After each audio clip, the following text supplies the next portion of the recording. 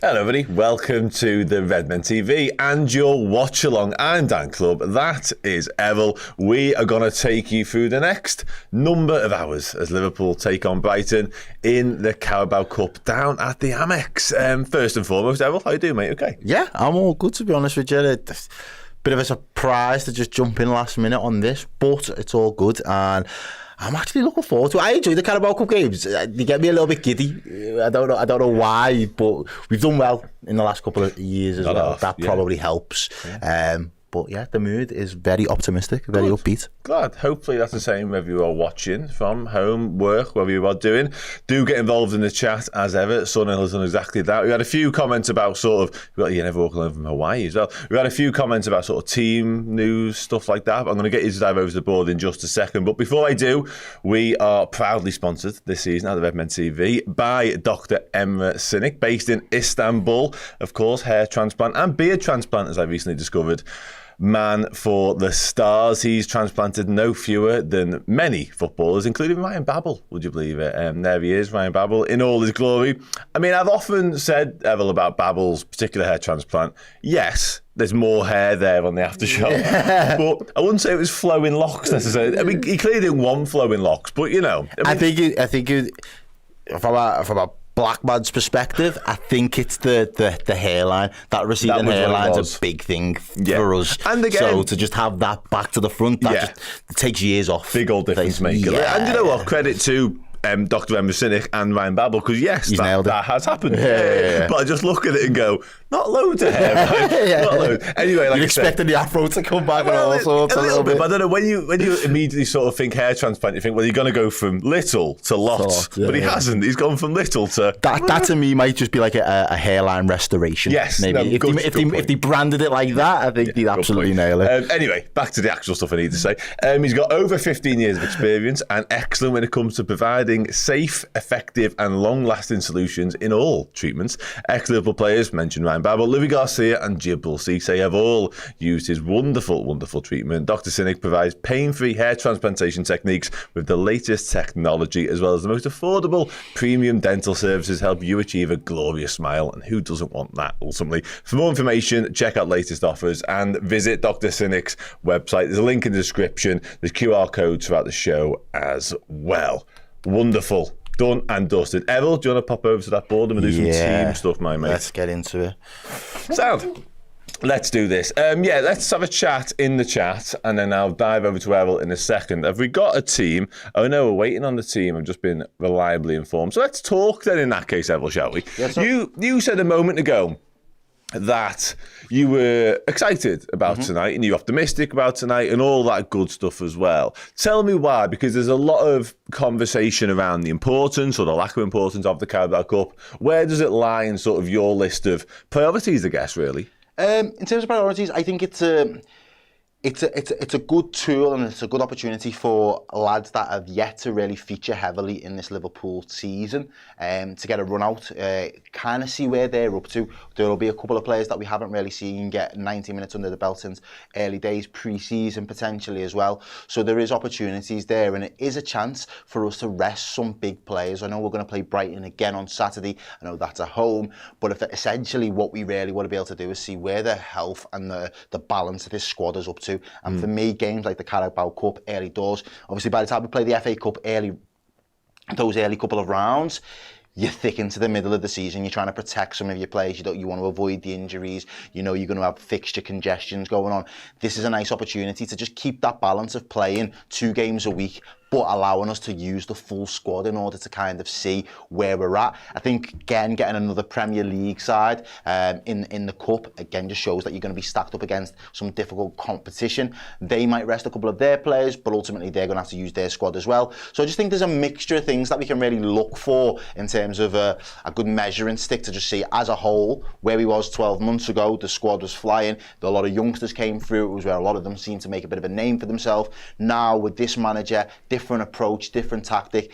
Is he really going to go for it, or is he going to just kind of see it as a bit of a run out and get some minutes in the legs of a couple of players?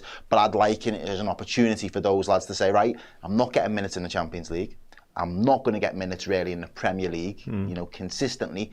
there's an opportunity here for me with this team. If we do well, if we get the job done, that means then I can knock on the manager's door and say, right, I want to be one of the first people that you pick when it comes to whoever it is in the next round. No, absolutely, yeah, and I'm with you really on all of that, to be honest with you. But what I will say as well, it's interesting how, obviously over the summer, and you mentioned it there, a lot of young lads made a name for themselves in the Carabao Cup in particular last season, but the FA Cup as well. Obviously Luis Diaz scores on his debut against Southampton. Jayden Dansky, that's brace in that game. Jayden Dan, somebody mentioned him in the chat a moment ago, currently out injured, on his way back to fitness, but hasn't kicked the ball in anger so far this season for anybody in the academy. Obviously been nowhere near the first team set up for that reason as well. Luis Diaz on loan at Stoke, Ben Doak on loan at Middlesbrough, Owen Beck's on loan at Blackburn, Kay Gordon at Norwich. Like, the list goes on really for lads who could be in the round this squad, but obviously for various reasons they're not. So we're left a little bit hamstrung, if you like. We made 10 changes for the last round against West Ham. Yeah. It's almost impossible for Arne to make 10 changes now because the injuries have just started to bite a little bit. Yeah, they're starting to. All those kids that I mentioned aren't around, so he's kind of left with what behind you there. If you want to start to run through that team that we've heard, like, that's a very strong team. Maybe A, stronger, and B, a bit more makeshift, and would be ideal potentially? Yeah, no, absolutely. And, I'll run through it now. This is what the potential 11 is going to be. Obviously, we'll confirm it when the team news officially drops. But we've got Jaros in goal. You're looking at Connor Bradley there, back from, again, another bit of an injury, but he's fit enough to hopefully to start today.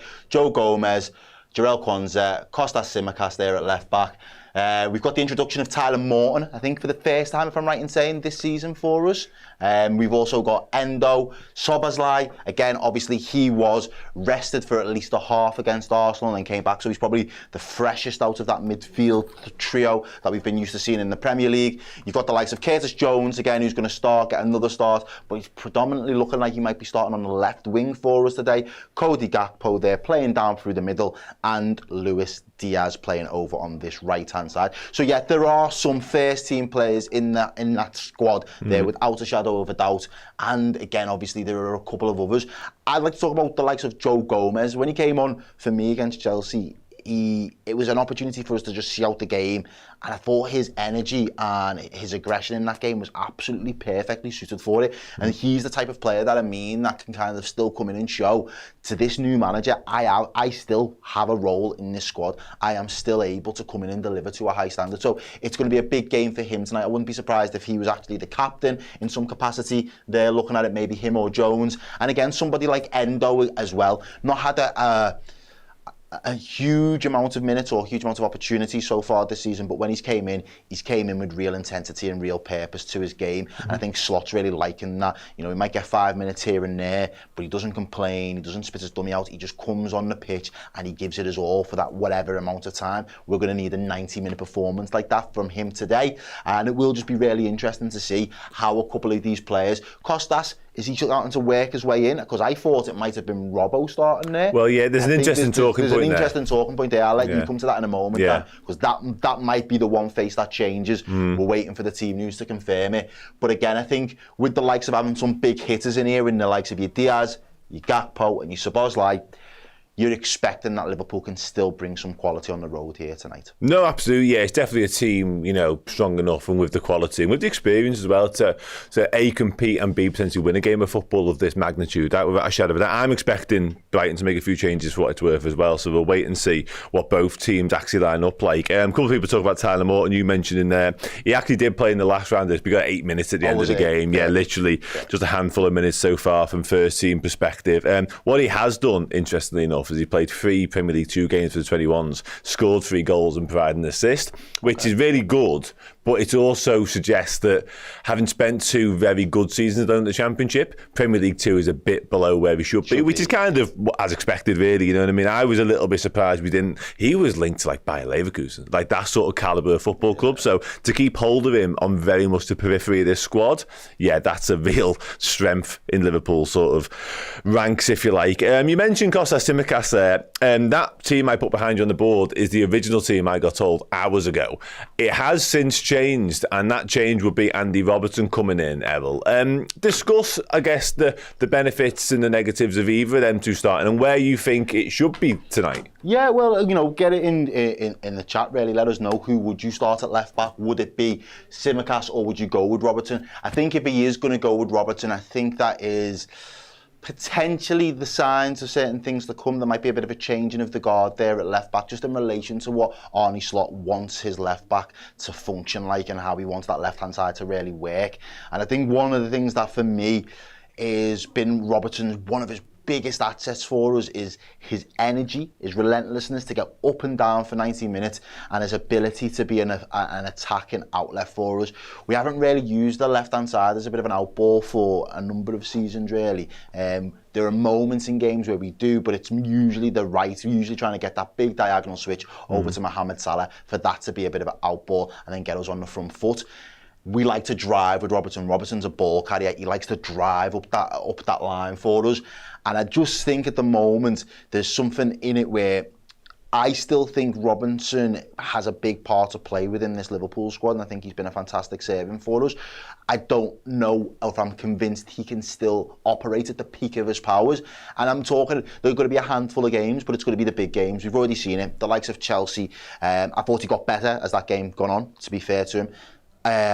Also the Arsenal game, most notably on the weekend, he struggled against Saka, let's make no mistake about it, but you're talking about an in-form Saka that is knocking on the door of being world class, so there's no shame in getting shown up a little bit by, your opposition's winger. But I do think that we're going to have some big games coming up over the next couple of weeks. The Leverkusen game springs to mind, Real Madrid, City a little bit further down the line. These are going to be big games and big tests. For me, is Arne Slot now starting to prepare Kostas in a bit more of a permanent role when it comes to being our starting left back for Liverpool Football Club? I like what he does on the ball in terms of dead balls, deliveries into the box. I think he is brilliant at that. I think behind Trent in terms of the full-backs, I'd say it's him, it's Trent, him, and then it's probably Bradley. And I think Robertson has just fell down that pecking order because I don't think he offers us as much going forward in terms of an output perspective. So it will be interesting. I still think there are issues defensively with Kostas. I'm not 100% convinced of his defensive capabilities either. I don't think he's really ever kicked on from a defensive standpoint. I think he's always been very good defensively. Defensively, there's always been question marks.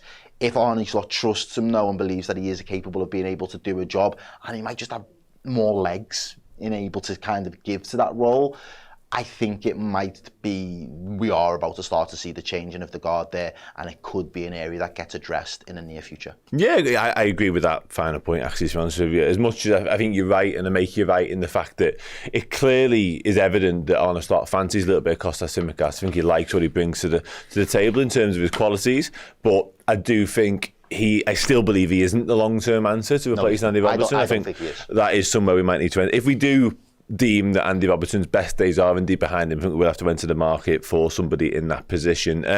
Do let me know in the chat how we're sort of thinking ahead of tonight in terms of how much we want to win the game, actually, ultimately. We'll have our own chat about that in a little bit more detail later on, but start to let me know just exactly how highly important you rate tonight and whether you're actually interested. Obviously, it's changed the dynamics somewhat with Brighton again at the weekend. A lot of people... For what it's worth as well, I think if Robertson does start, I think he ends up being the captain as well. Yes, no, he will be, absolutely. Yeah, I mean, and we talked about this before. It's obviously Verge, Trent, and then Robertson in terms of like pecking order. Yeah. But then I think if it was Tsimikas, you'd probably be looking at Joe Gomez captaincy, I would imagine. Yeah, make you absolutely spot on that. Nigel says we definitely want to win. So yeah, I'm in that camp for what it's worth as well. But again, we'll talk about Bear says I think we all want to win, but we'll be too unhappy if we get knocked out. I think for me, it's naming a team like that tonight actually and still getting the job done. That's perfect. You don't want to risk your Van Dijks, your Salahs, etc. Even Darwin Núñez without Diogo Jota for the foreseeable. You don't want to risk them, and McAllister falls into that category as well. But if you can name a team like that and still get into the next round, into the hat, absolutely perfect. Okay, a lot of people have a couple of minutes before the team actually comes out. A lot of people talking about the balance and how that sort of attacking four, if you like, is going to line up. Because obviously with Curtis Jones' inclusion, it does mix things up a little bit. I've obviously got behind you Jones as a left winger. People discussing, he was that as an academy player, which is why I've done it for what it's worth. People discussing the prospect of doing a Szoboszlai on the right and Diaz on the left, Jones at the 10 as you're doing there. Yeah. Again, discuss sort of how you would like it to look, I guess, and what are the benefits of all of those things. It was only as you were saying that then that the penny kind of dropped for me that was also, a very viable option, to be fair to the comments and people in the chat there. If you're already on that wave, big up yourselves. I wouldn't mind that, to be honest with you. Because I think keeping these, well, obviously the likes of Diaz in his natural position where we've seen him be really effective for us so far this season. I think this is a good game for him as well, if I'm being honest with you, because he's gone maybe 4 or 5 without a goal now. Not saying that it's completely dried up, but I think, again, just getting him back in on the scoring sheet, getting him back in amongst the assists, it doesn't hurt, especially when we're going to have Brighton coming to our place come the weekend. I think that'd be good. Cody Gakpo playing down through the middle. For me, I haven't loved it in the last 12 months. I know obviously different manager, different system now, but I do prefer when he comes in off the left. But I like the idea that those two would be quite happy to rotate and just have that fluidity to just swap between them as and when. We know Diaz has got the legs for it. You know, sometimes he likes to come in centrally as well. And we know Gakpo does like to float out to that left-hand side just naturally and a bit instinctively. And the only thing I was going to say about Curtis Jones here, when he played really well for us against Chelsea and got in and amongst all of the action, I think it was his late runs into the box. For me, that was really impressive. Getting that extra body into the box, making it, as Dan said before, that front four and being a real threat and a bit of a thorn in their side was key. And I think just being able to pick up those spaces in those half spaces and just add something in that midfield for us, I think that could really be a bit of a key element in what Liverpool are hoping to do here today. And having Szoboszlai down on that right-hand side, he's used to it. He's played there for Leipzig before. He's done it, a couple of times for us last season in certain games when it's been required of him. So I wouldn't mind that, because for me, Szoboszlai at the moment, he isn't in the best form. I don't think that's any secret for anybody. But I think him doing a job over on that right-hand side just takes the onus off him being that creative spark for us, really, and having to make things happen. But him potentially being an outball for us and driving us forward, we know he's got the engine. We know he's got relentless work rate. We know he will still trigger the press in from that right-hand side and hopefully look to pin Brighton in and really hope that they struggle to get out at times. So I don't mind that. I am hearing that the team is out. Yes. So it'll probably be in numerical order. So we'll still be guessing how that front four will line up. But I'll let Dan talk me through and then I'll work out the faces on the board in a sec. Give me 20 minutes, I'll try and work out a formation myself.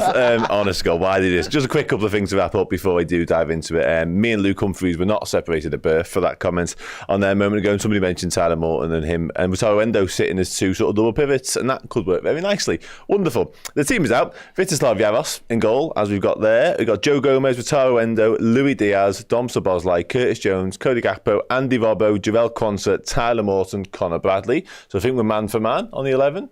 Wonderful.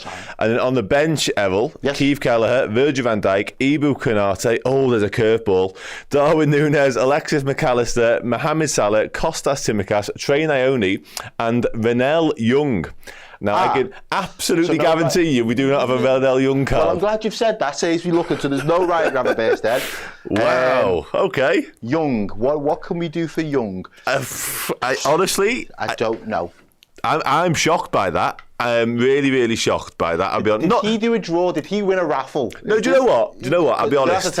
You watch a lot of the Academy Kids. You don't have to tell me about this guy. You have to tell me how old he is, what position he plays. Yeah, he's a striker. Okay. Yeah, he's a proper striker. Well, let's say he's a proper striker. He's a very clever striker. He's one of...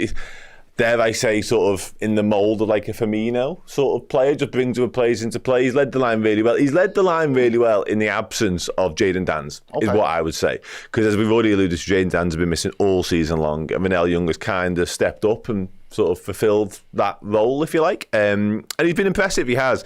Only 18 years of age. I'm a little bit surprised, I won't lie to you. I spoke on Monday's podcast about if there is going to be a bit of a sort of a curveball selection, it might be Kieran Morrison. It isn't. It's Renell Young. Massive night for him, by the way. So big up him. Really, really good. Where we scoped him from? Do you know? He's one of ours. No, but where did Academy before us, or did? Oh no, I think I'm right in saying he's just come through. Oh, I will double check that. I like that. But I'm almost certain he's just come through. Through the ranks. But yeah, like I say, plays across the front line really, but has predominantly played as a centre forward this season because Kieran Morrison, as mentioned, Trent Cone-Doherty have been the wingers, and Young's stepped up and done the number 9 stuff and done it well, actually, to his credit. So yeah, I'm pleased for him. Really pleased for him. Big night for him. Barry Lutis, under 21s manager, speaks very, very highly of him. So all good. But Errol, talk to us about the team. Now we know it's confirmed, and indeed that bench, mate. Okay, so the bench, because we've spoken a little bit about the team, I will look and cast an eye over to this bench. Liverpool have got heavy hitters, ladies and gentlemen, tonight.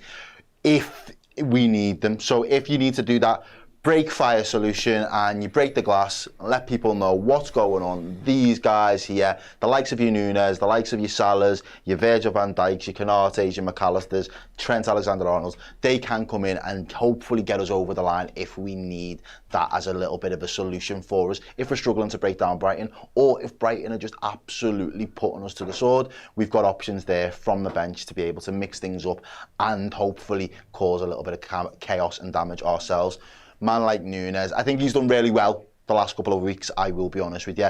One of the things that I will like to speak about, me and Dan will probably speak a little bit more about, is how we get more service to the front line. How do we get more service to whoever it is who's going to play centrally as our number 9? I think he's been doing a lot of leg work and a lot of donkey work for us, to be honest with you. A couple of games now, and there are horses for courses, and there will be moments, that we can speak of. The assist for Salah, his goal in the Champions League in midweek as well. He is contributing to this side more and more, and I think his confidence is growing as a result. I don't think there's any slant in him not featuring in the starting 11. I think we do need to rest him and protect him if Jota is going to be out for a number of weeks. But again, being able to have these options off the bench, it does bode well for Liverpool this evening if things are struggling to go our way, or if we do actually then just need to see it out. But in terms of our starting 11, massive opportunities for the likes of Endo. I am interested to see how this midfield 3 is going to work, or if it is going to be what we spoke of earlier, and it's going to look a little bit more like that. I will be interested to see how they line up. The one benefit for me is the fact that I do believe these 4 naturally are quite fluid. They all have a very good understanding of the system, and they all have a very good understanding of each other's roles as well. So they will find little areas and pockets of space, half spaces, where they will be able to hopefully exploit the Brighton back line. I think we've got a little bit of pace in Diaz. I think we've got that efficiency from the likes of your Gakpo, and I do believe that either Jones or Szoboszlai can add that little bit of a creative spark for us. I will be expecting Jones to be trying to get involved and in and around the box as much as possible as well. I would personally have had it the way that Dan discussed it a little bit earlier, and just change things ever so slightly just to get a little bit of familiarity in terms of the players playing in natural positions. I think that would serve us a little bit better, especially being away on the road. I think if we're at home, you could go with something like this, because I think the home crowd's going to G you up, you're going to feel confident, you're going to feel 10 feet tall, that your lads are going to be able to do a job, and everybody's going to be able to kind of soak up the pressure where necessary. But away from home, I just think there is so much more benefit in having lads just play their natural positions, or positions that they feel comfortable that they can really play in. And I think maybe having Szoboszlai in there in the midfield, the reason he's done it is just for the legs and that press and that engine. But we do know that Endo does love a good tackle as well, so he's not afraid to throw his body on the line where necessary. No, definitely not. Yeah, I mean, obviously the Szoboszlai inclusion, I think he was always likely to start this game, but as you say, that away from home on the road, you're going to need that added out of possession work and that dirty shift that he's willing to put in, week out.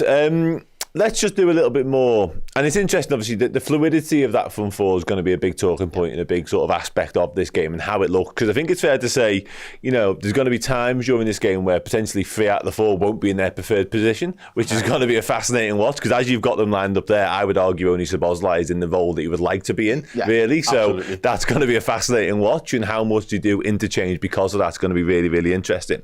But just before we move on to sort of some more conversation points, Errol, the absentees from the squad entirely, obviously Van Gravenberch and Trent Alexander-Arnold. We know Conor Bradley's back, which is great.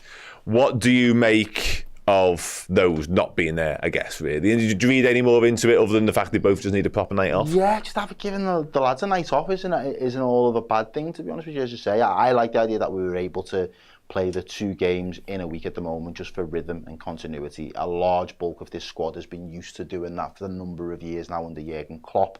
So I think that it's not a new feat for them in that respect. But of course, being able to wrap some of your big players in cotton wool and just say, right, just have the night off, lads, put your feet up. I don't think that hurts anybody either as well, to be completely honest with you. And I do think as well, when it comes to the weekend's game, I think then you've got fresh legs. They are rejuvenated. And again, from the likes of the weekend, I think Trent plays an amazing ball through to Nunes to get us on the front foot. I don't think he has a great game or a great 90 minutes moments again, but Liverpool can sometimes often play in moments. So again, having a night off and just giving him fully fresh, because I think there was a little bit of concern that he might have been playing through a little bit of an injury. I don't know how much truth there is to that, but at the same time, with him being off tonight, it kind of suggests that, yeah, he could definitely do with the rest. Ryan Gravenberch, another one who's been an ever-presence in this Liverpool side. Yeah. He is the anchor. He has been the main man for us in terms of our number 6, that central midfielder role for us. So again, I think when you've got somebody, especially with the quality of Endo, he's got the experience. You can afford to give him the night off. If you then need to bring McAllister on to do the 6 work, he's capable. He's done it before as well. He's had a little bit of rest over the last couple of weeks since coming back from the international break, moments here and there. So I don't mind Ryan Gravenberch getting a night off, and I think that's more of a reward than anything else to say, yeah, you've been doing your job for us. We need to protect you at all costs, because I think there are a couple of players that are starting to show now. This Liverpool team is very good. It's still very good. It's still very capable of being dangerous and competing for the highest honours, mixing her up with the best teams in the continent. But make no mistake about it, if Liverpool get injuries to key areas, we could struggle, and the drop-off could be really significant. So a little bit of, trying to avoid that eventuality, I think is really important, especially as we just go, mate, the fixtures are coming thick and fast. Let's make no mistake about it. We play Saturday, then we're going to play Tuesday, and then we're going to play again on the weekend. Like, it just doesn't seem to stop at the moment for Liverpool, and the teams that we play on paper, they're going to be some tasty fixtures. So the idea of keeping some of our better players fitter for longer is not a bad thing. No, it makes perfect sense. It really does, like I say, especially with the schedule ramping up in the way that it is. A few things to address before I come back to you, mate, in a moment. Somebody a second ago asked about Tyler Morton, sort of where he's been playing. He can play sort of exclusively as a proper sort of deeper line 6, but he's a ball playing midfield more than anything else. So he's more than comfortable in sort of a more advanced 8 role, and that's where his goals have come from for the 21s. I imagine he'll do something similar today alongside with Taro Endo. I think he'll be the anchor that sits a little bit deeper. Somebody else has asked if the budget will stretch to getting some new faces on that, but it will, and it is in the process of doing so. I feel like I've been saying this since like August in the start of the season, but I promise you at some point we will be busy. There's been a lot of work going on behind the scenes. Busy is an understatement as well. Like, did anybody see the live stream? You know what I mean? Like, things have been happening. We've been doing good God's work. We've been making moves. It'll happen. It will happen. Trust me. Joan Alaviso kicks off, and what do you think the score will be? I'll get some score predictions in from everybody in the chat. Errol will start thinking about that as well. A lot of people referencing pre-season the fact that Bosley played a little bit on the right wing. A lot of people talk about the fact we played do you want to call them 2 10s or 2 false 9s, and maybe Jones and Bosley could do something for that with Gakpo and Diaz either side. I do think that's a possibility in this game. I think the lineup suggests that could happen as well. So that's one to keep an eye on, because I think we did that in the Arsenal game, Harvey Elliott and Szoboszlai maybe. So yeah, keep an eye out for that. But before we dive into all that stuff, we have a Brighton team to talk about just momentarily. They've gone with Steele, Tariq Lamptey, Igor Julio, Gruder. I'm not a million miles % sure who Gruder is, to be honest with you. And Ciso, who I do know. And Adingra, who I do know. Moda, Kaliugu, Wafer, Ferguson, and Van Heck. They also do the not in positional order thing, which is just nightmarish, quite frankly. But Errol, rotation there from Brighton. A lot. Yeah.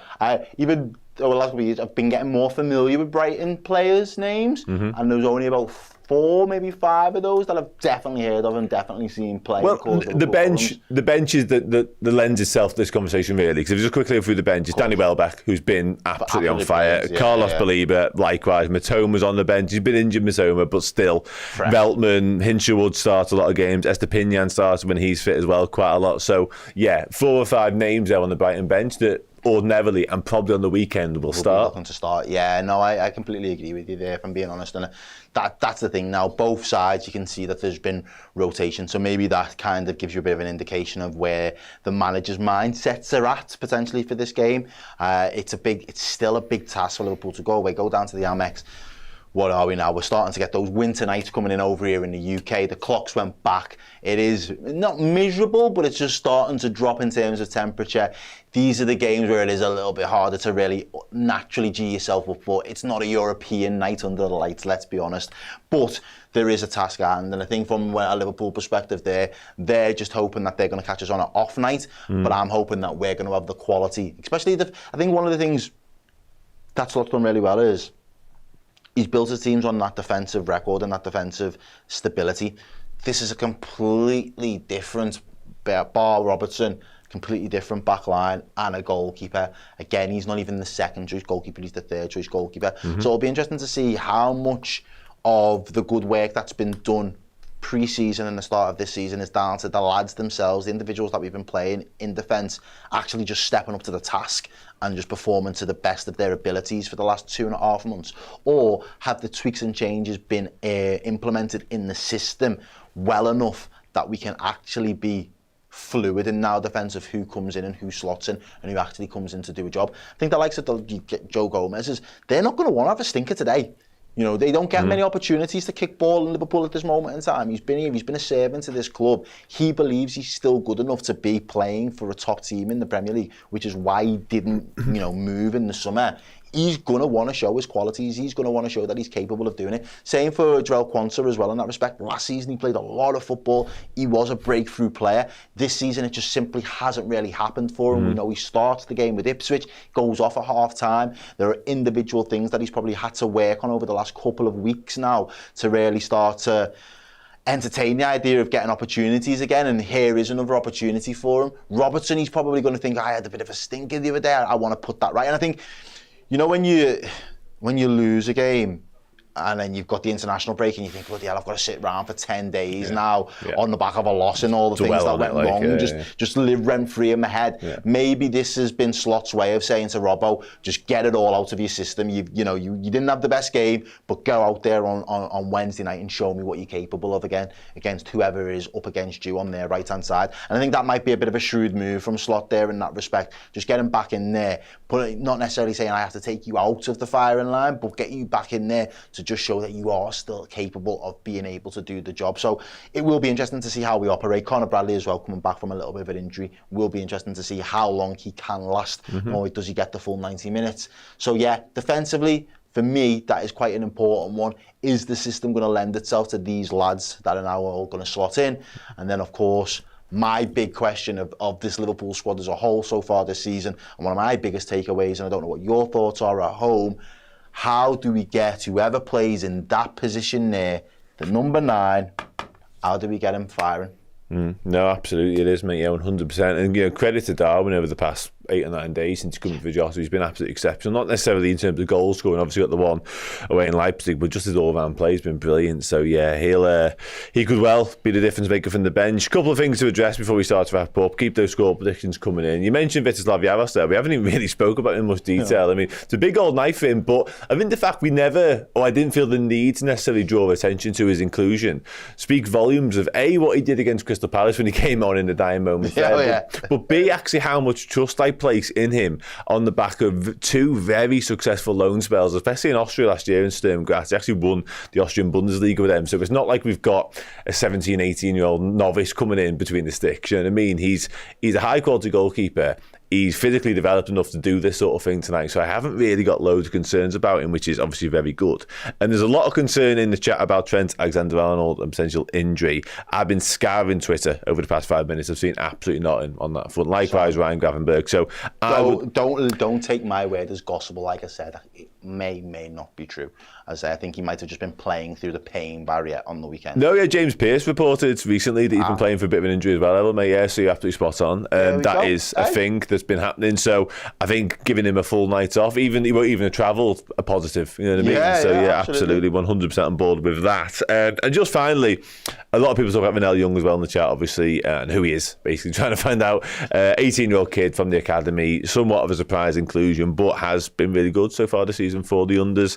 He got 3 goals and 1 assist in 10 appearances, leading the line in the absence of Jadon Danns. And finally, Errol, Trey Naoni. Do you want to see him? Because lots of people in this YouTube chat want to see him. I do, yeah. And the reason I want to see a cameo, a bit of an appearance from him is because he seemed to be a little bit of a bright spark in pre-season. And I don't know why we haven't afforded them many opportunities since that. But he does look like a bit of an exciting prospect. And again, just being able to have a bit of the unknown factor from our perspective. I just want to see.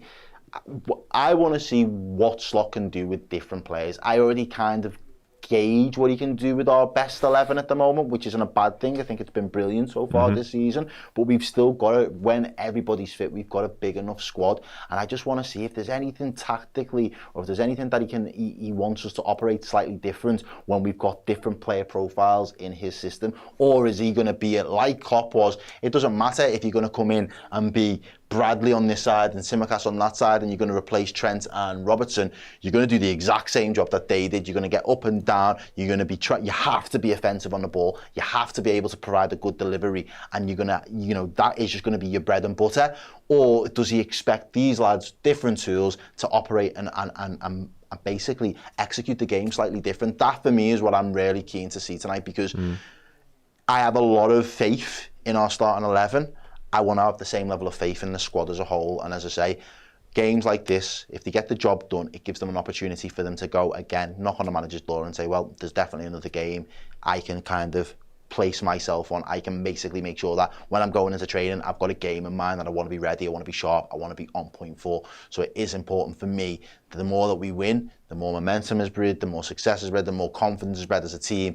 And I think tonight, difficult opposition, away on the road, not always an easy task, but if these lads get the job done tonight, it is going to be massive for what Liverpool can go on to do in this competition.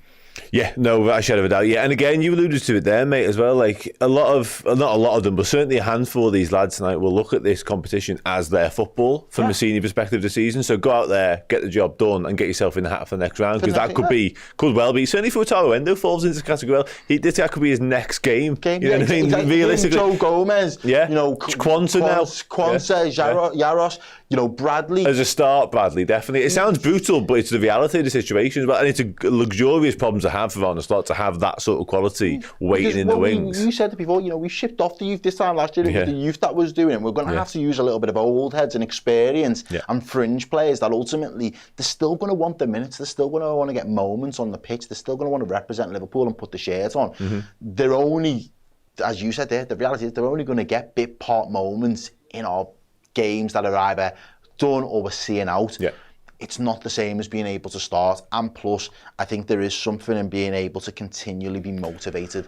And if getting through this competition allows this squad to be motivated as an entirety up until, January times, that's brilliant for us when it comes to the knockouts of the Champions League and the FA Cup and the Premier League running. If a couple of these lads think, I'm not going to kick a ball now until end of January, February, do their energy levels, does their effort levels, and I'm not questioning their professionalism, but it's just a human nature. If bloody hell, I'm on annual leave now. Do I check my out of office? Do I fuck? So, no, absolutely. I think that is going to be an important thing as well. Yeah, well, I shadow of that. Danny Greenwood makes the point here that Quanta's got a point to prove, and I think you're spot on in the best possible way. He'll know that as well. He'll want to come in and put in a proper performance tonight to remind us and Arne Slot of the quality he still possesses. I make you absolutely spot on that. I think just on the Trey Naoni point as well, just to round off, if we do see him tonight, it probably means Liverpool are in a pretty healthy position, sort of game state-wise, so that bodes really well. But he's properly excited. And somebody asked me a moment ago, sort of, who I'm more excited by, him or Stefan Bajcetic? The difference, I'd say that, but Trey Naoni's 17. A lot of people calling for him to start, and listen, wonderful talent, but 17 years of age, he is frightening. The ceiling is particularly high with Trey, let's put it that way. Sounds, we're going to wrap up this part of the show. Before we do, Errol, score prediction? I think this is going to be a tight game. I'm on the fence. I think there's only going to be one goal in it, definitely, and I think I'll go for a 1-0. It's not going to be blockbuster, ladies and gents, but Liverpool will get the job done with a 1-0.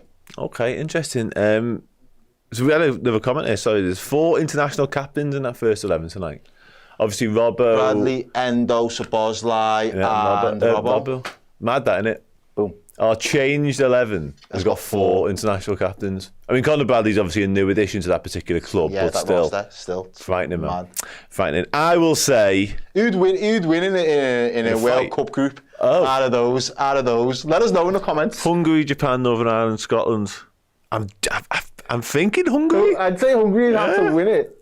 Northern Ireland. But you know, Japan are dark horses. They beat Germany not so long ago. Do you know what? It's half a slugfest, like, you know. That's it. It's That's a little group of death. Let us know in the comments. I know this is a bit of a side, but like, just humour me. Can it be a group of death if they're all of like a similar level, but they're not the elite? You know, and a group of death is normally like the absolute top end. This is all good quality international teams, but just all very... It's a slugfest, isn't it? Yeah, proper going at it. Like slugfest. Yeah, interesting. To anyway, other than that, a lot of people saying Hungary, by the way. In Japan have still got a couple of Japans. Diaz is captain. Is Diaz can't be a captain, Megan? No. I don't know about it. He might have had the armband once or twice. I'm not sure he's captain. Anyway, bye. 2-1 Liverpool, I'll say, for what it's worth. And I'll say Cody Gakpo and Dom Szoboszlai to get on the score sheet. Let's have that. Okay, so that's this bit done. I'm sticking around for the next bit, and then me and Errol will be back for the bit after that. Lots of bits coming up. See you in a minute. Can I just ask as well, this starts, I think it's 5 games in around 11 days. How do you prepare for that? And does that mean you have to sort of select games that have more prominence? No, I think always the next game is the most important.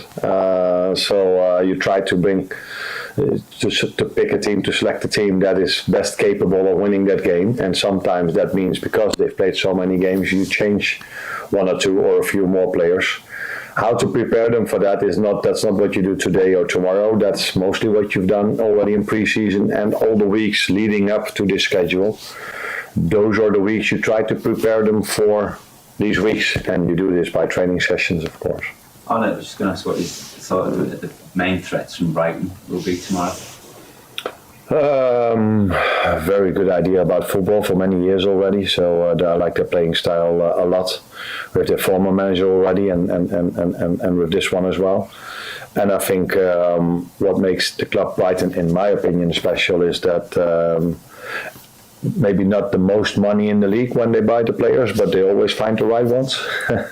So there's a lot of quality, although also for them the transfer fees go up a bit, but they are not spending 100 million on a player, so they always find the right ones, and so many quality players to pick, and a very good playing.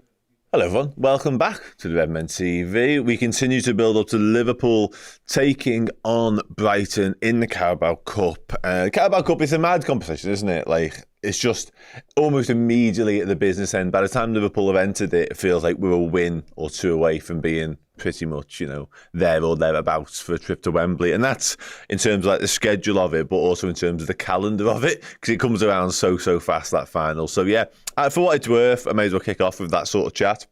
And there's been a lot of it over the course of the duration of time, it feels like, from a Liverpool point of view, certainly since Jurgen Klopp arrived at the football club anyway, of sort of the importance of these domestic cup competitions. Now, obviously, last year, the Carabao Cup was the only thing that we won, and a couple of years ago, Carabao Cup and FA Cup was the only thing that we won. I want to win the Carabao Cup, and I think Arne Slot will want to win the Carabao Cup. Now, he won't want to win it at the expense of big players or sort of other competitions, of course, because it will be 4th on the list when it comes to priorities. However, I think he'll be desperate for silverware. He'll know how difficult the Premier League and the Champions League are to win. The FA Cup, different conversation for another day. But whilst you're in any competition, and for what it's worth, Liverpool, in my opinion, exists to win trophies. It exists for lots of reasons, the memories, the journeys, the fact that we absolutely adore them just as an entity. However, on the pitch, yes, you get your wins, you get your glorious highs and some lows along the way, but winning trophies is massively important. And I think Arne Slot will be so aware of that. And if he gets one under his belt, even if it is just the Carabao Cup in inverted commas, I think it'll mean a hell of a lot. So yeah, I'm keen for us to go through and progress. And actually, tonight's lineup is ideal for that, because I don't want us to go full strength, because I'm one of the biggest advocates for rotation. However, I like the fact we've gone seemingly strong enough to still win this game and progress tonight. I'm all about that life. But also, I spent a lot of the summer bemoaning the fact that Liverpool were allowing so many of the youngsters to go out on loan. I don't mind a few, but when it was Kumas, Bendo, Kay Gordon, there was talk of Jaden Danz at one point, obviously Stefan Bajcetic went as well. My mind was immediately drawn to what does that mean for the mid-October, end of October Carabao Cup stuff? And now we're living that, aren't we? Now we're living that. Anyway, what do I know about Young on the bench? I spoke about Vanel Young a couple of times. I'll be dead honest with you. I did not expect to see him starting tonight. Like, his name may have crossed my mind earlier on this week when speaking about the potential for an academy lad to step up. But Vanel Young wasn't at the forefront by any stretch. I actually thought it might be Kieran Morrison, if truth be told. But Vanel Young's done really well. And I alluded to it earlier on. I've spoken to Barry Lutus a handful of times over the past sort of month or so, and he has spoke glowingly about Vanel and just how impressed he's been. Stepping up to the plate when with Jaden Dan's obviously injured and not getting involved all season long so far, and Young, who is predominantly a winger really, has moved into a more central role and done it really well, to be fair. He's occupied that space really well. He isn't Jaden Dan's, he's not as physical as Jaden Dan's, and he's not a centre forward like Jaden Dan's either. So if he does get a go tonight, it'd be interesting to see where that is in his preferred role or up top. But yeah, I think he's good, and I'm glad he's got this opportunity tonight. Let's put it like that. He's 18 years of age, signed from Huddersfield, I've since discovered, for under 12 level. He's been with Liverpool ever since, so come through the ranks up until that point anyway. And yeah, made up for him. But I think we're all most excited to see Trey Leone tonight, aren't we? Because the kid's just completely and utterly gifted. He really, really is. And also Nigel makes a good point here. I assume you just put loads of years down and the fact that we've won it 10 times. We are currently the records winners of this particular competition, so why not try and extend that if possible? Morton, very interesting and amazing opportunity. Yeah, it is. The Tyler Morton sort of conundrum or situation, if you like, has always been a fascinating one because he has had two decent loan spells at a very decent level in the Championship, and all summer long it felt as though it would be one or the other to go or to stay with between Bajcetic and him. Obviously Bajcetic joins Red Bull Salzburg with Pep Linders and stuff towards the back end of the window, and you think, okay, that probably means Morton staying. Now there's still speculation about Tyler Morton and Bayer Leverkusen and all that stuff. Doesn't happen, sticks around, but then never really gets a look in. And there was a spell early in the season, probably from sort of like mid-August to mid-September, where he never played for anybody, Tyler Morton. Like, whether he's just getting up to sort of match speed and match sharpness, I'm not sure, but he literally didn't kick a ball at all, like, other than training sessions. He's since played a little bit of 21 stuff, and he had that 8 minutes in the last round of this. But yeah, I think it's a good opportunity for him tonight. It's a good opportunity to remind us of how polished and sort of accomplished footballer that he is. And listen, whether he's playing for a future as a Liverpool midfielder, make your own minds up, or whether he's playing for what his next move looks like. And that move could come around as soon as January. It could be a loan move for the back end of the season, who knows. But whatever it is, I know he's a very good footballer. He's a very good professional who will want to make a very good account of himself tonight. So that'll do. We've had a slobber on the right. We've got no idea how it'll... Honestly, that front four could be any variation on a theme. It really, really could. Like, I'd probably say Gakpo through the middle is the only banker, but even then, it wouldn't massively shock me if that wasn't the case either. Like, if it was a Diaz through the middle, maybe something like that. I can't see Curtis Jones on the right. That's another thing I can't see. Outside of that, the world you've oyster. Take your pick, honestly. It's a little bit. I guess it's a good thing in so much as if we can't work it out, God help the opponents in trying to guess how exactly it's going to line up. And also, I think there will be a lot of that interchanging in terms of, like, it will mix and match and it will be quite fluid, which bodes well again. But yeah, how exactly it looks in practice, I'm not entirely sure. What happened to Kaiser is a good question. The Arne Slot's update, just quickly on Kaiser the other day. Obviously, we played a bit of Slot a moment ago in his press conference. His update the other day didn't fill me with much confidence when it comes to Kaiser. Now, I'm ever the optimist, and I was willing to put all my sort of doubts about his injury track record to one side when we signed him, because ultimately I was really excited by the fact that we'd signed what was once somebody on the precipice of being a world-class footballer, who was once touted as like the next £100 million man for £12 million. Like, that felt like an absolute bargain piece of business. However, all of a sudden, you know, it's Halloween Eve here in Liverpool. you do start to wonder, don't you? And it's hard not to, especially when Slot does say what he says. It's like, what was it? Basically something like, I'm paraphrasing, so forgive me, don't sue me, anyone. But it was like, he's trained with us sometime, then he gets injured, then he comes back and trains, and it's like didn't, yeah. And ultimately, you're right, Stephen. And this is also true. Give him a chance having his pre-season, absolutely, because he was pre-seasonless completely. He did not get involved at all for Juventus, so absolutely spot on, 100%. But this a little bit, when we know the intensity of the Premier League is higher than Serie A, that's just a given.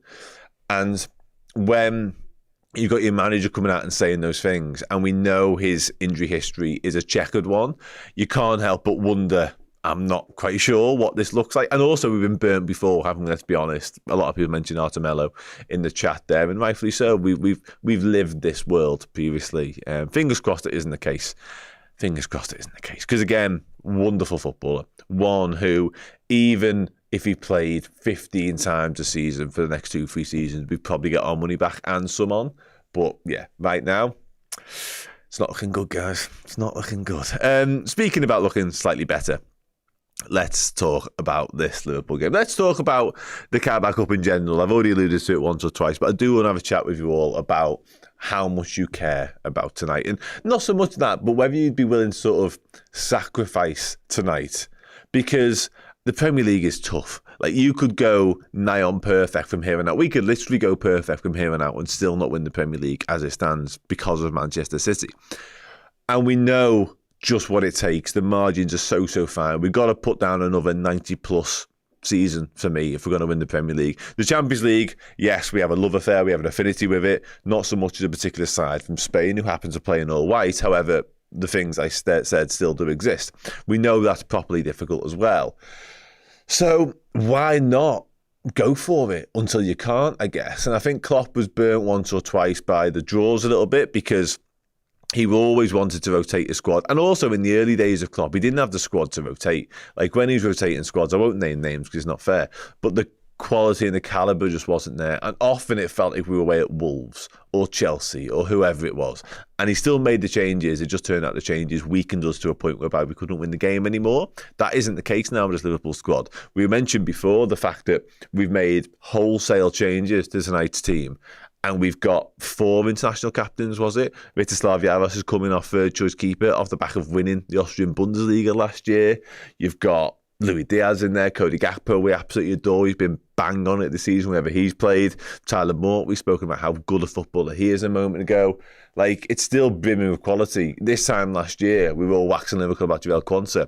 All of a sudden, he's starting this game. Like, it's strong. And Joe Gomez, like, Premier League winning centre-half, one half of that partnership that carried us to that Premier League, if you like, with a bit of help from Joe Matip along the way. So, yeah, I'm massively optimistic about tonight and sort of our chances on the wider point of view in this competition. And Nigel reiterates that. He says, looks like Arno wants with everything. I like that approach. And I think, again, I mentioned it earlier on, like winning silverware in his first season would be a huge statement of intent from Arne Slot. Now, yes, we'd like it to be the Premier League or the Champions League, ideally both. But if he can just get, I don't know, a top 2 finish, go semi-finals and beyond in the Champions League and get a bit of silverware, that's a pretty good start, really. And momentum's another point as well that I'm a mob makes here. Like, how often have you seen Pep Guardiola? I've just seen that comment, that bit of the comment too. He puts that down as a marker, and winning breeds winning. Like, that mentality, you can't teach that winning mentality. You have to go out there and actually do it and prove it and put it into practice. So if we can find a way with this new manager and this squad of sort of navigating a cup competition and winning trophies and picking them up as a habit along the way, I'm all for it. Absolutely all for it. Let's start doing some score prediction stuff as well while we're here, shall we? How are we feeling?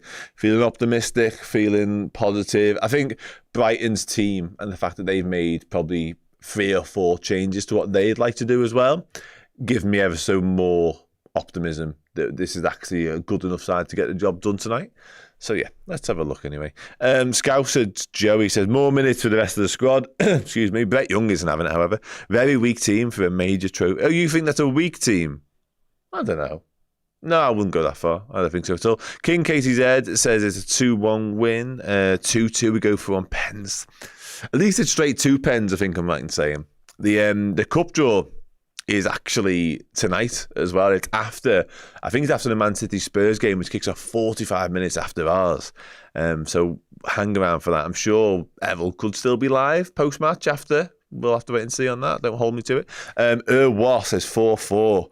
I mean, it's a game of footy, isn't it? Let's enjoy that if it does happen. This is 5 years ago to the day, we had that 5-5 game with Arsenal, so, not a million miles away. Brett Young would have started.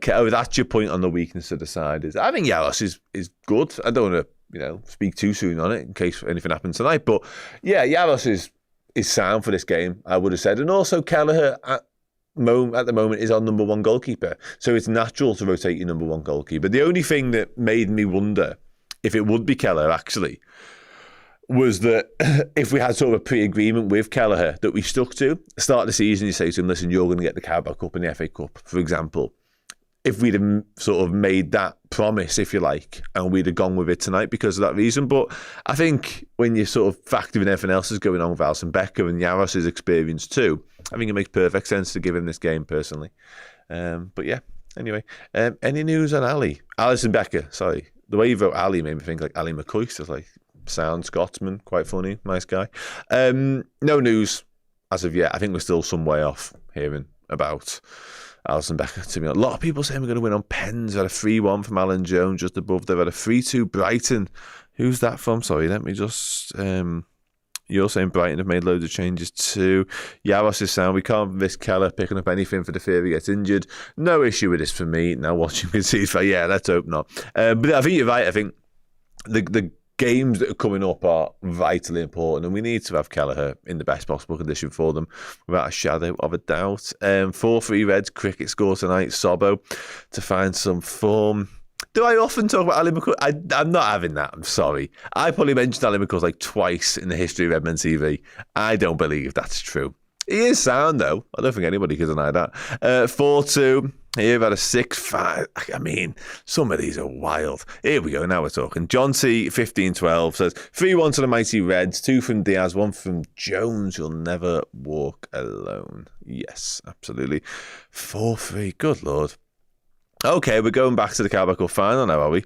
3-1 with a Gakpo brace. Gucci'd up, is happy with the team. Good. 5. I can't. I'm happy to run with this, to be honest with you. I'd be more than willing to provide regular Ali McCoist updates. He is one of the better human beings in the world, after all. I don't see it being 5-0. I'll be dead honest. 15-14 on penalties. Shit in hell. That's a long night, that. That is a long night. I don't need that night. Who is Ali McCoist? How old are you? Like, how old are you? Everyone knows who Ali McCoist is. Good Lord. We're all gutted about it. It's been a sad week, actually. Eric Ten Hag leaving. Never forgotten Eric. Never forgotten. Honestly, I can't believe somebody, not just that, Joel Quansah, I know he's not exactly prolific, but he did have a bit of a knack of chipping in with goals last season. He had one harshly ruled out, I think I might say, in the Europa League as well. So, yeah, wouldn't mind him getting a goal tonight. Why no Gravenberch on the bench? Paul, I'm still none the wiser as to why we haven't got Gravenberch or Trent Alexander-Arnold on the bench. I'm hoping that basically he's just been rested, both of them, and they're not even travelled because of that. Because, I don't need either of them having injuries. It's interesting you can gauge the audience and the age of you all by suggesting who Ali McCoist is quite quickly, because Rangers legend from Question of Sport, and then somebody said one of the best commentators going, and just a good guy. He's all of the things I've just mentioned, really, but you can sort of immediately work out exactly how old people are by how they remember or how they describe Ali McCoist, basically. Any comments on Robbo's form? Any comments on Robbo's form? Yeah, he wasn't very good the weekend, was he? Gets done massively so for Saka's goal. I don't think he's been particularly anywhere near his best this season, by and large, either. I don't think he's particularly massively poor either. Gazza's mate from Dingo, isn't that the other fella who I'm not going to say his name, but if you're with me, you're with me. If you're not, Google Paul Gascoigne's mate and maybe it'll come up. He's probably got quite a lot of mates. He also had his own sitcom. That isn't right. And you've also retracted a message before I can bring it up, you shithouse. No, that isn't right, is it? I don't think he had his own. Kilmarnock, see, we're getting them all in now. Simicast is the number 1 now on the Andy Robertson point. John Parrott, yeah. That's another mate of Ali McCoy's. Not the one I was thinking of, though. Not the one I was thinking. Nor this one, actually. Yeah, okay. I get it. Yeah, I think I'll round off on the Robbo point and I get some more score predictions in before Errol comes and joins me and we stop talking about Ali McCoist and start focusing on the game. Yeah, what I will say about Andy Robertson is it does always feel, and I'm not for 1 second suggesting this has happened already, but we've had instances of players who've, let's be honest, ran through brick walls and then some for Liverpool Football Club, certainly during the Jurgen Klopp era, and all of a sudden they can't do that anymore. Not to the same ability as Wisty Wongs could anyway. And I don't think that's happened to Robertson yet, but would it really, really shock you if it did? Probably not, I think it's fair to say. I do still think there's time, and I think there's more to come still for Andy Robertson at Liverpool shirt, without a shadow of a doubt. I'm not writing him off yet at all. But I do think that is a position whereby we need to start looking at. We could probably be looking at it last year, if I'm being really honest, over the summer. I would have liked us to sign a left-footed centre-half who could do left-back, but anyway, by the by. But yeah, I do think we do need to address the left-back situation because I like Kostas Tsimikas. I think Kostas Tsimikas is doing a very good job this season. Is he the long-term solution there? I would argue probably not. Anyway, we have moved on, Nigel. Thank you very much. I'm not doing any more Ali McCoy's chat apart from that. Your Liverpool win 3-1, says Clayton. Yeah, I'm going to stick to my guns and stick with 2-2. I think it'll be tight because games with Brighton are always tight. Brighton are a proper side. We didn't do much Brighton chat in the first part of the show, but they're a proper outfit. They play very good football. They're a threat. They take big scalps along the way as well. So yeah, you can never underestimate Brighton. It feels like from the minute they arrived in the Premier League, more or less, they weren't to be messed with.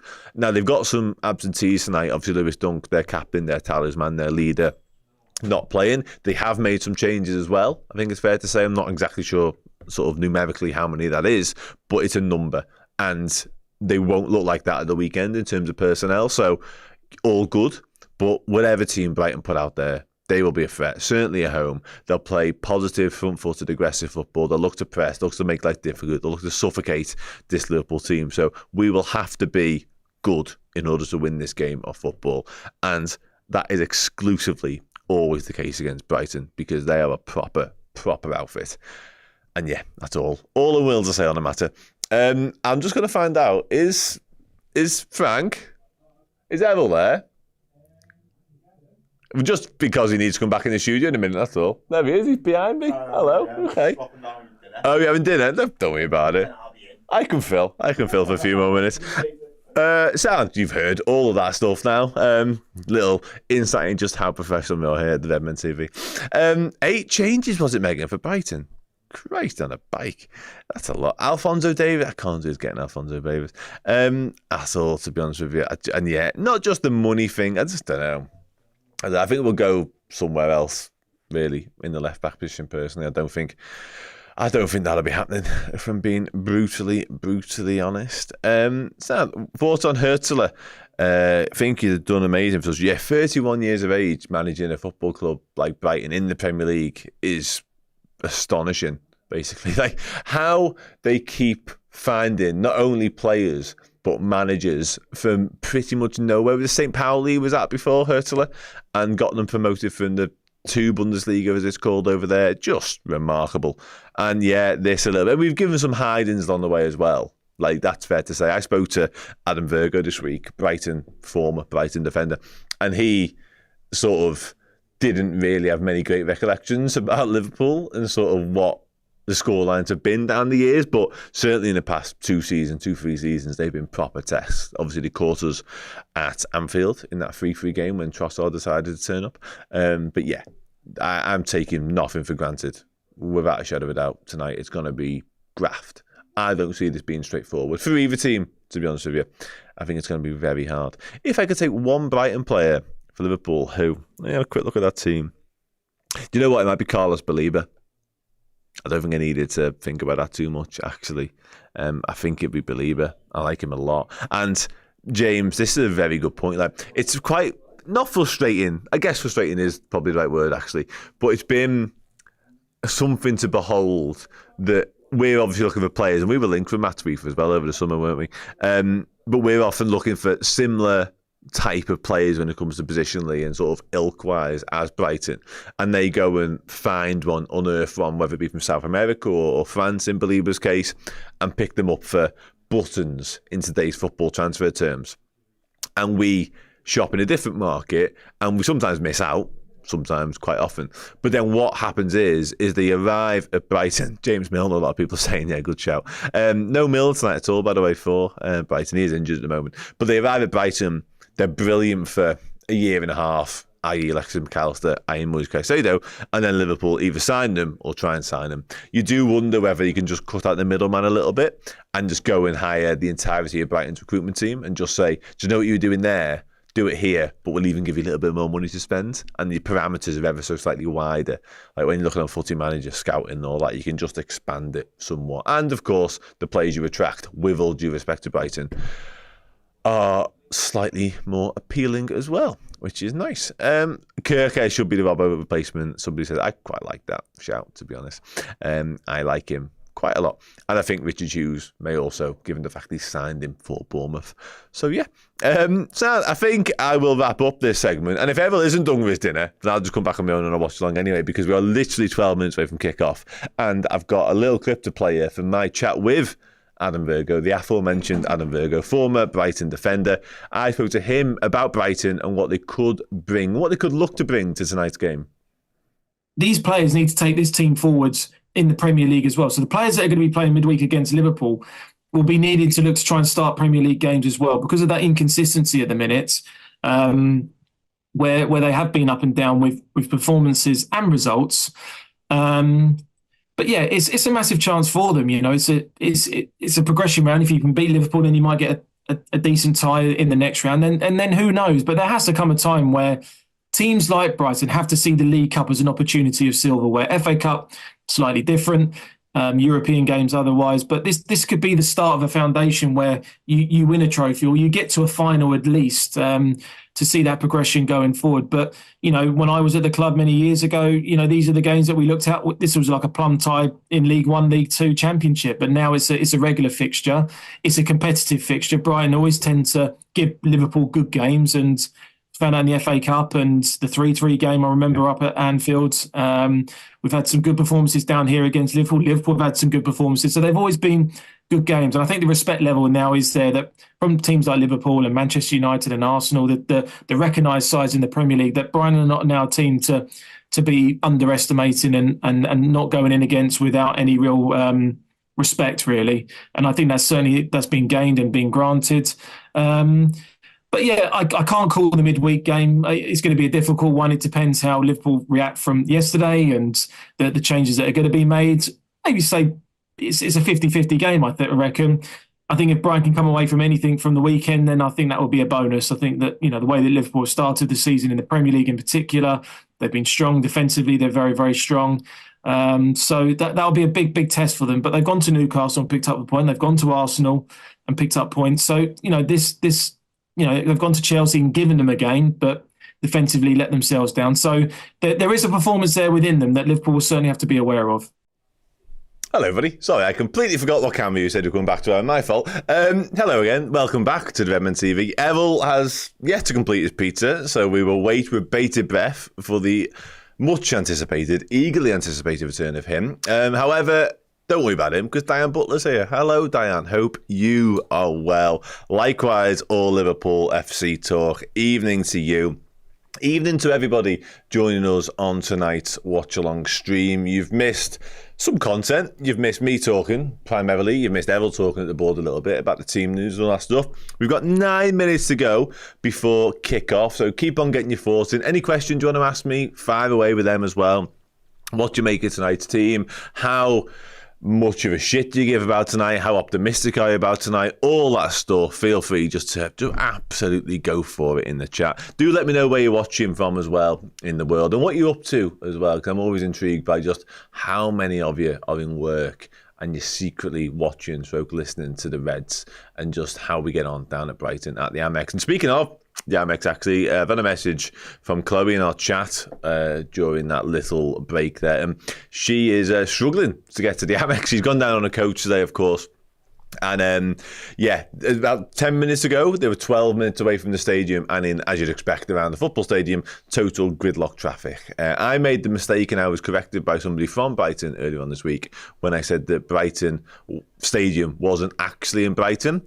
And they told me it was, but having been, I maintain it's not really. Because I stayed in Brighton, and then when it came to the day of the game, and I was like, right, let's go to the stadium, I quickly discovered that it wasn't particularly close. It was in somewhere called Farmer, which, you know, if you're being a real sort of stickler, could well come under Brighton, but I'm sorry, it just wasn't. But hopefully, Chloe gets in the ground, and all the others get in the ground as well, because we're hearing reports of quite a bit of problems and delays and stuff like that actually getting. It's a long way, ultimately, Brighton as well, but going through London can be a bit of a nightmare too. A couple of questions.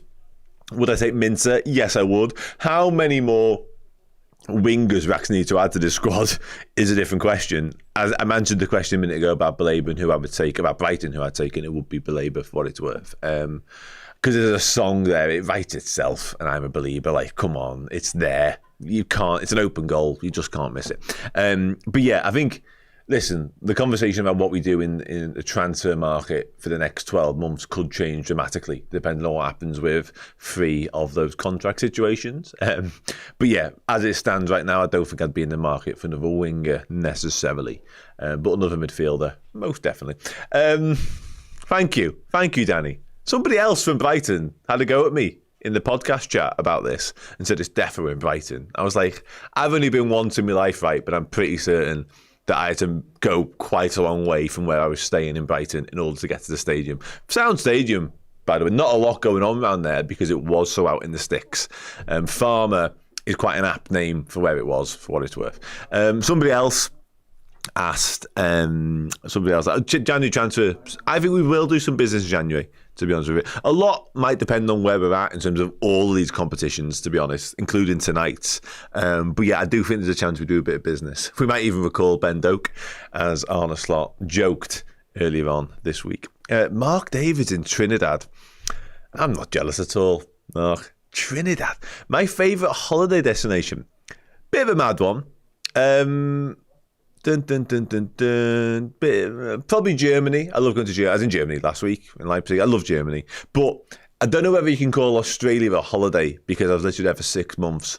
But my God, what a place that is. We are confident today. I am feeling good. I'm feeling optimistic about our chances. And that's due to lots of reasons. A, because Liverpool are boss of footy. B, because I think we've named a pretty strong team with 4 international captains, don't you know? And C, because I think Brighton have made just enough changes to make this really, really interesting and competitive. Because you often worry that Liverpool are always going to make changes in this type of game. That's an absolute given. It would be more of a shock if we didn't. But do you remember the time we made loads of changes and then Leicester, when Leicester were Leicester, by the way, came to Anfield and went full strength? And in the first half, we got outplayed, actually, really. And we'd made heavy rotation again. There's some academy kids, all that sort of stuff. And we changed at half time and actually managed to win the game in the end on penalties, of course. But I do often fear that could be the case. We rotate, the opposition don't. But in this instance, I think both teams, it's sort of like a pre-agreement, we'll make 5, you make 6, that sort of thing. Obviously, that hasn't happened, but it kind of feels like that. So I think tonight bodes well that we're going to get a very sort of hard-fought game, but I'm backing us to prevail from it, to be honest. I really am. Just think the quality should show out in the end. Watching from Niagara Falls, I don't know if that's a joke or not, because so far the ones I've seen have been Trinidad and Niagara Falls, Canada. Like, are people just winding me up on purpose, or is that real? I've just seen Ho Chi Minh as well. Like, is this some sort of joke tonight? Like, really? This question's interesting. What's the minimum outcome of the season would I deem a success? Before I'd seen us kick a ball, excuse me, I would have said a top 4 finish. The players coming out as well. I'll keep you abreast of where we're at. I would have said top 4 finish and a piece of silverware in any way, shape or form. It's still similar to that, but I'd probably up the ante ever so slightly and stick with a piece of silverware, but I'd be tempted to say 2 and a top 2 finish and Champions League semi-finals as a minimum. I'd just ever so slightly change the parameters. We've got somebody else in the room. Look at that. Look at that. Look at him. Look at him. How are you? Okay? I'm all good. Nice pizza? It was all right, yeah. They're just so hot as soon as they You did come in and say, yeah, you couldn't actually eat it physically because your mouth was going to fall I've got to off. speak for the next 90 minutes at least, so yeah. Happy though? Happy, fed, not hungry, ready for the footy.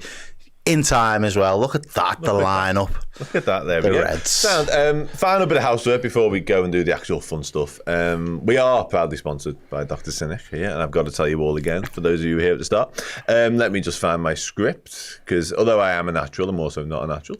This season, the Redmen TV are proudly sponsored by Dr. Emre Cynic, based in Istanbul, a city which obviously means a lot to the Reds. I'm paraphrasing a little bit there. Dr. Cynic has over 15 years of experience and excellence when it comes to providing effective, safe and long-lasting solutions in all treatments. Ryan Babel's been there, Louis Garcia's been there, Jibble Cisse's been there. What's not to like about all that stuff?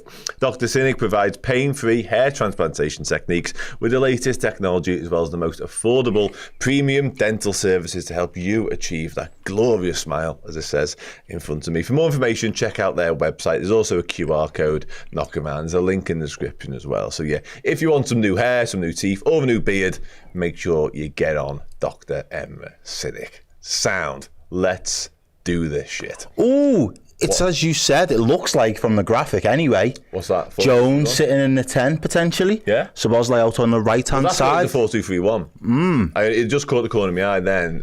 Do you know what? You here for it? Yeah, I think that makes some sense. With the personnel we've got out there, yeah, I'm up for that. Gakpo leading the line. Again, I'm sure he'd rather not be, to be honest. But that is what it is at this point. I think that works. I'm happy. You? Yeah, no, I am. I said the hopefully Jones being that extra body that makes those late runs into the box. I just think that they're going to be quite fluid anyway, if I'm being honest with you. So I imagine them all popping up all over that front line at some point, and we'll probably be guessing who's where at various stages of the match. But yeah, I think Cody Gakpo leading the line again. He's proven he's versatile. Yes. If anything else, it's probably not his preferred position. But again, obviously having that ability to have that fluidity between him and Diaz, I think will be quite important for us this evening. But he was versatile to a fault last season, wasn't he, really? And it did him a disservice, the fact he was. And I must admit, it was a credit to him that somebody of the magnitude and calibre of Jurgen Klopp was just so desperate to play him, he had to get him in the side. Yeah. But then, because he was getting shifted from pillar to post, he could never get a proper run. And his form suffered. Yeah, his form and the consistency suffered as a result of that. Yeah. But I think he started the season very well for us. And it's another opportunity because, again, I don't think we offer a lot for our forward at the moment, whoever it is playing through the middle. So it'll be interesting to see how he kind of navigates and finds opportunities to get himself on the ball, get himself opportunities in the key areas of the pitch. For me, that's what I'm kind of the most interested in, really, because I don't really think it's gelled or clicked yet for any of Liverpool's number 9s, whoever has been recognised as that, forward leading the line for us. So it will be interesting. I don't expect this to be a goal fest, but I'm here for it if it turns out to be that way. I was saying before, it's 5 years today. We're off and running, by the way. Jaros is going to go long with his first bit of action. There we go.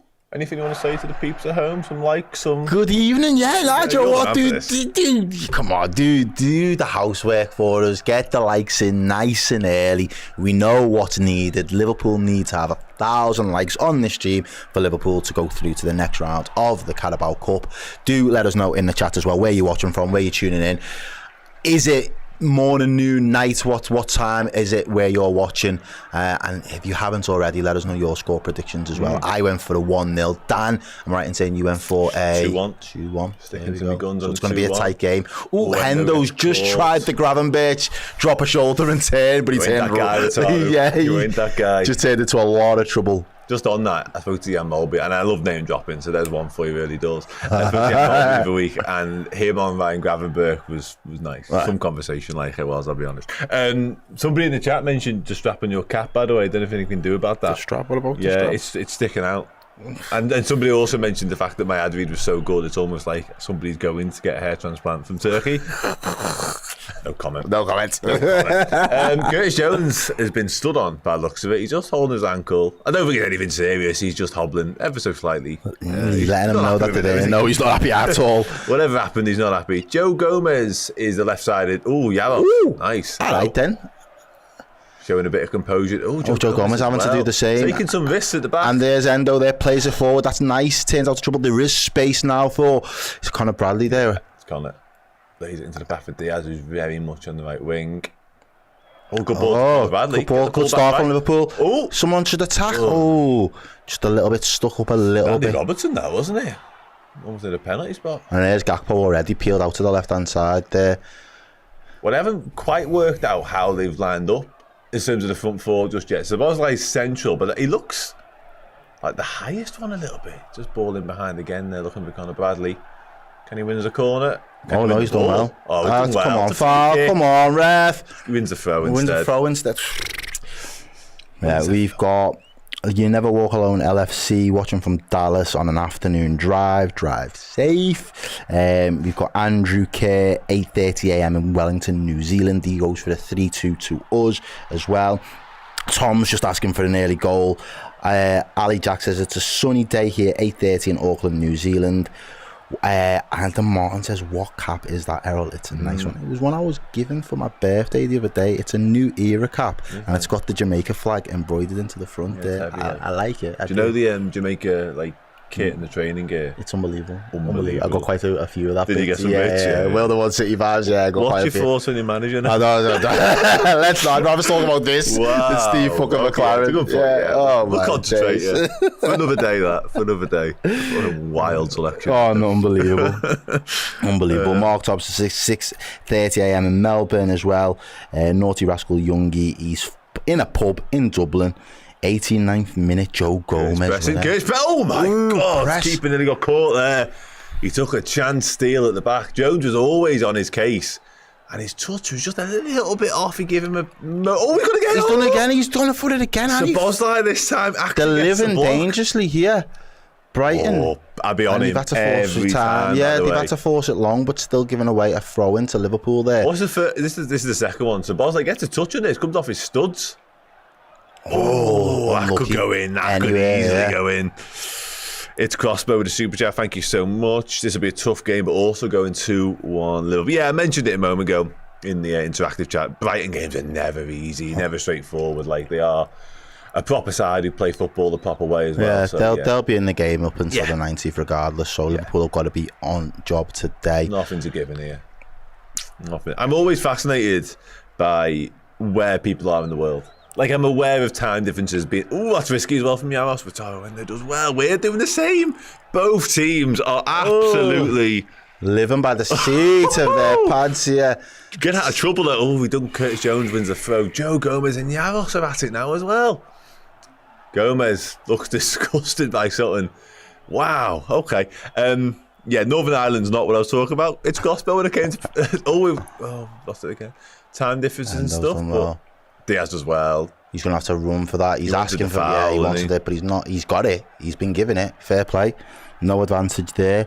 We've got MZ 12:30 p.m. West Coast in Canada. We've got Jim Ram. I think I probably butchered your name. 3:35 a.m. in Singapore. Mad, isn't it?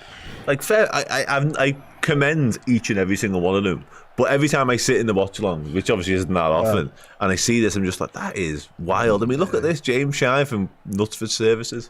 Everywhere. yeah, literally. And then you get someone down the road in Wavo. I know, it's mad. Just pop it up. Absolutely love it. Gakpo on the ball. He's peeled out to the left-hand side. His position's been all over. So it's a free kick. That's a free kick. Come on, ref. We'll have the fucking free.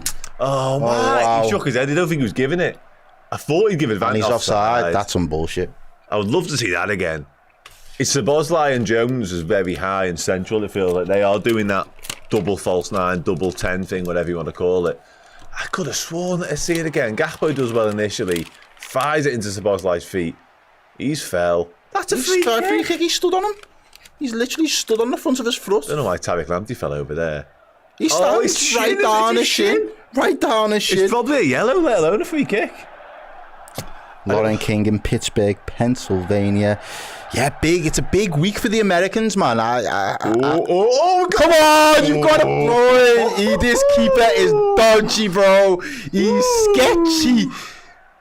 We need to just rain shots down on him. But that was like Cruyff. And again. This is chaos. God, Makes for good viewing, like, but they are living day. And give it away. Endo's giving it, yes. Oh. Loose pass into the Taro Endo. And that's why he didn't play Nunes through in Arsenal the other day, for anybody wondering. Overhits it ever so slightly, doesn't it? It's a shame. Tariq Lamptey's on the attack now for Brighton. Whips in the cross. Towards the back post. Nodded it down. Endo should get that, and he does. But he just plays it straight into trouble. He wins a free kick. Luke Steele. I mean, I know for anyone not watching, we're trying to sort of tell you what's going on. He is living the most dangerously I've ever seen a goalkeeper live in my life, to be honest. It's nuts what they're trying to do from the back. Endo, that's a chance, That's a chance. Yeah, he tried to lay it into the path of Gakpo's run. It would have been nice. Here we go, what's this? Oh my God. Little turn, pretty much on his own goal line. And he just about toe pokes it away before Jones can get a touch. 2:30 p.m. in Texas, super chat from Colin S. Manager tried to keep me late for a pointless meeting. I said, nah, not today. Loved that. Absolutely loved that. I wonder how the Americans are feeling though. It's a big season for them. Do you mean this week? Yeah. Seismic. Yeah. A lot to, There's a lot going on. Yeah. Rather you lot than me. I'll just say that. Rather you lot than me. I'm unwilling to comment on any of this stuff. Curtis has done well. He's closed down on the passing lanes. We've nearly nicked it. The pressing for Liverpool has been on point so far. Yeah, it's really good. A lot of energy. Brighton are out of it at this point now. James Shrines asking, can we get a bit of an update on the Zoe's Place fundraising? It's looking promising at the moment, ladies and gents. There's been a big donation from a local business in and around Liverpool. Home and Bargain have donated a couple of £1 million. They are well on the way to achieving the target. Still work to be done. But it has just been fantastic, the response from everybody in and around the city the last couple of weeks. Yeah, I've never seen anything like it, to be honest with you, mate. I must admit, it's been remarkable. Not in my lifetime anyway. Right. You know what I mean? It's been unbelievable. And it's still happening now. You can't go on social media without seeing someone trying to do something big positive. And small. Yeah. Ultimately, like, it's so positive. It's been brilliant. Really galvanised the city. Like, that's good as well. Well done. Turn now. But yeah, like I say, I think I'm reticent to say it, but the positive end is in sight. Oh yeah. There's light at the end of the tunnel. Yeah, exactly that. 100%. Yeah, it's good. This is one thing I love about a proper mixed bag of a team.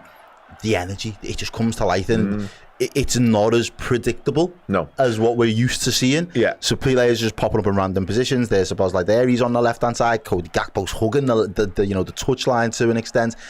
People are, Tyler Morton's popping up. He's trying to. Oh, good vision to see that, by the way. Who's the run? Was it? There's Curtis Jones there now making a bit of a run into the box.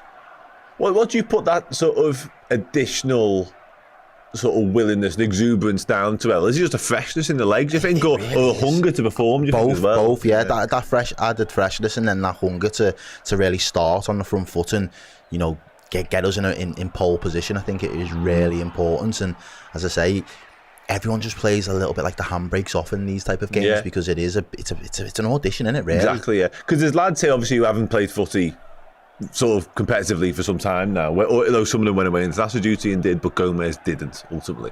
And there's also some, maybe Andy Robertson, Cody Gakpo potentially as well, who think if I can put in a performance here, all of a sudden my stock raises a little bit, and I'm back in contention when it comes to the Premier League and Champions League. So yeah, I think it's a combination of factors that all produces what we've seen so far in terms of the energy. And again, it keeps people honest at the end of the day.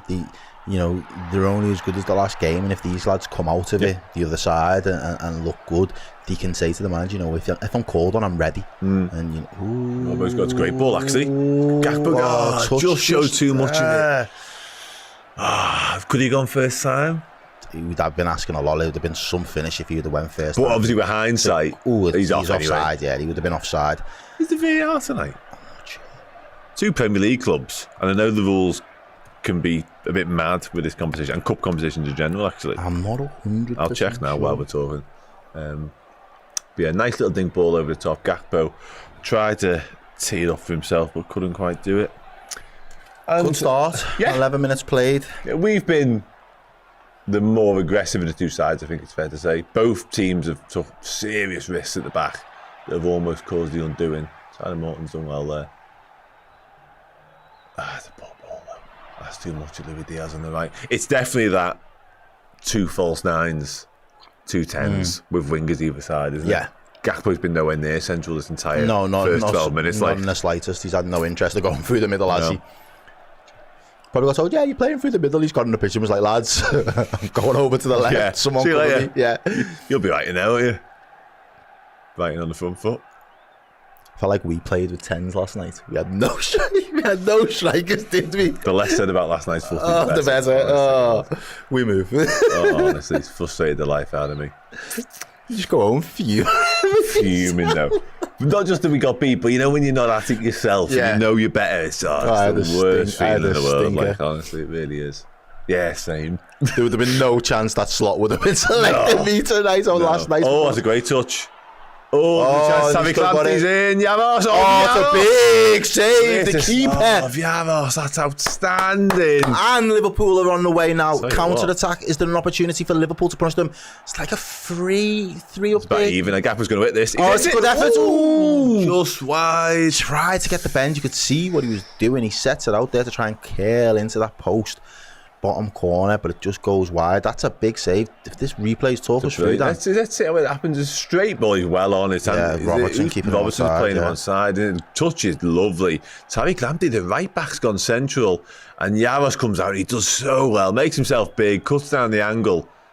And it's actually a bit of a left arm that ends up blocking the ball as well. Robertson does a very last-ditch, desperate tackle to try and stop him. And then we turn defence to attack quickly with a big switch to Gakpo. Cuts inside, lets fire, but just can't find the far post. Liverpool are pressing, biting again. Liverpool would have been hit with a bit of a sucker punch there, ladies and gents, against the That's the quality, though. That's the quality of Brighton. And to be fair, I think if it's not Sammy Clancy, what he's doing there, I'll never know.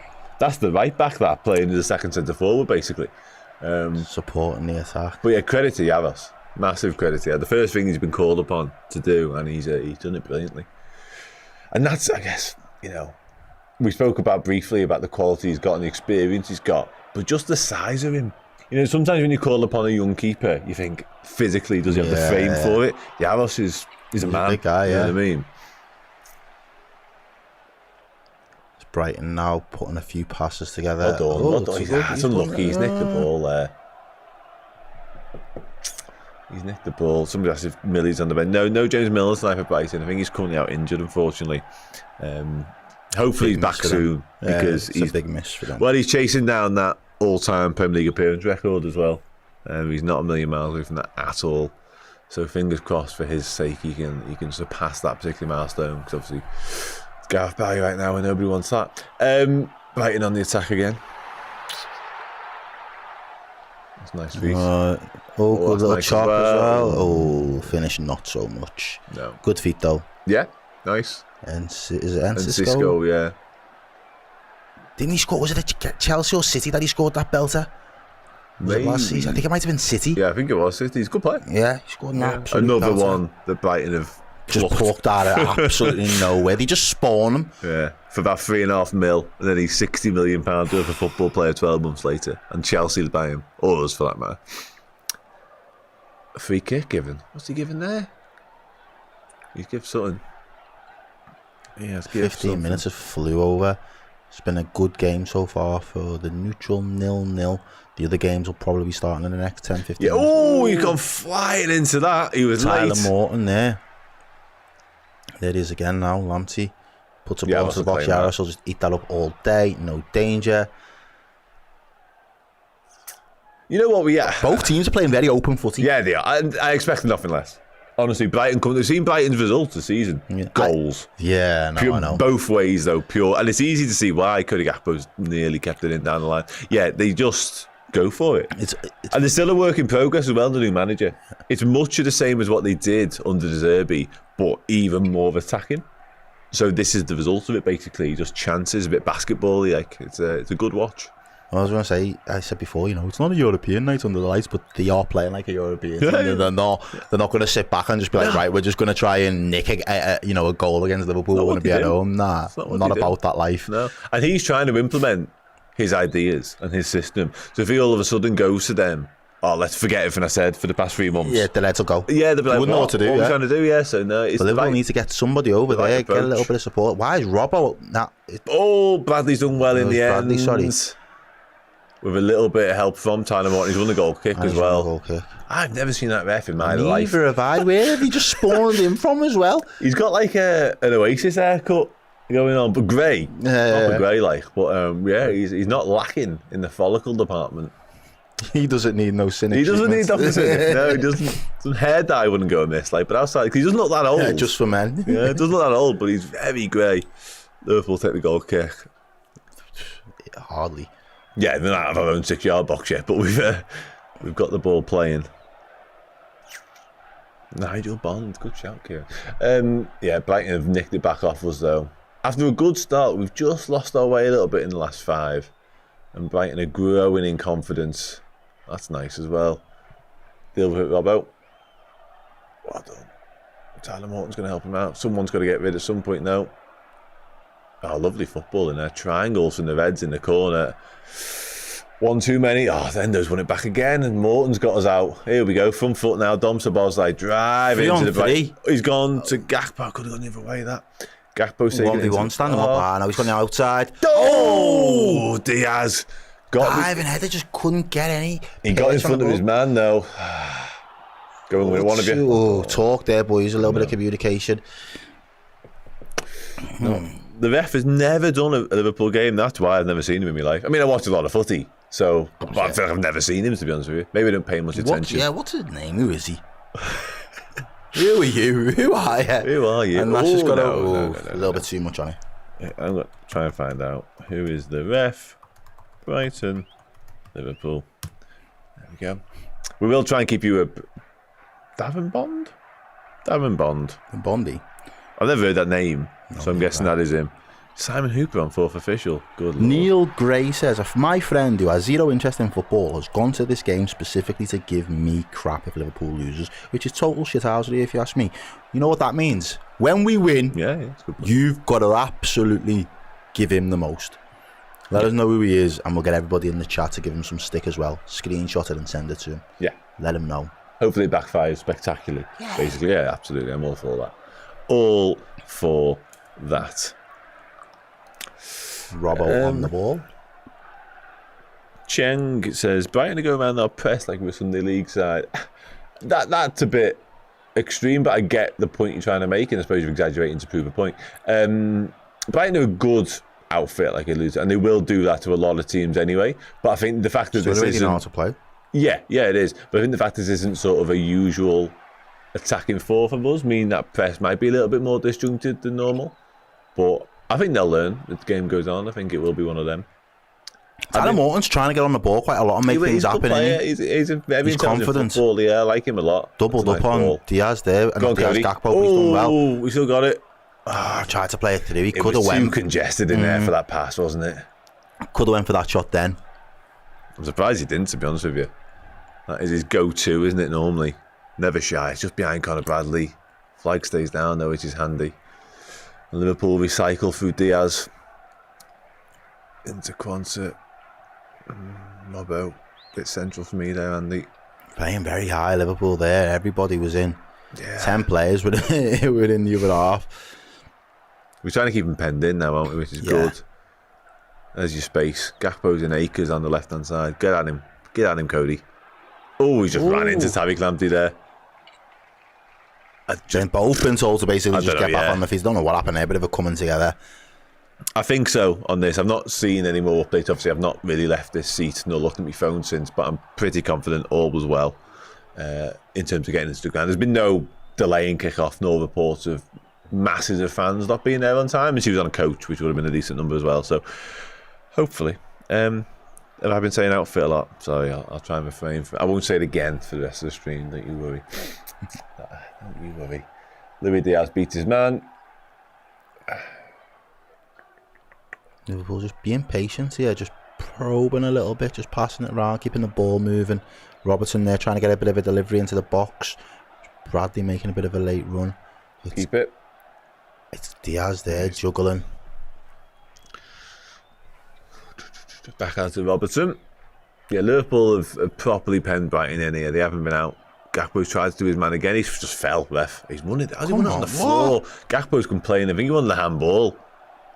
So Bosley's going to be tested going the other way. He gives him a little shove and he's given it, hasn't he? Is that Gruda? Yeah, it's Grudy, yeah. So Bosley complains. I mean, Gakpo won the handball a minute ago. He stayed down, but there's nothing in it. It'll be fine. Here we go. Let's have a look. To give away. Oh, I don't know. He just kind of rolls over the ball, yeah. I think just dives. That's a really mad way to win the ball. But I hate them free kicks, you know. Gakpo literally just leans into his man there. Let's have a look. There's so little in that. You know what I mean? Like, that was sound like an old man. That was never a foul. You know what I mean? In my day, that was never a foul. I mean, I'm talking like the 90s here. We're both 90 babies, by the way. Yeah, but like, that was just not a foul, is it? Like, you know what I mean? Like the Nunes one against Chelsea. I know, you just got laughed at if you was going down for them. Pathetic. Absolutely pathetic. Anyway, we're back underway. Brighton go long from the back. Completely tried to go over the top of the press, but Conor Bradley does well. Brings it down and gets Liverpool back in possession. Bossy Conor Bradley back, by the way. I know we touched upon it earlier, but to go from unavailable to starting, yeah, it's nice. It's good. It's good. It shows that whatever he had wasn't too serious, and he's fully recovered, which is nice to obviously see. the ideal. Might have to do a full 90 as well. That, yeah. Unless Joe Gomez goes out there, that potentially could happen as well. There's the Gomez thing to shoot over to right back. I felt like that was the other option. Or we could have done like, I mean, Vittorio Endo's played a little bit of right back before. Jones started at right back once in the Carabao Cup once or twice. So there were options, but yeah, here we go. Luis Diaz. There we go. Diaz just cuts in a little bit and then plays a ball right back to Joe Gomez. Gets to just walk it into midfield. Plays out to Conor Bradley. Stood up. The problem is, we're trying to break Brighton down, is although they aren't watertight by any stretch, because of the formation, it's a 5 when it's defended at the back, and then you have the 3 in front of the bank as well, so it is difficult, and there's a lot of them. Because obviously Lamptey tucks in, and you know the left back tucks in as well, and all of a sudden it's like, wow, Conor Bradley does well, they beat him, man. You've got to beat a man. I was literally, you just took the words right out of my mouth. You've got to commit people, otherwise it just becomes very pedestrian. Yeah. Curtis into Gakpo. Gakpo's often going to go at Lamptey again. But this is what I meant when I said before about how, you know, the attacking line would line up. You know, we are used to just having that one guy go centrally. Today, obviously, it looks as though Szoboszlai and Jones sharing that responsibility of being 9.5 each respectively. Yeah. Which again, because I'm not seeing a lot of it, I'm just intrigued to just see how it can pan out. Got himself in a battle there, Jamel. Just about managed to keep hold of possession. Done enough. Yeah, he did. There was a moment there I thought he'd lost it. He's getting pulled. That's a foul. That's always been a foul. You can't pull a man's shirt. Look at it. See his chest there. It's never good. Robbo's nicked. That was offside. And a stat just came up on a slot as a line there. A stat just came up there, and it was passing in the final third in the last 5 minutes, and the momentum shift has been stark, and it was 28 passes to none, I think, in the last 5 minutes in terms of in the final third. So just proof that Liverpool are. Well done. That's a nice ball round the corner from Robbo as well. We're seeing more of Szoboszlai on this left-hand side, linking up with Robbo goes for the cross. No one there. No man. It's a bit of a hit and hope cross as well, to be honest. Very Hendo-esque, that. It was wasn't it, in terms of the way it was executed as well, yeah. And Gonza clears behind for a throw-in. We've got a goal at Villa Park. And who's got it? Paul Merson. No. Enrique Eze has scored for Crystal Palace. Good player, isn't he? I like Eze. Yeah. You know what? If that stays like that, good. Because Villa out, if we go through, would be... Oh, yeah, it would be nice, yeah. Would be handy, wouldn't it? You know what I mean? As many of the sort of top 5-6 teams that can drop out tonight will be useful. I think Brighton might have to make a change here, because the fella down, he was the one that was all over confident. Yeah, he's currently got absolutely nothing on his feet. He's took his socks off, took his boots off, and yeah, Brighton might be forced into an early change. They've spawned this manager as well. Who haven't they fucking spawned? 31 years of age, him. Younger than us. What? He's younger than us. Makes me question what I've done wrong in life sometimes. I swear to Mad, God, bro. Like, Brighton, though. Are you surprised? Can't be surprised. That's what they do. so did anyone able to put the CV in then? I think you can always apply to managerial jobs, yeah? Every time. My football manager CV's gone in a couple of times. Yeah. It's a very lower league, like, obviously. Half a lower league. Yeah, but yeah, why not? I'm here for it. Don't get it twisted. I'm here for it. Like, he's fucking bagged the job in the Premier League at 31 years of age. His wasn't based on his footy manager resume, by the way. His was based on what he did over in Germany. What did he do? Got St. Pauli promoted from... I always say 2 Bundesliga because it's Bundesliga 2. Yeah. So he was in Bundesliga 3? No, 2 the Bundesliga. From 2 till 2. Okay. So, right. and like, again, they were never going to pick somebody you've heard of, would they? No, it's fucking right. That's what I mean. He just that was spawned never the going to manager. happen. Yeah. Somebody here says as if Errol's over 31. It is true. I won't even. Well, compliment. Yeah, fair play. Yeah. We are filling here, by the way, because Brighton could make a change. We're just getting a quick look at the clipboard.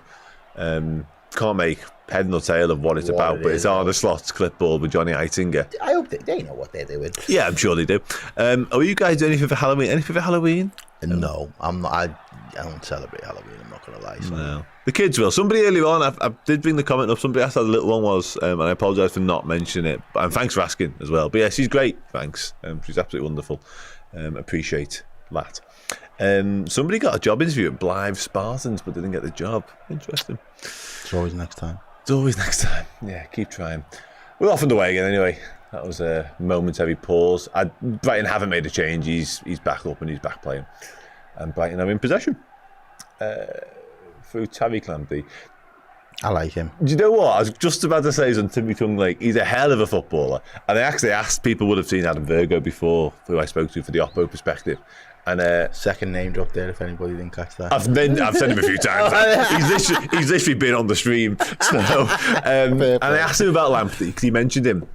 And just like, what's happened? You know what I mean? Because 2-3 years ago, he was like the next big thing, wasn't he? You know what I mean? Never going to be Trent. But some right back, you know, and it's just never materialised. I think injuries. I reckon he'd suit the Spurs, me. Yeah. He's time. got like Spurs. There aren't many at Brighton who don't have Spurs written all over them, though. It feels like that feels like a natural progression in many ways. Obviously, it was for Basuma.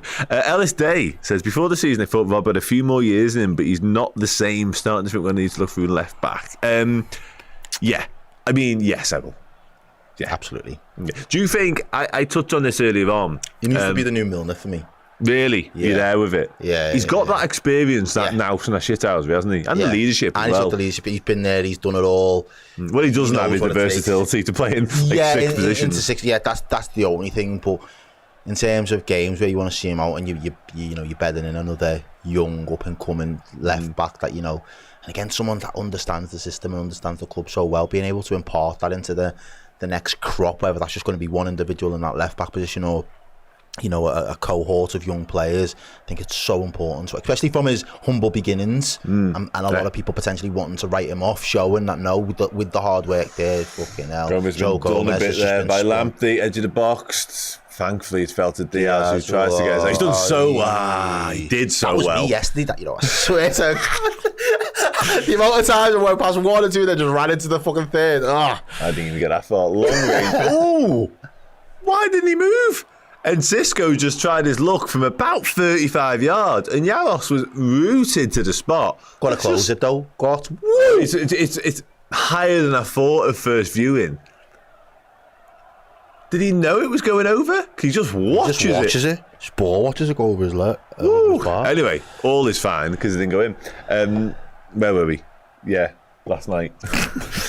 God. No, let me finish off the Timbercast point before and the Robertson point before we come on to the next one. I know what the answer is to this, but for anybody who wasn't with us before, Errol, the long-term solution to it, I don't think it's cost us Simmercast. It's going to have to be purchased. We're going to have to buy it in. Okay. Which I'm fine with. I want to see what Slot's version of a fullback would be, what he would be looking for. I think it is actually something like Costas Simmercast, but with better quality. Which I guess was Andy Robertson a few years ago. Yeah. You know what I mean? And I'm not suggesting for 1 second that his legs have gone Fabinho style, but I don't think we're too far removed from that either. I think the signs are starting to show ever so slightly. Someone said United just scored. That's a little bit depressing. And there is no VAR tonight. I didn't think there was. I know, but there's no reason why not. Anyway, I'm not going to get frustrated with refs because I spend half my life doing that. Duel corner clears in the vicinity of Gakpo, who wins other throw-in, does well. Arneslot's touch is tested, and it's all right. It's all right. Dom Szoboszlai takes the throw, and we're back underway. The aforementioned Robbo into Vítězslav Jaros. Half an hour's gone, I knew this was going to be... I'm glad it's been a good game. It's been enjoyable, but I didn't see goals galore. No. Can I ask you another question on the left-back thing? Yeah. In a moment, before I do. Yeah, United are 1-0 up, as mentioned. Where are we off here? We're fine. Rio Ferdinand's currently slapping a contract on the table down somewhere. Do you know much about who the potential replacement left back could be? No, okay. So I won't ask you. No idea. I won't ask you. Eight Nori? I've heard a lot of good things about him. I like the other one. Yeah, I like Kirkers. That's a good ball. That's a good ball. He's went backwards. Szoboszlai into Robertson. Do something. Show Cody. me. Yes. Oh, yes. Oh! 2 chances. Szoboszlai first. Then it rebounds to Diaz, who just couldn't quite direct his header goalwards. Let's go now. That was it. Right through the middle there, yeah. And it plays out. It's Szoboszlai just takes over from Cody Gakpo. Robertson fires it back across, pulls it back. Actually, it's a good pullback. And then it does the shot. Both. Here as we see it. The Szoboszlai finish. Tame, side foots it, keeper gets lucky, and then Diaz's header, there's no real conviction in the header for me. He just throws a head at it. He's trying to redirect it, isn't that's trick. For me, the Szoboszlai one is the chance. Yeah, it is. And is he a bit too careful, a bit too precise with it? I don't know. Just put his laces to it. Yeah, he's desperate to hit the target, isn't he? Yeah. And at that, hits it straight to keeper at his knees without much conviction. I think he just kicked him in the head there. Another goal, this would be the United goal, but Casemiro on the score sheet for Leicester against Leicester for Man United. Wish it was for Leicester. That would be funny. Interesting. Yeah, there's a chance after Liverpool. Probably the biggest chance for us of the game so far. I would say it was decent football. Robertson with a cutback. Szoboszlai, like I say, just a little bit too precise with the finish and got it all wrong. Frustrating. And that, we spent a lot of time talking about Szoboszlai this season. For everything he does bring to the team, there's no two ways about it. He's lacking goals. And Arneslot said it. Arneslot literally come out. And I like Arneslot for how straight talking he is. But one of the most eye-openingly straightforward things he said was, Szoboszlai needs to score more. He needs to assist more. His numbers have got to improve. And that was a chance for him to improve right there. But he didn't. We crack on. And Casemiro from distance. Him and Jones there. Yeah, it's that 9. Oh, that's a poor ball. Bloody hell. Do, re, mi, come on. There's a chance Evan Ferguson's going to... No, he's not going to try and hit it. This next guy might, though. Little dink over to Cisco again. Adingra. Adingra's going to cut inside again. He's going to pass it. Congested. Yeah, now Liverpool have done. He's just left it for dead over Taro Endo. Adingra again. He's dangerous. Oh, crowded out though. 3 men got him in the way of that, by the way. And Taro Endo wins a free kick. Alleviates some of the pressure. That was probably since you get read that stat. That was probably their best passage. Yeah. I agree, absolutely. A few little nice moments there for Brighton. Still confidence on the board. They don't lose that confidence, do they? No. Not at all. But literally suffocated the life out of them. There was no space. He's done well. Look how narrow that defence is as well. There's no width whatsoever. Gomez with a big switch. Diaz can't reel it in. Applauds the effort anyway. 35 minutes played, 10 minutes away from half time. Still 0-0. Big chance missed there by Dom Szoboszlai. Brighton have had a couple of moments, but have only really tested Jaros once. When it was, who was it, Lamptey that was running through? Yeah, it's Tariq Lamptey. Yeah, kicked it into Jaros. Focusing on Lamptey now on the celly. Not sure why. But there we go. Brighton are going to try and play off from the back again, are they? Yeah. Ooh, that's who reminds me of Danny Rose. Tariq Lamptey? Yeah. Okay. For when he first burst onto the scene. Whatever happened to him. Yeah. Because he just fell off a cliff. Do you remember that goal he scored in the North London derby? That was his debut, that? Yeah. Unbelievable. Unbelievable. Yeah, wasn't it? Was it like a brilliant. 4-4 game? It was a mad game, 4-3 also. Like, that was a Yeah. mad game, but it was an absolute bang. I think Spurs won it as well. Yeah. Oh, what a great tackle. That's No, he's brilliant. not giving that. Oh, Curtis Jones is holding up the ball to say, yo, check this. He's still holding it. And he's still down as well, and I'm not sure why he's still down. He's got his number tattooed on his calf as well, the beast. But Curtis Jones has done so well tracking back from his attacking position. I'm sorry. The game's not gone. a If that's a foul, the game is gone. He's made sure, he's come back all the way round. Jones can't believe it. He's done well not to react. Lash out, Yeah. Because if he'd have thrown that ball, he'd have been in the book immediately, by the way. Discipline there. That's so frustrating. That's what you get, I guess, when you've got, what is now an out-and-out midfielder playing one of your more advanced roles, that willingness to come back and help. And he's done it superbly. He's been penalised for it. Anyway. Ellis Day says, we got Robbo for a steal, to be fair. Costas didn't cost a lot. Trent and Bradley are carrying on to think and reduce them. Yeah, possibly. That's a good way to look it's at a good way of looking at it. Absolutely it is, yeah. I don't think we'd be shy when it comes to spending money on that position, because I think any position nowadays for premium, you just I don't think it matters much anymore. It doesn't. Position doesn't really. Oh, that's a good ball to the back post. Oh, Jaros has that's done a punch. We've got to get to something's been given. He's given something. Offside, maybe. Yeah, offside. I don't think positions. And this way I'm at with a Trent contract, he's miles off, by the way. As well, because I don't think the fact he's a right back should really matter. You know what I mean? Not when he's so instrumental to the team. And that's the thing with fullbacks. They become, and DMs in this conversation as well, they become so integral to everything that top teams do. The price tag is irrelevant now for me. Endo just lingered on the ball too long. He's got a free kick out of it, though. Wow. He's done Hey, ref, get into him there. He Get a spent yellow. more time on the deck. Honestly, the game's gone if that's a foul. We all agree. We all agree, yeah. All agree. Absolutely. That Gruder has honestly been on his ass so much. Robbo there with the fall on the ball and catch it, so the ref has to give a free kick.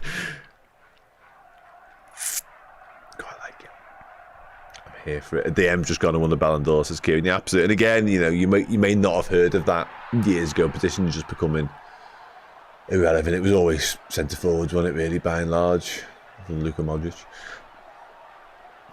Yeah, but you know what? Somebody else says, and I was going to say this before, actually, Diane. I'm liking what I've seen in Jaros so far. And yeah, likewise. And I'm glad he's played. That's a good football, though. Let's just watch this. Play him.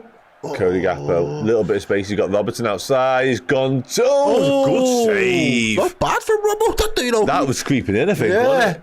Robertson with a post. Inside run. Let's just. Keeper uses his feet for the right reasons this time. It's Gakpo there again. He plays Robertson on the underlap, and he spreads himself. Who's central there? They were begging for the ball. He's in disbelief that he never got it, actually. It's definitely the old goal bound, though. It's a good save, actually. Very good save.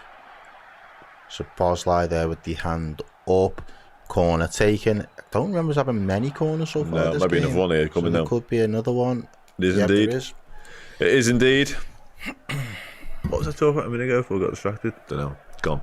The price, DM. Yeah, DM, Ballon d'Or, something else. Miguel Gutierrez, somebody says. Is he the lad from Girona? I think we'll see him soon, up close and personal. And we know Liverpool have quite a history. I was going to say a different word, but it was far too fancy. For signing players we played against. We quite like doing that. Oh, yeah. So maybe Takumi Minamino being one, so we might have something there. Good look at him then. Cross comes in. Oh, it's not clear by them again. I'm going to set up for the throw-in. Giovanna scored for Villa, must be 1-1. Arsenal winning 1-0 too. They're playing Preston. I know. It took a while. I could have got a game for Preston tonight. It took a while. I definitely couldn't have. Not based on last night. No, I'm over-egging my own abilities here massively. Somebody's never heard of Tyler Morton. That's mad. Fair enough. I mean, yeah. I guess. Speaking of which, Tyler Morton's in possession right now. Lays it off to Szoboszlai, hugging the left touchline again. 3,500 of yous watching, and I still can't see 1,000 likes. What's going on, guys? Outrageous stuff. Bad touch there from Conor Bradley. He was trying to sort of take it in his stride and knock it around the defender. The latest scores coming up as well on the bottom. We'll try and keep you. Someone said Chelsea are losing, which is Millions, if so, yeah. Villa 1-1 from Crystal Palace now. United, as we mentioned earlier on, are winning. Newcastle beating Chelsea, as we just alluded to. And yeah, Arsenal 1, Preston 0. City Spurs kicking off in about 5 minutes' time. Oh, here we go. Brighton trying to press that, and then it's go long anyway. Gakpo wins a little header. Endo wins his battle there. Well done. Oh, He didn't have to go all the way back. I don't think there, he did, though. did he? Didn't have to go all that was the a way play back. the way you're facing moment Yeah. from Luis Diaz, wasn't it? Gets us back in possession ultimately, but he could have been wiser with it. Who is Man United manager tonight? Ruud van Nistelrooy is the Man United manager tonight. Go on. Ooh. Diaz putting the pressure on. It's 2-0 Newcastle, by the way. Oh. It's even better. Come on to Robbo. That's a poor ball from Robertson. Went right foot. He's missed the dived tackle in. as well. Now Szoboszlai's had He's to done well, dive actually. in. He's given a free kick. I don't know which one he's given the foul for, but he's given it for something. Szoboszlai's. What the first or the second? He had a little pull. Yeah, pull, and then he had went a little, dived in, and he That's the ball though from Robertson. I don't know what he's thinking. he dives in there. Yeah, Just yeah. misreads it, doesn't he? I think it's the pull. Yeah, it's probably personally, the pull. And it is. Is it that guy again? It Yeah, is. it's good. It is, Yeah. He's fucking hell, mate. He's only 20, him, you know. He's only 20. Looks like he's standing there. NC Sco's going to take the free kick. Probably going to... Or they're going to go direct with it. They have done. That's a poor one, actually. Poor free kick. Break on them. It's a poor Robertson's ball as well. nice. That's a poor ball. Give Diaz no chance for that. He's Morton's done well. It's hard watching this sometimes. Yeah, it's just the last 10 minutes again become a little bit disjointed for Liverpool. Van Heck's got his touch all on though. That's how Endo's done. Oh, he's giving away. Just trying one too many sometimes. Done the first bit well and then give it away again.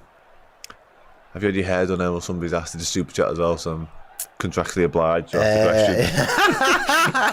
I had it done the other day, but we're waiting to get a little shape up come the weekend. Okay, there's your hopefully answer. the Brighton game will be looking fresh. There's your answer. Hopefully.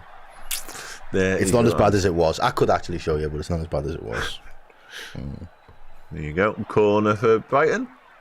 And a half strong here. Yeah, Brighton. they are. They are literally a couple of minutes to go left in that. There won't be much in the way of added time, I wouldn't imagine. There's that one stoppage for a couple of minutes, but I don't think... Especially without more than that. VAR in it. It's just, Yeah. it's like proper footy. Makes it flow much smoother. I'm all here for footy without VAR, I'll be dead honest.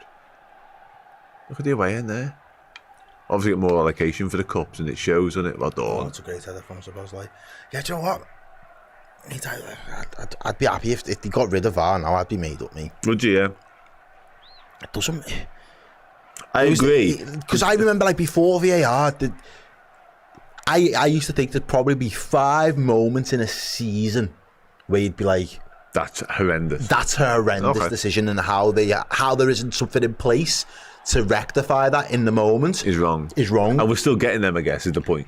We're still getting them, Yeah. but every single game's littered with something of VAR, and it's like, that's... And what it's taken away from footy in terms of the celebrations and the times. Yeah, I'm with you. But I think it's a net negative as opposed to a net positive at this point. I just fear the minute there is a howler, if we got rid of it, everyone would go, well, you need VAR, you know what I mean? But then having said that, our howler at Spurs last year, VAR was in place, and yet still Happen. And I think as well, like, things with like goal line technology, you don't rely on it in every single game. But when it's there and it does its job, you're like, well, thank fuck that's when it there. works, Do you know what I yeah. mean? It works But then brilliantly. if you ask Sheffield United fans from that game against Aston Villa a couple of years ago, and even that failed, yeah, I know. Corners of Brighton, ending half, literally about to tick over to the 45-minute mark, whipped in, it's a back of post, he's free, he's got that all wrong though. And the other thing is, it's only as good as the people use it as well. And I think if you've already got incompetent refs, I don't think you can have an incompetent system.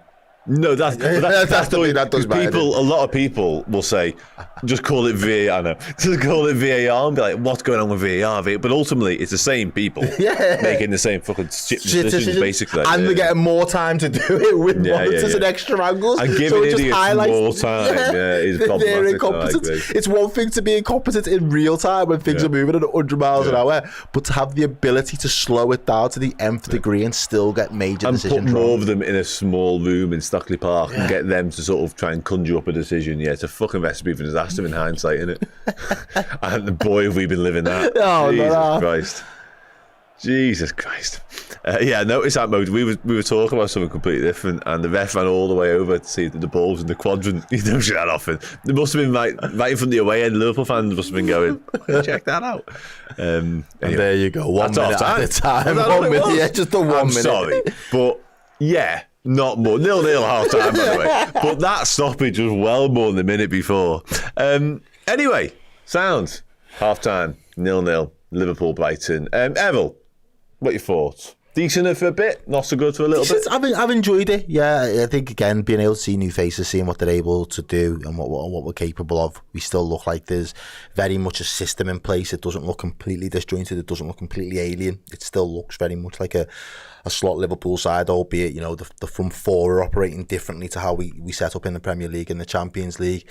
I didn't expect goals from the outset. Even in the predictions, I didn't have it down to be a bit of a goal fest. I thought there might only be one or one goal in it, and so far there hasn't been anybody able to break the deadlock. Both sides have had, I'd say, at least one big chance, and both squandered them. Both actually really good saves from both keepers respectively. But outside of that, there hasn't really been too much. Brighton took a while to get their patterns of play, playing out from the back down. They looked quite vulnerable at times. I think Liverpool's press was a little bit erratic, but there was the intensity there. It's not as well drilled as what we're used to seeing, but I can make exceptions and really understand why it's not up to speed.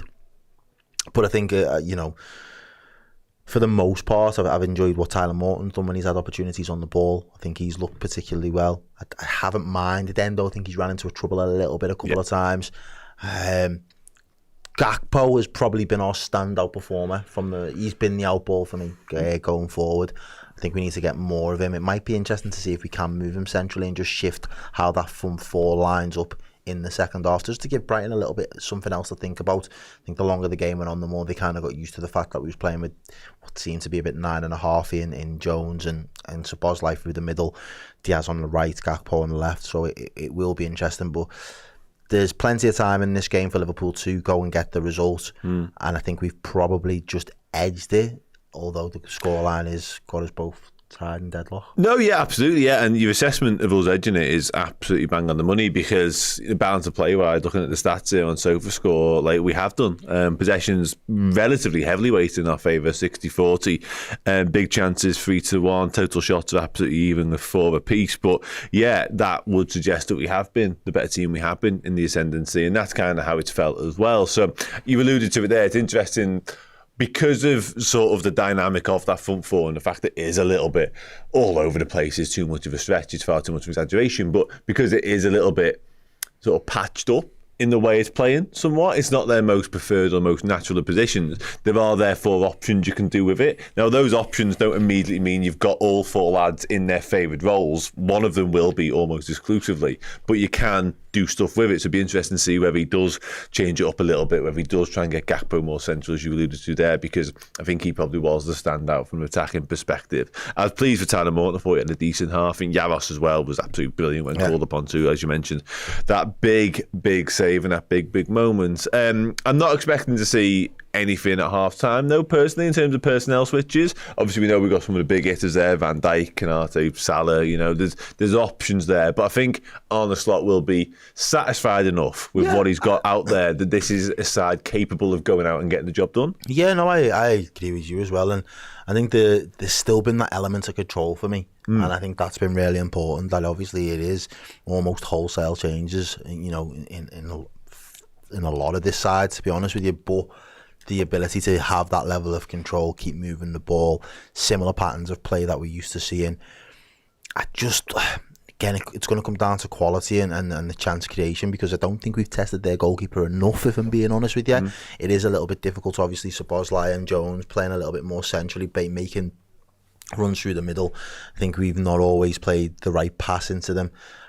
But, Brighton are going to defend for their lives, and, they do get back, they do defend deep at times, with, as you said, 5 at the back when out of possession, and then obviously trying to get 3 midfielders in front of our lads as well. So Sorry. Already, wow. I knew that was going to distract you, but I had to do it anyway. Yeah, no, go for it. So that's the thing. Slightly as aside from this game, we'll wrap up and have a quick break in a moment, but that's why winning tonight, one of the reasons why winning tonight is quite important to me. And listen, there's a long way to go in all of the football that's getting played, but as things stand, there's a couple of little mini upsets on the cards, and you just think, get through tonight, the quarterfinal draws later on, happens, yeah. And you're not a million miles away, you know what I mean? So yeah, anyway. And again, we're fucking defending this cup. That's all. Record time winners, holders, we're the holders of this. We've got to, no matter who you put out, we've got to put a good account for ourselves. You know, there's the replay for the Jaros save. It's a big save. And I think he's acquitted himself really well again. I think one of the he has. I think one of the beautiful things about this competition is argue with yourself, don't argue with someone's mum. I think the important thing from Liverpool's perspective, last year a lot of these lads made a name for themselves in a big way, and I think you've got that in the back of your mind somewhere. Do you know what I mean? If you do well in this competition, people might take it lightly. It might just be the Carabao Cup, but you're going to come up against decent teams all the way through. Liverpool have played 2 Premier League sides so far, and it looks like it's quite Premier League heavy. Yes. If you do go into the quarterfinals, so I think this Liverpool side here will fancy themselves, and again, it's another opportunity for when we've got a couple of the other lads back. I'd like to say Harvey Elliott could potentially be back by the quarters. I'd like to say Chiesa, he'd be back. There'll be other players there that'll still need minutes, and it will serve them well to get in and amongst these type of games, competitive games, to playing twice a week. I just see more positives for us right now. It is a heavy workload, but I still think that the squad, in order for to really go deep this season, they're going to have to all be able to be relied on at some point in time. I don't want anyone coming in out of the cold completely. No, far from it. Yeah, benefits. Because anything you do see wrong in the performance tonight, and sort of maybe that lack of sharpness, that lack of match rhythm, that gets ironed out in these sort of environments, not in your Champions League, in your Premier League games later on in the season. Absolutely agree with you on that front, yeah. And like I say, hopefully, and again, we didn't even mention James McConnell earlier on. Obviously, Bobby Clark left the club since last season. Some lads there, in various different guises, made proper sort of names for themselves, and some of them wrote themselves in Liverpool's history. You know what I mean? They have as well. Season, so there's opportunities for similar this time around. So yeah, anyway, we'll have that break that I mentioned a moment ago. We'll do that now, shall we? And we'll come back in just a few minutes' time with some more chat and then some second half stuff. I'll see you then.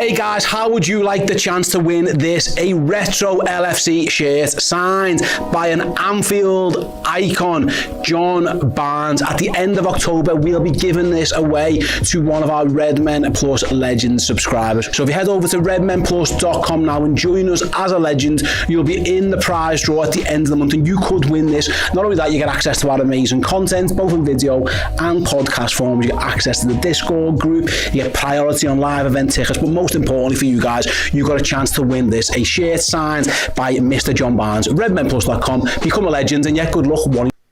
Hello, welcome back to the Redmen TV. Watchalong, Liverpool 0, Brighton 0, but the other way around because Brighton are home, but Liverpool are always first in my opinion. Sound. We'll do some music songs because I realised about midway through the half that I completely Have we got them? I tried to look for them before and it's normally there in my eyeline because it wasn't. It's been put on this little mini table here tonight. I don't know why, but it is. That works. So we've got the music. I assume it's working. Should we try one now and test it out? See what's going on? Any requests? We're on player songs there. We can have general. Go for a little LA. Yeah, that must be on general, mustn't it? General, yeah. It's top left. There we go, bang. Like clockwork. Clockwork in here. Man, you ain't winning 4-1 now. This is 4-1. They haven't been able to score goals all season. Rude's been hiding. He's a Chico that he's had all of it. They're waiting for this day, his moment. Where's Rio Ferdinand? Where is he? Is he shouting Ballon d'Or somewhere? Probably. Or is he slapping contracts down on desks and saying, give that man a contract? And hopefully the latter. What are your thoughts, actually? This is not anything to do with Liverpool Football Club, really. What's your thoughts on them getting Amorim? Only asked that because we were obviously so heavily linked with him during the summer. You asked? Works one or two ways for me. If City, because City went and got their sporting director. Hugo Vianney, yeah. So if it means that City's search for Pep's replacement is made that bit more difficult. It's muddied a bit by that, yeah. That's a benefit for us. I agree. Because it means what they had as a blueprint and now has to be reworked and ultimately might not guarantee success for them in the same vein that Pep has. And then I think Amorim coming into us would have been like Slot coming into us in the fact that you'd have been inheriting a team that's very malleable, that's very equipped, that has got options and quality across the pitch from front to back. And he would have been able to work with that. He may have demanded a bigger transfer budget in terms of he would have wanted more player acquisitions than just Chiesa.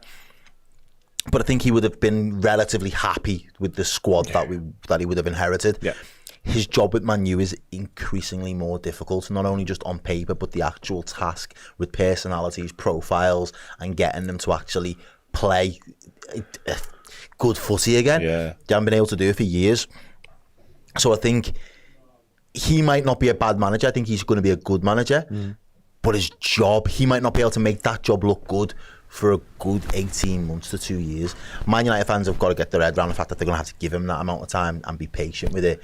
But all the best with that. All the best with that, yeah. But that is the task. So him not playing good football for 2 years, that could go either two ways. It could eventually get to the point where he starts to get what he needs, or it could just, I've run out of ideas. Run out of road a little bit. I've run out of road, run out of ideas. No, I agree. And at that point in time, the City opportunity's gone, and his stock's gone down, and Man U are back to rinse and repeat. So for me, it could end up, as Faz says there, a poison chalice. That's what it is, and it's a big old one as well, and it literally says, don't touch my poison chalice on it. It's massive, but I think it's a gamble for me. If that City job was potentially on the horizon for him, because of, as you mentioned there, is sort of confident in Hugo Viana making that move already. It's a big old leap of faith from him to go to United instead. Like, I know United, we always slag them off, we laugh at them, it's hilarious. Big football club. But it's what happened with Klopp. Klopp got offered the United job before. Not for me. Yeah, well, have fun at Disneyland, Amorim. You're going to go to Disneyland, lad. And if the big lights have sort of attracted him and he's gone for it, then you know what, all the best, my mate. But City in the project in the way that you'd be handled there, far better proposition. No-brainer, you know what I mean? I guess and Sporting are on to win again this year. They can pattern it and do really well. The only way it's not a no-brainer for the City move is if the charges hit and they stick. You know what I mean? Yeah, that's the only thing you look at a City and go, football-wise, yes, but right now they're literally in court phase on the you know what I mean? And I don't want to be the one in there at that point. And you walk into a League One job. That's the reality of it. It might sound fanciful, but that's the reality of it. And if he's got a word from anyone that that's a possibility and the United job is available to him here and now, then maybe, you know what I mean? But what I will say on the United thing, he's very wedded to his system, which I think is what half put Liverpool off as well, and it's not a system that we play right now. No, it's not. Whereas Arne Slot's system did suit the mould and did suit what Jurgen Klopp had left behind. Anyway, Sam, let's talk about Liverpool Football Club, shall we? Because we're miles better than everybody we've just spoken about. Sound. Okay, second half is very much on the horizon. I'm still feeling positive about tonight. I'm still feeling good. Brighton have been as good as they usually are, really, Errol. They are what they are. You come to expect it now from them, even with the change personnel. I was just about to say, even with the change personnel, it's the same. That is Brighton. Do you know what I mean? Like, no changes I can see. The lads are out doing some jogging on the spot. There's a change. Danny Welbeck's coming on, is he? That's not well. No, it's not. It's Estepinion's coming on for Brighton. No changes for us, I didn't think, though. That's a left back change for them. Estepinion. Wonder why they've done that. But yeah, it looks like Liverpool are going with the same 11. Whilst Brighton may potentially one enforced change. They had a couple of lads down injured a couple of times, so maybe it's that. Maybe it's a tactical thing. We'll have to wait and see.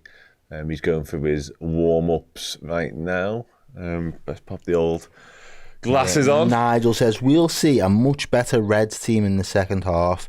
Do you think, have you noticed a sort of a difference between us first and second half of the season at all?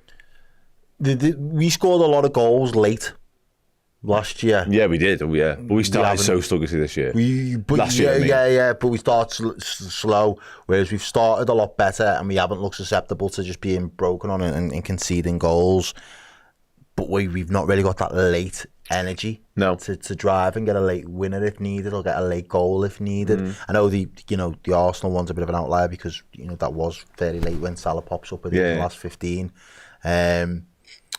But yeah, again, it comes down to game management for me. I think we're managing games a little bit better in the second half, and he is quite happy to be 1-2-0 up, and it doesn't feel like it's a backs against the wall job. It just feels like never feels there's a jeopardy, does it? Yeah, we'll just keep, apart from the Champions League game, that was a little bit hairy. Leipzig the other day. Yeah, I think you were panicking, was you? Not necessarily panicking, just in the last 5-10 they had chances. There was a couple of big moments. I think was it? He was. It was for the Kadiaglu who went down. He was the one down for ages in the first half. He is the one who's come off, so maybe there was more of a problem there than he initially anticipated, because obviously completed the half, but couldn't come out for the second. Just waiting on the referee to get us back underway now. So Estepinian on for Brighton, and there we are, we're off. And yeah, Brighton get us underway. Liverpool shooting towards the travelling cup, so maybe that can help inspire an improved performance. Brighton. There we go. There we are. Dan with his glasses. I literally need my glasses in order to see, because me and seeing aren't good.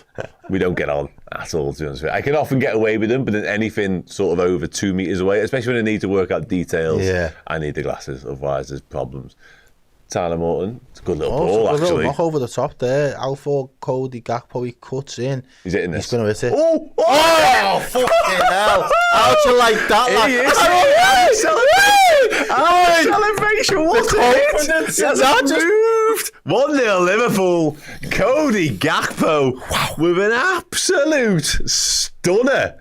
Tyler Morton as well deserves a big shout out there. Yeah, I love that. Because we're sitting there just like, we know he's going to cut in. Dan even says he's going to hit that, but boy did he hit it. Oh, he hit it like an absolute rocket. Let's just watch it all through again. Robert wins. It's Morton with a lovely little dink. Gakpo into space, and as he often does, cuts inside, and this time, wow. It's a great... Oh, he sets it out and it curls inside into the side net. This is the angle for it, isn't it? Yeah. Here we go. In behind. Bang. Don't let me shoot from there, my mate. Woo. Ball hardly moves in the air. Steele with absolutely no shot. And Gakpo's celebration, by the way. Yeah. Cold. Literally cold. Just stood there. He knew. He looks... Look at his face. He looks red. By the way, third League Cup goal this season. I think I'm right in saying he got like 5 or 6 last year. I love this competition. And Liverpool 1-0 up immediately into the second half. Massive, massive moment. I love that goal. Cody Gakpo. Diaz into space. Lamptey's able to clear. Where was Lamptey for that goal, by the way? It's a good point. Nowhere to be seen. Lightning. Oh, have we let that bounce though, Joe? He's dealt with it. Oh, just about. Just about. Yeah, Liverpool. 1-0 up. There's the one. There could be goals in this now, because Brighton are going to have to commit men. Yeah, they're going to have we to could try and do capitalise on something. It that. was a good time to score. We came out the blocks rapid, and there he is again. It's some hit, you know, really, really is Cody Gakpo. I like that. Yeah, it stayed hit. And at first I thought it was a proper bullet strike, and it is in a way, but it's also got the bend. on it. He set it out outside the post and it's curled back in, yeah. Keeper dives, he's a full strength. No point diving. nowhere 4-2 now, the United Leicester game. That's still the first half. That's a goal fest, that one. And there's another opportunity here on that left-hand side there for Cody Gakpo. Comes inside, goes for the clip. Oh, why has he gone down? Don't know, he was not. Szoboszlai went down off the ball. He's looking at the ref, but nothing doing. And Brighton on the attack. Oh, that was some hit, that. I did not expect that so early in the second half. I wasn't set for that. I wasn't ready. No, nor me. So ease your way into the half, you know, and there we are. Cody Gakpo's having none of that. Curtis Jones was fuming. I think he thought he nicked it, didn't he? Gakpo's taking his claim, though. See, on that left-hand side. Oh, we've committed there. Terry Lamptey's gone round him. Header for Adingra. Oh, what a save again! He tipped it onto the post. It was Adingra with a header back across goal, and Jaros at full stretch. That header didn't look like it was going to be that dangerous either, to be fair. It was the direction of it, though, wasn't it? Yeah. Robertson's struggling, man. Yeah, Tariq Lamptey. Jaros. Wow. I think you were right with the third best keeper in the world. Gakpo. That's poor, that. Lamptey dinks it, and it is a ding. Because he's going one way and then has to go back the other. That's why it looks like our save, but it's some save. It's a great save. You know, that's a save. It's finding the bottom corner, let me tell you. And Vítězslav Jaros is having absolutely Brighton can none spawn of it. all the outfield players they want. Liverpool keep spawning goalkeepers. Man. John Achterberg, you're my hero. Like, how he's sort of overseen the goalkeeper department of Liverpool in the past decade. Oh, we've lost it there. That's dangerous. He might have to be called upon again. Oh, blazed over by Evan Ferguson. Living dangerously, Liverpool. We took the lead early doors. Good response from this Brighton. is poor though. Look at this. That's Gakpo. You haven't got time. On the edge of the box there. You can't be doing that. To living very dangerous. He's waiting for the ball from Jones. Here's the first chance. I'm sorry, that's a remarkable save. Unbelievable save, mate. Jaros is getting back into position in the centre of his goal, and he's had to sort of poise and go completely the other way, and he's tipped it onto the post. Wow. Yeah, Robertson. He's just. I just hope this is just bad form, and he's just having a bad patch of games at the minute because Richard Jackson. He's better. He's better than what he's showing. Endo's got a hand up an apology, and he's booked. So Endo's gone into the book there. I'm convinced he's better than what he's showing. For a foul on Gruder, would you believe? I actually think that one is a foul. I'll have to it is. But he's still. Here we go. Let's watch it back. He's gone. Yeah, he's late. Wow. He's real late. Wowzer. Yeah, you'd be kicking off at Amazon if that was your delivery, wouldn't you? Because that's late. Into the book with Taro Endo. First yellow card tonight. No shot, no prizes for guessing it with Taro Endo. People are saying he's lost his legs. For me, some of the things that he's done on a pitch, he's been decision making. Do you know what? That's exactly what I was going to say. I've got this point on the screen. I was going to come to you and say that's all it is. Because that's not a legs thing. It's not like he's not getting up and down. He's gone flying into something there and got nowhere near it. Got nowhere near the ball. He's just misjudging things and reading it. It's not like him. He's too experienced for that. Yeah. He's seen too many things for that. Bradley's just lost that. He's going to try and win it back, though. Just gets out of trouble in Cisco. I did like Cisco as he came back out. Did you see when he flicked McAllister's ear? Obviously, international. McAllister just sat there on the bench when he flicked his ear and ran off. I quite like that. Yeah, quite rate it. Ellis Day's back. I've said it before and I'll say it again. The Reds are the best first, second and third choice goalkeepers in the world. On this evidence, it's hard to disagree. And this is the point I was going to make earlier. It's finally come back to me. I think I can check this because I've literally got the internet at my fingertips. I think Jaros got a contract end of this year, you know. Obviously, yeah. I think we might have to sort that. Okay. Oh, I think we might have to sort it genuinely. Even if it's... Let's just watch this. Jaros again. Oh, just wide. Gruder. Fucking hell, on his feet. Just show you what you can do, doesn't it, when you sit up? When you stand on your feet, lad, you're not half bad. Just set to him, and it's curling. Just wide. Just wide, the Jaros' post. But yeah, on the Jaros thing, obviously we've got Mamardashvili coming in. Yeah. Alisson's probably going to stick around. I imagine that'll be a 1 and 2. Mamardashvili being 2, of course. But you'd want to keep Jaros around, wouldn't you? Yeah. If you can. From what I've seen of him, the 2 times so far this season. Or at least not let him go for nothing. For nothing, yeah. Because that's criminal. Again. Because even if it was like £10 million worth of goalie. It's 10 mil. Let me just double check what I'm saying. Otherwise, I'm just talking for the sake of it. Yeah, although, whatever that is. He's 23 as well, Jaros. He's a bit older than you might expect. Contract expires 2025, I thought so. Yeah, probably try and box that if we can. It's mad that 2025 is around the corner. That's half. We're almost half a decade into these 20s. Is he give that as a foul? Oh. Bradley's been penalised. So he has given it as a foul. Yeah, little tiniest of shoves near the corner flag, and Cisco's going to take the set piece. Liverpool since the goal. Remember we had shit goalkeepers as well. Do I? Like a whole bag of them. Not half. A whole bag of shit goalkeepers we had. Can I draw your attention to something? Not that. Ooh. Hello. Mm-hmm. Hello. Oh, Diaz has dived in. Adingra has done him a little bit. That's poor though. Where's he from, Adingra? That is a good question. If anybody knows, let me know in the chat. Yeah, that is a good question. That. I want to guess before I check. There you go, Pappy. So you have to guess. Oh no, because go on, you have to guess. You put yourself on the spot now. No pressure, because I'm not guessing. By the way, I've got a fucking clue. Oh, I'm so. I want to say something like Colombia. I don't think it's not Colombia. I think it's South American now. Yeah. I do think it's South American. Yeah. Don't know. Anybody in the chat? Does anybody? Did he go to AFCON? I think he might have gone to AFCON. Ivory Coast, people are saying, yeah, Ivory Coast. Ivory Coast. Ah, okay. Someone said Denmark. Yeah, do you know what? I can see that.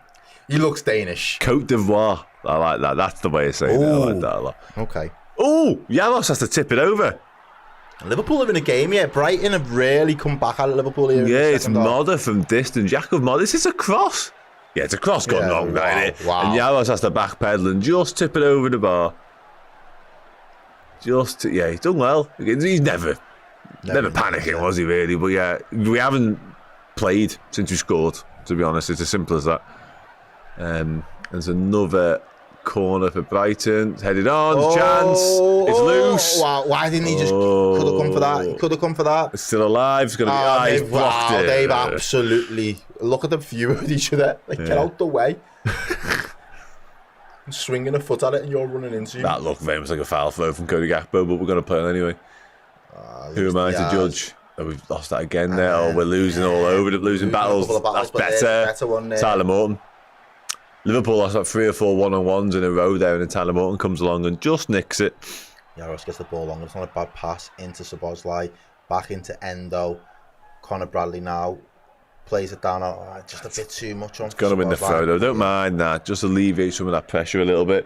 Somebody's asked for a song, so I'm gonna press that. Dan, it's Encisco. He's from Paraguay. Yeah, I knew there was a couple of South American. Oh, okay, yeah. Well, he likes Alexis McAllister. Yeah. Because he flicked him. There we go.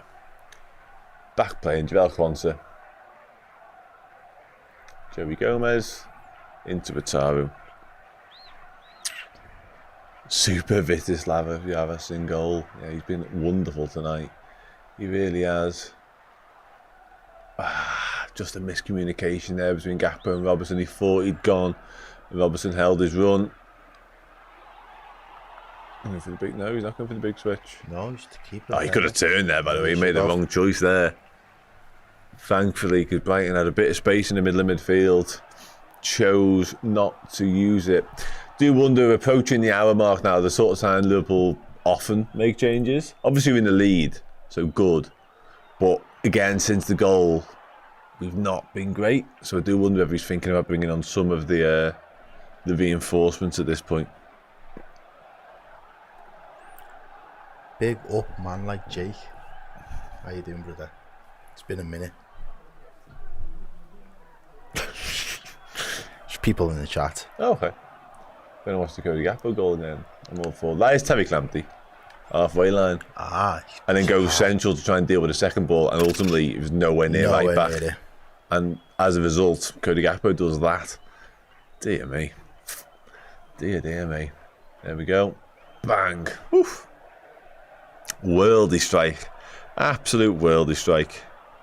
Jono says he's not making changes. Those players need a rest. Yeah, I would be amazed if we didn't see 3 or 4 of them for half an hour towards the back end. I don't see... 20 minutes will do me. Yeah, I think we will, to be honest with you. I don't see this 11 seeing out the rest of the game, to be honest with you. And it might not be the game state. McAllister's looking at getting some instructions there, actually, from Sip Gulshoff. So McAllister and Salah look very at ease on the bench, but they look wrapped up. We might be seeing Alexis sooner rather than later, judging by that. Though we're struggling just to keep hold of the possession right now. Yeah, it's hard to take the ball off him, but he's just forced backwards. Casey Rojek says, can't watch on TV and just joined. How we do? Yeah, we're doing okay. We're obviously 1-0 up, which is the main thing. But first half was quite honours even. Second half, other than the goal, Brighton have been by far the better team. It's that loose ball from Taro Endo as well into absolute no man's land. And it allows Brighton back on the front foot. Yeah, Brighton have definitely been piling on the pressure since the goal. Jaros had to make one big save second half after one in the first half as well. So we could do with getting a grip.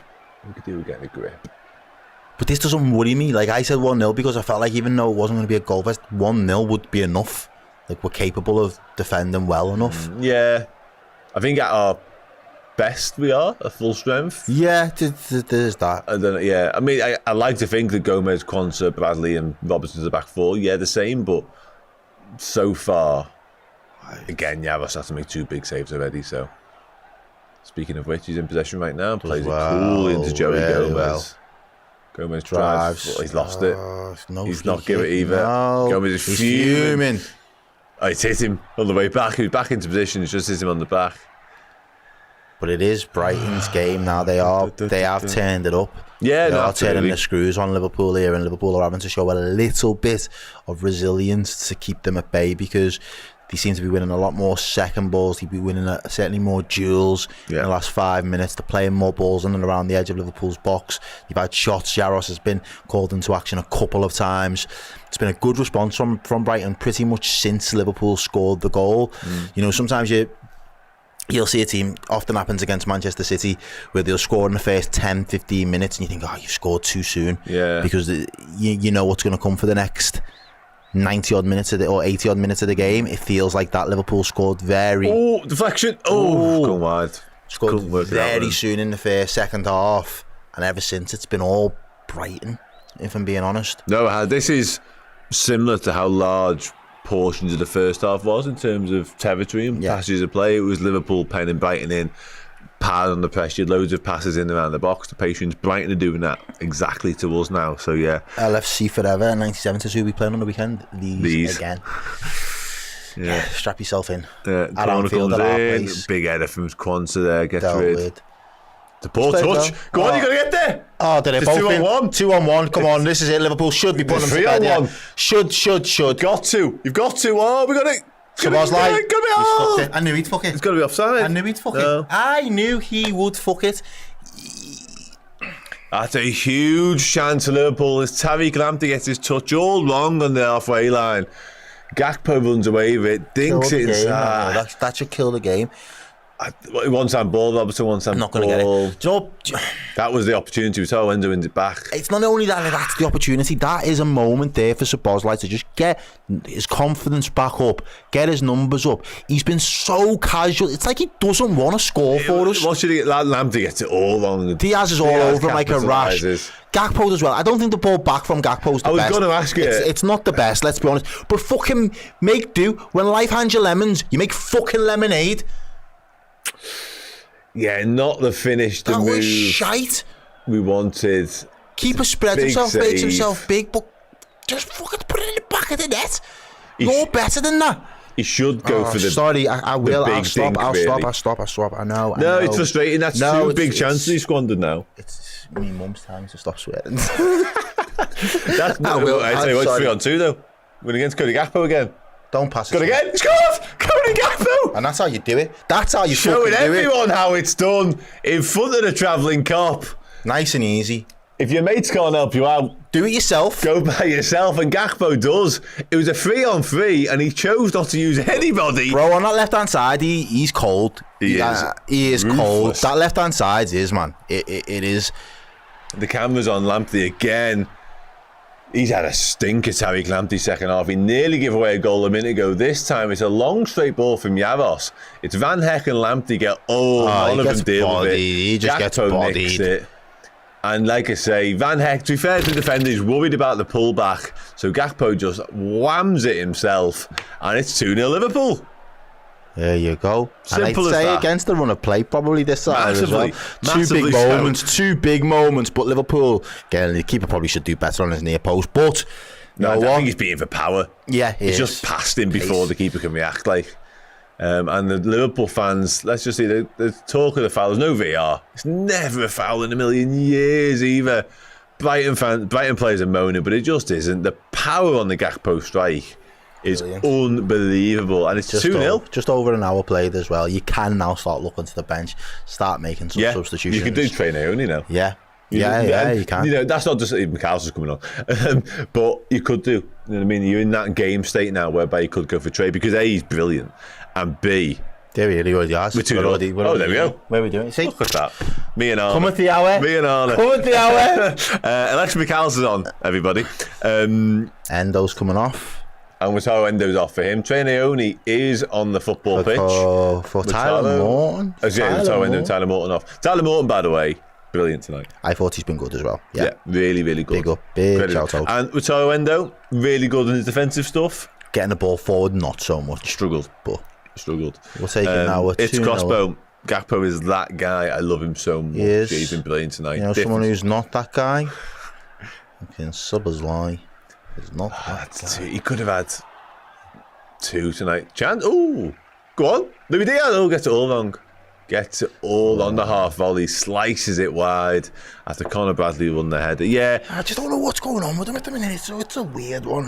And I will say, and I love Cody Gakpo, as we all know, have done for a long, long time. I don't think the pass to Szoboszlai does him loads of favours. It doesn't. It bobbles up in front of him. It's not a good pass. But you're a better you're a better footballer than that. Yeah. All of that is true. All of that. And again... But it's irrelevant. Literally 60 seconds later, we was 2-0 up anyway. Yeah. So who am I to be uber critical? Now we're 2-0 up. You can I chill can about pretend that it didn't happen. Okay. Always look on the bright side. Yeah. I can pretend it didn't happen and not have to slate him. Good. Let's do that then. I'm here for that. Sound. 2-0 Liverpool, as mentioned. A couple of changes in McAllister and Trey Naoni on for Wataru Endo and Tyler Morton. Probably just like for like in terms of positional, I imagine. They'll become the double pivot instead. Probably with Trey being the more advanced of the two, I would imagine. But time will tell. Poor ball from Brighton into midfield. Curtis Jones collects. Actually, Curtis Jones has gone deeper. Tell a lie. So it might be Trey. Looks like Trey's... alongside Szoboszlai a little bit there, isn't he? Interesting. Doesn't shock me. He's of that ilk, like the more 10 style midfield, I would say. Anyway, lovely stuff. I don't know how, but Cody's arse hit Lamptey's shoulder. I tell you how, he's massive compared to him. Yeah, that's probably why. As a Liverpool fan, I really rate Lamptey. Wish he would sign for us one day. I'm good, thanks. I think he's good.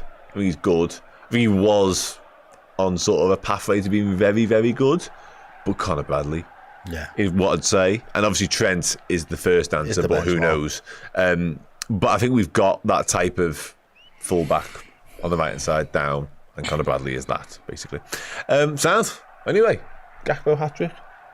I'm here for that as well. Okay, let's do that. Timmy says the same thing as you there. It was a great save and a crap ball from Gakpo. Yeah, I'm a little bit that way inclined. I guess... I can look at it that way now. Yeah, same. But because it's Szoboszlai, there is that if only. And you do have more question marks because he's developing a bit of a reputation for that sort of stuff now. You know what I mean? Again, he just looks very casual. For me, there's no conviction. The one in the first half, I think he should do better with. Yeah, you know what I mean. And so again, the point is still a salient one. Somebody asked him, have you seen the Costa Simicast interview? Yes, I have. Interesting. I thought there's some interesting comments in there. Not ones we'll discuss now, but yeah. Speaking about sort of the future of some players and stuff like that. Don was unlucky Cody could have passed it earlier and you could see his face. He's so frustrated not scoring. Yeah, I think he knows, doesn't he?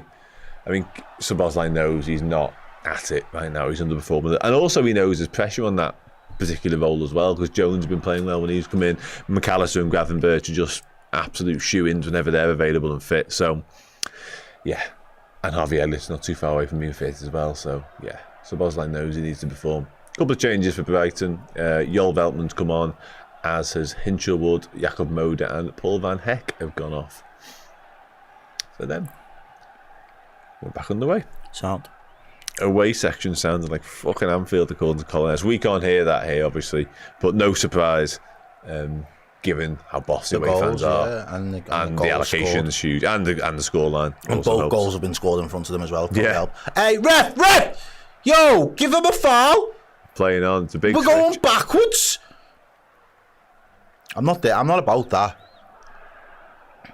Just blatantly just blocked off his run. He's about 5 yards in front of the ball as well. Blatantly fouled. Naughty that.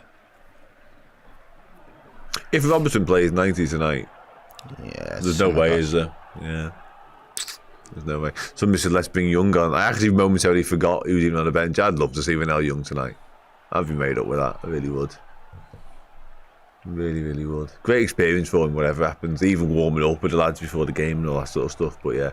He's not coming on though. Mohamed Salah's coming on, obviously, because we're winning 2-0 in the Carabao Cup. So why wouldn't Salah? Somebody else is coming on behind him that I can't see at the moment. I'll try and bring you that news as soon as I can. There's definitely another pair of red shorts. I couldn't make out who. Robertson's not going to get there. He's going to try and press the keeper instead. Oh, that's a corner. Blatant. Nothing given and bright and clear, but that looked like it'd gone out to me. Is it Darwin Núñez though? Cheers, chat. Yeah, Fernie Fox. Free kick. Sometimes it has to be done. So, again, apologies. Just seeing the comment. Yeah, it looks like Cody Gakpo's looking over his bit. He's gutted. Cody Gakpo. Oh, no, that's it. Gutted. Look at that. There's an eagle or a seagull. A seagull. There's a seagull. Yeah. And they are the Seagulls, aren't they? Yeah, they are the Seagulls, but there was genuinely. Is that their mascot? Or was that just a fan? I'd like to think it was the mascot. I hope it's the mascot. There's some rando who just I'm sat asking in. serious questions. He's just watching the match of the Seagulls. Cody Gakpo's. You know what's brilliant about those two Gakpo finishes? A, the fact that it's now 2-0 and he scored them both. But they're complete opposite end of the spectrum. You know what I mean? They're both got power. Clean hits. Yeah. Clean, but the way he's finished them. He hits things like an arrow sometimes. It's either big kill or just. He's gone one that way and then one that. Yeah. Fucking bit of me. Get the keep of the eyes and just poof, anyway, changes. Szoboszlai's off, Mohamed Salah's on, Cody Gakpo's off, and Darwin Núñez is on.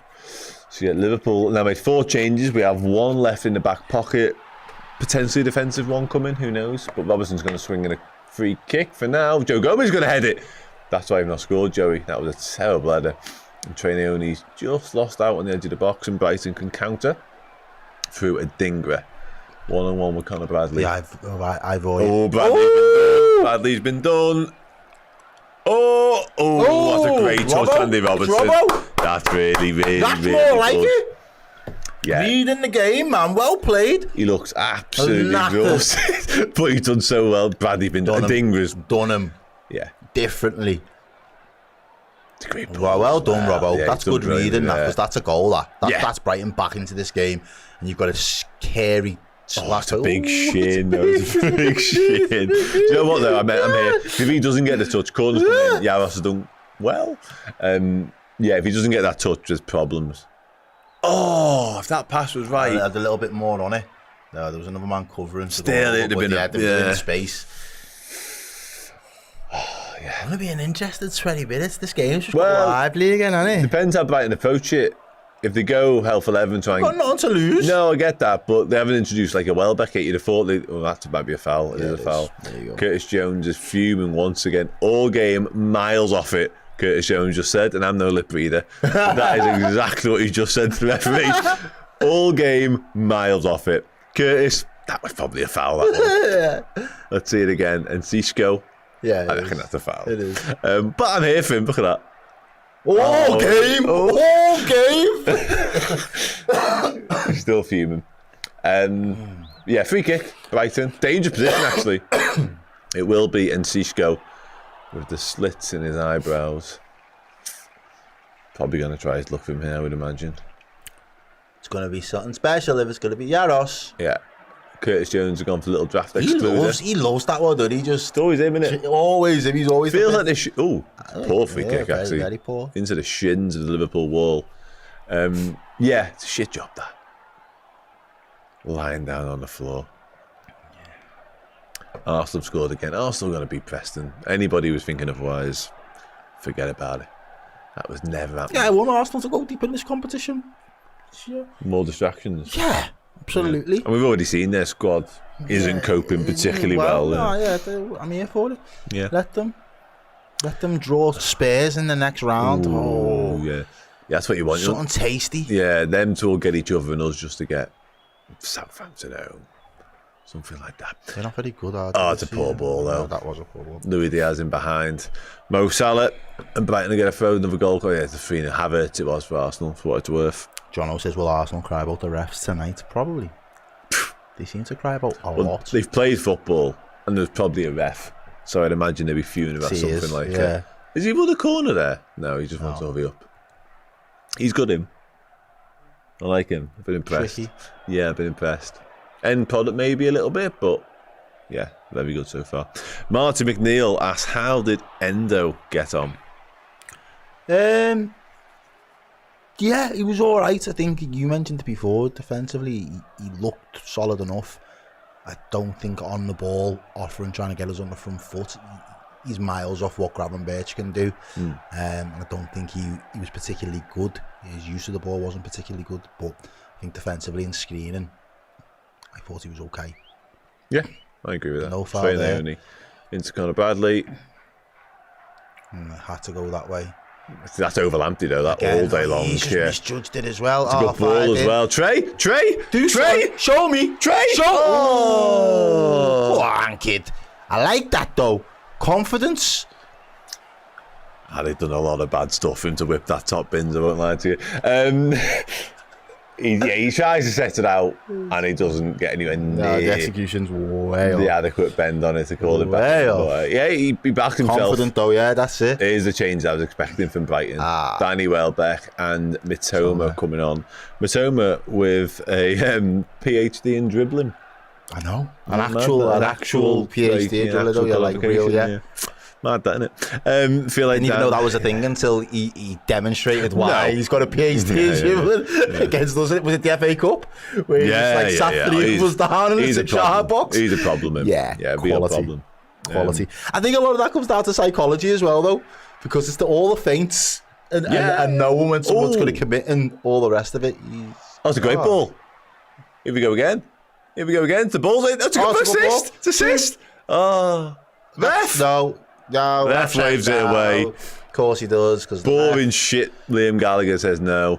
And Brighton can attack. Don't give away a foul. Well done. Oh, he still got it though somehow. Oh, Mitoma, here we go. There it is. 1-on-1 with Conor Bradley. Bradley's done well. Well done again. Corner. Oi. Never talking. He says, that's a pen. Bradley getting cooked. Let's see it. It's probably not a penalty, to be honest with you. I don't think there's quite enough in it, personally. Diaz wanted it. He's still not particularly pleased about it, but good ball, though, from Trey. If the touch had been better, then it was half a chance. Corner for Brighton. Free header. Take your time. Easy for Jaros. Easy. No problems whatsoever. Into the final 15 minutes. And all going rather well. At the moment, yeah. It's all at time of recording, just Liverpool are doing all right. Just what you'd expect, really, from this sort of game. I don't speak too soon, I don't count any chickens, but it was never going to be perfect. Jaros was always going to have to be called upon, just because of the changes, you know what I mean? But the fact we've shown our quality twice, it's good. That's nice as well. Curtis Jones getting out of trouble. Lovely. Trey Leone, unlucky lad. Oh, he went for the audacious little flick past to Conor Bradley.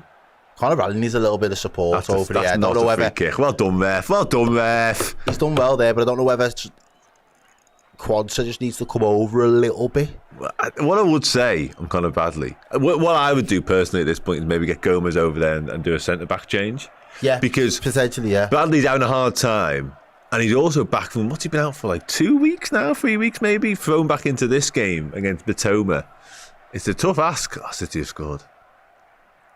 It's all right. Another time, that's all right. Anyway, here we go. Poor header in the end. Yeah. Darwin Tries to just keep possession, but he just gets it back to Brighton. entering the final 10 minutes, though. We're not far away from being home and hosed there. Just need to keep the back door shut for the next 6, 7, 8 minutes. Matoma's gone past Bradley, though. Welbeck with a touch. Curtis Jones has done well. Oh, ref! No, he's not going to give nothing now. We've got to deal with it. We've got to play to the whistle. Goes to the back post. Look at that touch. Yeah, Under pressure touch as well. Matoma just... There's your dissertation right there. Ooh. Yeah, that's as well. Good hands again. Good hands again. We don't need to worry about the front door. The front door's fine. Leicester have scored 4-3. Wow. 7-goal thriller. And there's still nearly a whole half of that game left to go. I beg you. Oh, it's 5-2 to Man U. Some people are just chatting. Oh, are they? That's upsetting. Boring. You got exciting then. I know. Jamie Redknapp's doing a draw apparently. That'll be fun. Jaros. Oh, well done. Just in time. McAllister's the tray. Tray to Jones. Jones to Jaros. It is that game management we're talking about. It is, and that's the thing with us at the moment, that the longer this happens in the course of the season, albeit in Liverpool's favour, the more we'll think it's a stroke of genius how well Liverpool have been managing games. Yeah, I agree. Because I think we take it for granted almost at this stage. Yeah. But there wasn't enough of this at times last season for us. No, far from it. We were far too in games of football when we should have been home and dry. Yeah, I absolutely agree. The United one is the case in point in the FA Cup play, isn't it? That's the worst one of the lot. And it's almost, sorry to interrupt, I feel like it's almost a good thing that it happened the way that it did, because for all we could wax lyrical about the quality, the individual quality, how well we did last season, some of the big things that needed to be addressed have been addressed straight away because they was glaringly obvious. Liverpool were far too easy to get goals in opening play, in early exchanges in games, and the game management. That's Paul, though. That's Paul into the path of Ferguson. Oh, yeah, that's again. He's gone great. Oh, it's in. It's 2-1. Right in the back, in it. Adingra. Yeah, that big finish we were dreading is now well on the cards. It's Quansah. I think it's a blind pass, looking for his centre-back partner, and he's played it right into the path of Ferguson, whose shot is saved by Jaros, but parried back into a dangerous area, and Adingra capitalises. Let's watch it again. Quansah drives into midfield, and here's the ball. Oh, he's looking for McCall. Oh, it's poor. It's really poor. Jaros should probably do better as well, truth be told. He's had a brilliant night, but that's bad. Ferguson tries to bend it, hits his knee in the end, Jaros, and Adingra just gets there before McAllister and prods it home, and it's game back on. Yeah, Liverpool, just as we were waxing lyrical and praising the game management, have gifted. But that's individuals, that though. That's not. No, I know. Not systematic. But still, you've got to be able to manage the game. It is a thing, but.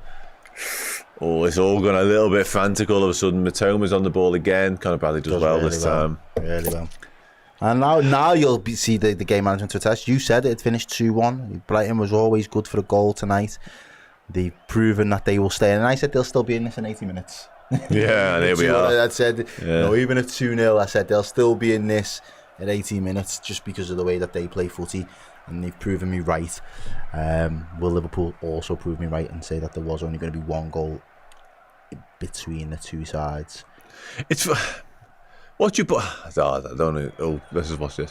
What you put that down to with Esther Pinion over? What's he doing over this side? Just keep him there. Battling is what he's doing. That's our ball. No, it's not. Yeah, Quansah. Just a lack of game time, or he did similar that United game I was talking about. Didn't he? Just a pass into midfield about just a little bit of concentration. It's a shame though, because he's clearly and brilliant. Experience, concentration, a little bit of an experience. That's a great little flick from Matoma. Quansah gets rid. This time he just wants to get rid and just Don't blame him. It's mad because there was times that season when he was the first choice alongside Verge, and like he was playing beyond his years then. Yeah. And it looked like nothing phased him. Defensively, he was brilliant. In possession, he was brilliant. He was actually keeping Canate out the side based on what he was doing on the ball and stuff. Mate, I don't mind if he makes mistakes in these games. You'd rather it was this. Yeah, rather it this than on Saturday. You know what I mean? Like, no, I get that. Like, especially if we get over the line. Yeah, like, get over the line, make your mistakes, get out your system now. You know, it's another learning, and there'll be conversations that'll be had. But he's a young lad. He's still cutting his teeth. You know, someone go back to Rio Ferdinand. Was it Leeds? Yeah, especially the centre half. It'd have been a mistake laden. Somebody makes a point. He's 18. He's not 18. He's 21. Yeah, but still, he's still young. But here we go, Liverpool again on the attack now. But yeah, like you know, look at someone like Rio Ferdinand. I know you're talking about how he ended up his career as a brilliant world class centre half, but I'm sure in his break cutting his teeth, there was mistakes in his game. Centre halves mature later. Generally speaking, they're not nowhere near the best. And as you said it there, you nailed it perfectly. He was ahead of his time. He was exactly. Playing well. You've mentioned Rio Ferdinand, and rightfully so, by the way, but you can literally throw Virgil van Dijk into that conversation. Like, where was he at 21? I can tell you now, the answer wasn't playing for a club with the calibre Liverpool Football Club. Exactly. You know what I mean? He's probably still at Groningen. I think he was a Celtic at that point. He's probably still been Holland. You know what I mean? So, and not even, with all due respect to Groningen, one of the big Dutch sides. You know what I mean? So that's a foul. We're playing on. I don't even want him. Yeah, I bet Liverpool don't either. Though we have found Mo Salah in quite a lot of space. Hello. When did you get on the pitch there, lad? It's not a bad ball cut out by Lamptey this time. Jones has put. Oh, he's still got a Curtis Jones. Christian. Somehow it's still loose, so it's mid-air. That Diaz has got a battle. He's won it. He's done his man. He's got Lamptey. It's Luis Diaz. Hits it. Someone's in. Luis Diaz. There's the game. That's the game. 3-1. Luis Diaz. He's like, because he knows Gakpo's been doing bits on that side. I had to do something. Yeah, he knows. That's him secured for the weekend. Squeezes it in the near post. Fires it low and hard. Gives Steele no chance. And that should be the game. Game over at Liverpool. You can look at that bench now and I can tell you there'll be one person that's not clapping. Cody Gakpo. He'll have that celebration. He hasn't been celebrating before. The fuming face. Yeah, Jones as well initially. That shot saved, and the clearance is straight up in the air. Yeah, he kind of rolls his ankle a little bit, but he does the rest himself, Errol, to be fair. He does. It's brilliant. It's really good. Just ghosts and just dinks past a couple. Smart. Drops the shoulder and it's a smart little finish. Because the keeper's telegraphed that, and he telegraphed it to the other side. So Diaz comes back in on himself. There's a bit of a handball involved there, I won't lie to you, from someone. But yeah. Oh, yeah, he's give the keeper no. He's actually clipped the inside of the post on the way in as well. It's lovely from Louis. It's lovely. Yeah. Game, set, match. Liverpool Football Club 3. Brighton and Hove Albion Football Club 1. All is well with the world again. Having said that, Matoma's just gone past Conor Bradley. He's into the box as well. That can stop.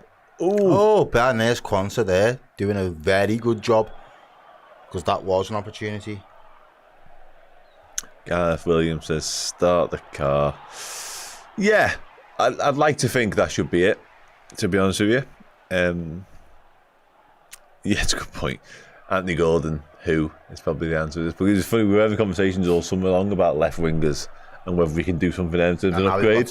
And we've got two of the absolute most red hot informed left wingers in world footy. League, yeah. Funny how fortunes change.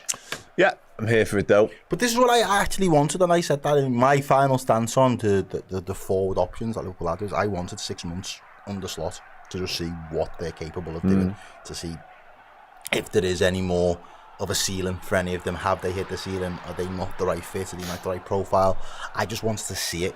Not because I didn't think he was good enough, but because I just wanted to see if there was something different that could be done with them. And you know, the benefit of that at the moment is we've got. Sorry. Yeah, it's all right. Brighton just on a semi-attack, but it's relatively calm. Just the benefit of that at the moment is we've got two of them, as you just said there, that are, you know, putting up numbers. And well, they're pushing each other as well. That's the beauty of it. You've just said it there in the celebration stuff. Like, Diaz is seeing what Gakpo's done over that side. He's been given the final 20 minutes in that berth, and look, he's going to score the goal. You know, it's not Al-Leisure, but like, it's, you know, I've seen what you can do. You then stuck your claim for the weekend, but bang, don't forget about me. Like, you know what I mean? It's good, man. Really, and I think good. if Slot's going to be what have you done for me lately kind of gaffer. Yeah, I think he is. They both got to be doing something. Well, that's the beauty on a consistent basis. The beauty of what Darwin Núñez has done as well. Not so much tonight in this cameo, obviously, but since Jota's injury, he's come in and gone, no, this is me. This is me. Don't worry about this. And I've been quite happy. I said that about Diaz. I wanted him to score tonight, Diaz, more than anything, because if he is going to be the guy that's going to be, the one that we rely on in the Premier League, his numbers have dropped off a little bit. You know what I mean? He started really brightly, but he dropped off a couple of weeks. So to get a goal, hopefully that just gets his confidence back up and back in the mix. Took it well. Took his goal well, and the sort of goal you want to see him taking. I did wonder over the summer whether the quickest and simplest fix with someone like Diaz was just getting him into more goals and opportunities. Because I've always said he's had the quality to do it. We've seen it. He scored a goal here. It was a header, but he scored goals for us in the past. He's missed big chances as well in the past, it's fair to say, but just the volume of chances thing, will he get more? Matoma just gone past. He's hard, isn't he? But Alexa McAllister says, not today, my mate, and gets Trainoni on the front foot instead. He says, thank you, I'll have that. I'll go 20, 30. Drives into midfield. 17, with the ball. 17 years old. I probably have to end every sentence I say about him with that, because my word. That's a poor ball. Poor ball. I would play Luis Diaz song, but it's not loaded up. That's two things we need to sort in the studio. Make notes. The songs need updating. Slacking. They do, though. And I work here. But I'm saying it. The songs need updating. And the board, the cards, like, I'm on it. Trust me. If I could just do these things, I would. But I'm not capable. I can do a lot of stuff, but they're not two things I can do.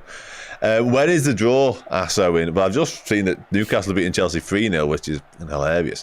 The draw is after the Man City Spurs game, so there's half a chance Errol will still be kicking around on YouTube at that point. If so, help him.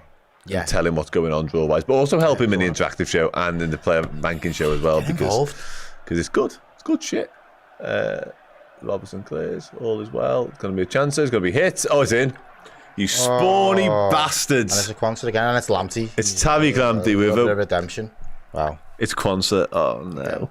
There's a story of a game in the microcosm there. Yeah, Tariq Lamptey's had a stinker, and he just scored from 20 yards with the tamest, scuffiest left-footed shot you've ever seen, and it's gone off Javel Quansah and in. That's so scruffy. It's horrible. Never causing any issues. It's 3-2 and it's horrible. There's still only going to be one goal in this by the end of it all. Oh, it's a stinker. It's an absolute You hate to see it on stinker. Back, don't you? He falls on his... All three of them involved in it all end up on the back. You know they say it's a beautiful game? That was the opposite of that. Yeah, that was the absolute opposite of the beauty. Anyway, there's 5 minutes added on. It's 3-2. Brace yourselves for impact, ladies and gentlemen. Suddenly it's got a little bit more dramatic up in here. But we've done well. Diaz has tracked back. Trey's give it into the path of Curtis Jones, and Curtis Jones is on his bike. Going to try and win a free kick. He has done exactly that. Wonderful. Finally, the ref's done him something. What's he stopping the game for? He's stopping the game for a change because Ibu Kanata is coming on. He is coming on for... I'm going to say Conor Bradley. I'd a guess, but I'm just waiting to find out. Still waiting. I'm going to start speaking to Simon Hooper. It's Jaros Quansah who's coming off. I'll be honest, he looks gutted. He looks proper crestfallen. A bit of a puff of the cheeks, a look to the heavens. Difficult night for Jaros Quansah in the end. And it's a shame because he didn't really put a foot wrong for like 70 minutes. And then in the space of 10, 15 minutes, it's all gone wrong. But it wasn't like his head went, it's just unfortunate sometimes. The second one's just, yeah. But again, he won't be feeling like that because of what happened the first time. You know what I mean? Anyway. Okay, so Ibu Konate's on to see out the final 3 minutes for Liverpool. Hopefully, without conceding once again. We played a big old ball into the corner, rugby union style, just to try and keep them in their own half. It's a long throw, that. Wow. Evan Ferguson flicks on the problem here. Ibu's going to have to do well. He's fouled him. Ibu's dragged down Danny Welbeck. He's going to get booked. Ibu Konate's first action sees him get a yellow card. He's questioning it. Let's just have another look. Welbeck's arms across. It's probably He's in pulling the shit. It's I'm about not 50, sure. 50. He's got hold of his shit. Yeah, it's 6-1. Welbeck hits the deck, so he obviously gets the decision. foul. Yeah, and Canate's been booked for it as well. Yeah, I don't like this. That's dark art stuff that you can tell he used to play for Arsenal. He's experienced and he's been. Oh, whoa. A failed attempt at a clearance from Liverpool. A broken the box moment. What are we doing that for? Did you see the pass he tried to play? He was drifting out harmlessly for a throw in, and Luis Diaz kept it in. Got away with it, just cannon back off the Brighton lad, but wow. Anyway, nearly there. Cody Gakpo man the match. Sounds about right. I think so. Yeah, I wasn't questioning it. I was just wondering whether they're going to show it on the graphic. We're away 2-2. Darwin. Yeah, Darwin. On that left-hand side as well. Carrying. Where all the actions happened. It's good defending, that. Yeah, It's out for a goal kick to Brighton. They take it quickly, obviously. Running out of time. Turn and face. There you go. Trey's doing the pressing. Trying to just slow them up. Eke out the minutes. Eke out the seconds. Eat away at the clock. Can they get it forward? Can they get it forward one last time? Stick around, ladies and gentlemen. Yeah. We have still got content pumping out throughout the course of the evening. Dan will be in the Players' Lounge there in a couple of moments, having a conversation with Steve Plunkett. Steve Plunkett, correct, in the building. Oh no! Oh, offside. Wonder what Ibu was up to. Ibu just caught it in mid-air. In the head box, like, yo. He's offside. Yeah, he is. He's just gone too early. And Conor Bradley's done well, actually. He's held his line and then appealed for it. He's done really well. And I will be in this chair going through your fan interactive and then going through the player rankings. Someone will sort the player rankings board out for me, I'm sure, in a couple of moments. They will. And then Yeah, boom. Frank. Do that, because it's always good fun, and ultimately the fan interactive show is absolutely pointless without you guys speaking to Errol, so do stick around. You always do in your numbers. Don't leave me alone. You always do in your droves, I've got no doubt about it. And likewise the player ranking as well. Help Errol rank the players from boss sound to your messing, after what is hopefully a Liverpool win.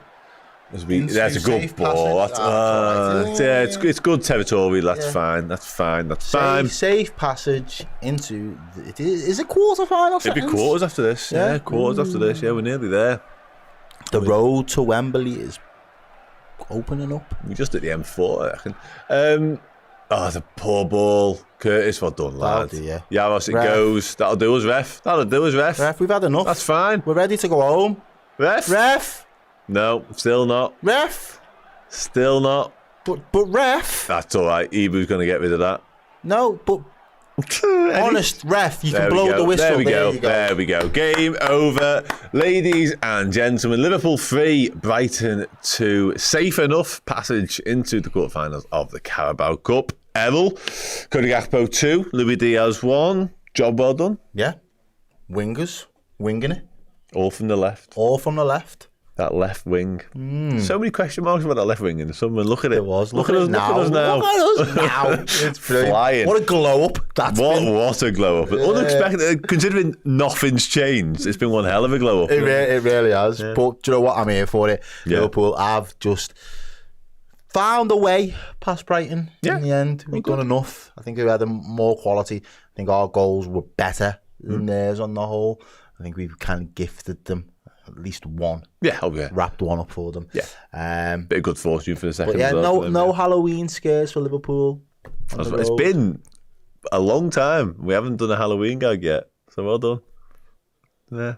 Actually, after the game, the first one came. I'm surprised. I thought we were going to have loads more than that. No spooky settings. Frighten anyone? Frighten? You're saying the best till last. That'll do for me. You've been sitting on that. Actually, this just came to me. If you can beat that, do it in the chat. But do stick around for the chat for Errol. You got Fan Interactive Show, which is right now, then player rankings. I'm off to do some other stuff. Liverpool won. Liverpool are through. Liverpool are boss. I will see you all soon. Take it easy. Hey guys, how would you like the chance to win this? A retro LFC shirt signed by an Anfield icon, John Barnes. At the end of October, we'll be giving this away to one of our Redmen Plus Legends subscribers. So if you head over to redmenplus.com now and join us as a legend, you'll be in the prize draw at the end of the month, and you could win this. Not only that, you get access to our amazing content, both in video and podcast forms. You get access to the Discord group, you get priority on live event tickets, but most importantly for you guys, you got a chance to win this, a shirt signed by Mr. John Barnes. redmenplus.com, become a legend, and yeah, good luck, one of you.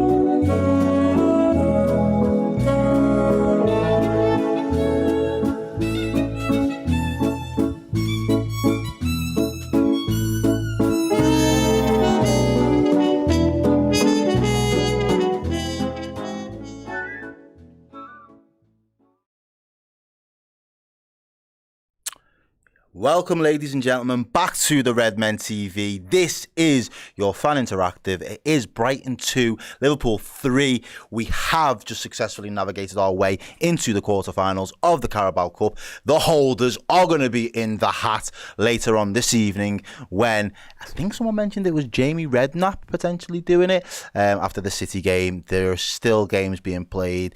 There's been scores all over the shop tonight, if I'm being completely honest with you. I didn't expect there to be as many goals tonight in the Liverpool game. I'll be honest. I did expect there to be one goal in it, so I was right in that respect. Brighton, for all intents and purposes, gave a very good account of themselves, as they often do when they come up against Liverpool.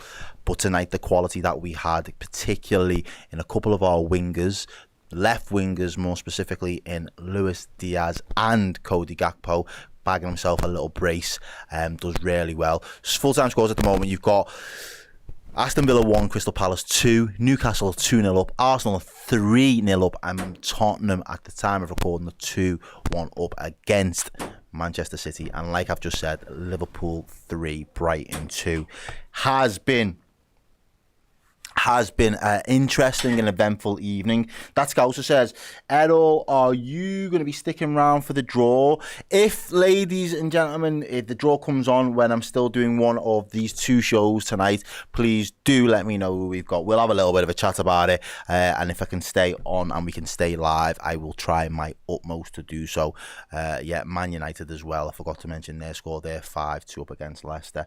Funny what happens without the Ten Hag at the wheel, innit? But yeah, let's get into some of your thoughts. Motor say, Ali, yes, the draw is tonight, but we've still got a little bit of time before we get to that, so just bear with us. Who else have we got in the chat? Yeah, right, let's get into it. Ladies, gents, please do, you know how this show works by now. It is your fan interactive. It is your opportunity to have your say. Let us know your thoughts, let us know your feelings, let us know how you dissected that game, which players impressed you, which players left you a little bit underwhelmed. Let's talk about it, because we'll be talking roughly about 20-25 minutes here before we do head over to the player rankings as well, and then we will do the scores on the board. Okay, so I personally didn't think Liverpool today was going to be all out attack. I didn't think we would be, at our most fluid best. I thought making that many changes, there was always going to be moments in the game where we would be a little bit vulnerable. But I think in the first half, I think we just edged it, even though the scoreline didn't change. It was 0-0. I did think Liverpool had the better of it and was in a lot of control large parts of that first half of the game. We come flying out of the blocks again. It almost felt like it was going to be about the run of play thereafter, but we come flying out the blocks in the second half. And then Brighton do then decide to get a foothold on the game for a while, it seems. And before we wrap up and get a second, I'd just like to get some of your thoughts, really. Damien Monzillo says it was too close for comfort. Yeah, in the end, I think the way in which we concede the second goal, it's very unlucky. Kwanzaa's unlucky. Jaros is completely wrong-footed and rooted to his spot, so there's nothing he can do about it. I just think it was a unfortunate way to concede. Obviously, the timing of it just makes it a little bit more nervy, but I think outside of that, I think Liverpool were in control of the game to that point. Modernista goes with 7 changes, 6 academy lads, great away win. Morton and Treoni and Jaros were excellent. I like that. Yeah, I thought Tyler Morton, for his appearance tonight, was really good on the ball as well. Played a couple of nice passes in midfield, was happy to get on the ball, kept things moving, kept things ticking over. Did never really look out of place or lack of any real quality. Thought it was a good performance by him. And I think, the goalkeeper deserves a special mention tonight. He makes some 2 in particular that I can come straight to mind. Fantastic saves that not only Kelleher would be proud of, Alisson would have been proud of a couple of those saves as well. So a lot of credit. Joseph J's literally asking that question: what was your overall thoughts on Jaros tonight? I thought he was brilliant. What was required of him, the passing out from the back, thought there was some good moments there. His handling of the ball, coming to clear and claim for things as well when he was getting fired across into the box. And again, those big saves, the one in the first half to keep Lamptey out, and then the one in the second half, Adingra ends up jumping up for the header, and he's going one way to get back into the centre of his goal, and then has to redirect and throws a big hand to knock it onto the post. I thought that was absolutely brilliant. I think he's unlucky with the second, could potentially do a little bit better on the first in terms of where he palms Ferguson's shot away from goal to kind of get it away from the danger. But on the whole, I thought he put in a fantastic performance tonight, one that he can be really proud of as well. So that's all good. I am just going to look over. Dan said, Dan's the man. He was going to put a tweet out there for us. So just get your thoughts on Twitter as well, ladies and gents. So if you are on Twitter this evening, or X, as the cool kids call it nowadays, I'm not one, do let us know there, and I will go over and read those in a couple of moments as well. But we'll stick with the guys from the YouTube chat at the moment. Sam Coulson says, Szoboszlai was a bit of a passenger, but I don't blame him for that missed opportunity. The pass wasn't the best and the keeper did well. Well, I'm glad that you're all giving him a blight and you're letting him off, because I was ready to rip him a new one. All's well that ends well, because about 60 seconds to 2 minutes later, Gakpo just thinks, well, if no one else is going to bury it, I'll bury it myself. So I was absolutely fine with that. But yeah, I don't think the pass is the best. The keeper makes himself big, which makes him difficult to get the ball past. But I still think that was a big moment for him. Not necessarily in his Liverpool career, but just in this moment that he's going. And he's, let's call a spade, ladies and gents. He's having a bit of a difficult time with it all. And I think when players are having a difficult time, you just want your easy wins. Get your easy wins where you can, and get a quick win as well. Someone puts it on a plate for you, you finish your dinner. At the end of the day, you've been called out by your own manager to get more goals and more assists, and they're opportunities that everyone will look at and think, that's got you written all over it. If anyone's going to be able to finish that, it should be you. And he lacked the composure in that particular moment, and it is what it is. All's well that ends well, I suppose. Baldwin says, why is it Szoboszlai not able to hit the net? Then Gakpo. Ooh, why is it Sobo's not able to hit the net? Then again, that Gakpo pass isn't good. Yeah, as I say, kind of just sums up what I was saying, really. The pass itself wasn't the best. I'm just a little bit distracted. Is it Savinho there for City? He's gone down. Looks like he needs a lot of discomfort in their game. That's about to hit the hour mark, ladies and gents. But yeah, just sticking with that. I do think the pass wasn't the best from Gakpo, which is why maybe he decides the second time round to just take it on himself and shoot. So, yeah, that does happen. Omar J says, I feel sorry for Quansah, man. I don't feel sorry for him because this is professional football at the highest level. You get the opportunity to put a shirt on for Liverpool Football Club. These are the levels. It is difficult. I would rather you make your mistakes and learn your craft at this particular level in the Carabao Cup, where, let's be fair, the stakes aren't the highest, and ultimately it hasn't cost us anything. So if that happens, then you can dust yourself off and you can go again. Don't take it to heart. Don't let it weigh too heavy on you. Get it out of your system, because I don't think he had an overall bad game. I think he's had a couple of bad moments that obviously have resulted in goals, but they haven't cost us anything. So from that respect, I think we've also got to allow for these mistakes to happen. Have a little bit of patience. Have that little bit of understanding, and hopefully he comes out the other side of it, and he's got more experience and he's a better footballer for it. And as I say, that is going to happen. As a defender, you are not going to be imperious every single game. We hold these young lads to such a high level because of the players that they're playing with. Konate, Gomez, Matip, Van Dijk. He said, he set his heights really high last season and kind of pipping Matip in the pecking order. Matip goes down injured. Konate's injured a lot last season. Joe Gomez isn't really fancied as a centre-back for, numerous different reasons. He was there. He was ever present at times for us last season, and thought he had a very good season. He probably thought he'd kick on. It's not always going to happen like that. Progression isn't always a straight path. There are a lot of ebbs and flows and ups and downs, and that's all footballers. So I don't feel sorry for him. I feel as though it is a steep learning curve, and I think that's just part and parcel of playing football at the highest level. Someone made a good point there about Trey and where is it there?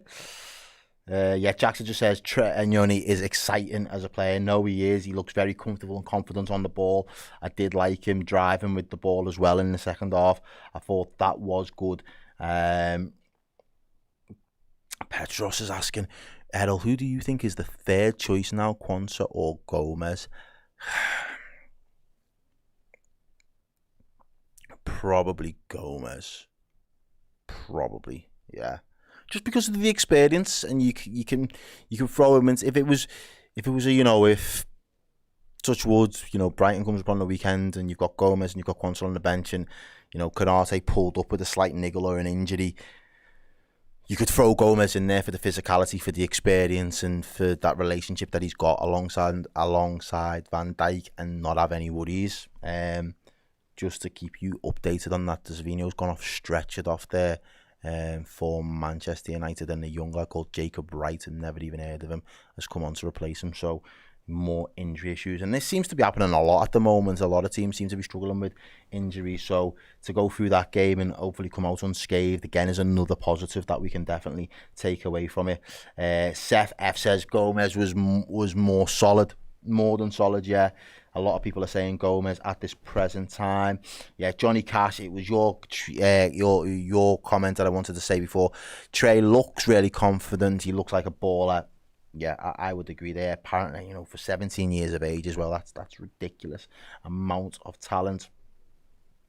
Haslar, it's a good question. Now that we're in the quarters, we can have that conversation. Obviously, there's still a bit of football to be played by a couple of other sides, but yeah, we can start thinking about who would we like to play in the next round. Whoever it is, I want to play them at Anfield. A couple of Prem teams in there, and I just think having that home advantage in the quarters would do us the world of good. I'll take anybody, but do let us know. Continue to let us know your thoughts in the chat. Who would you like to see in the next round? I'll throw that one back to you guys in the chat. Do let me know. Let's see what people have said over on Twitter. Thoughts to this? Harry Robson has said, bring on Southampton at Anfield.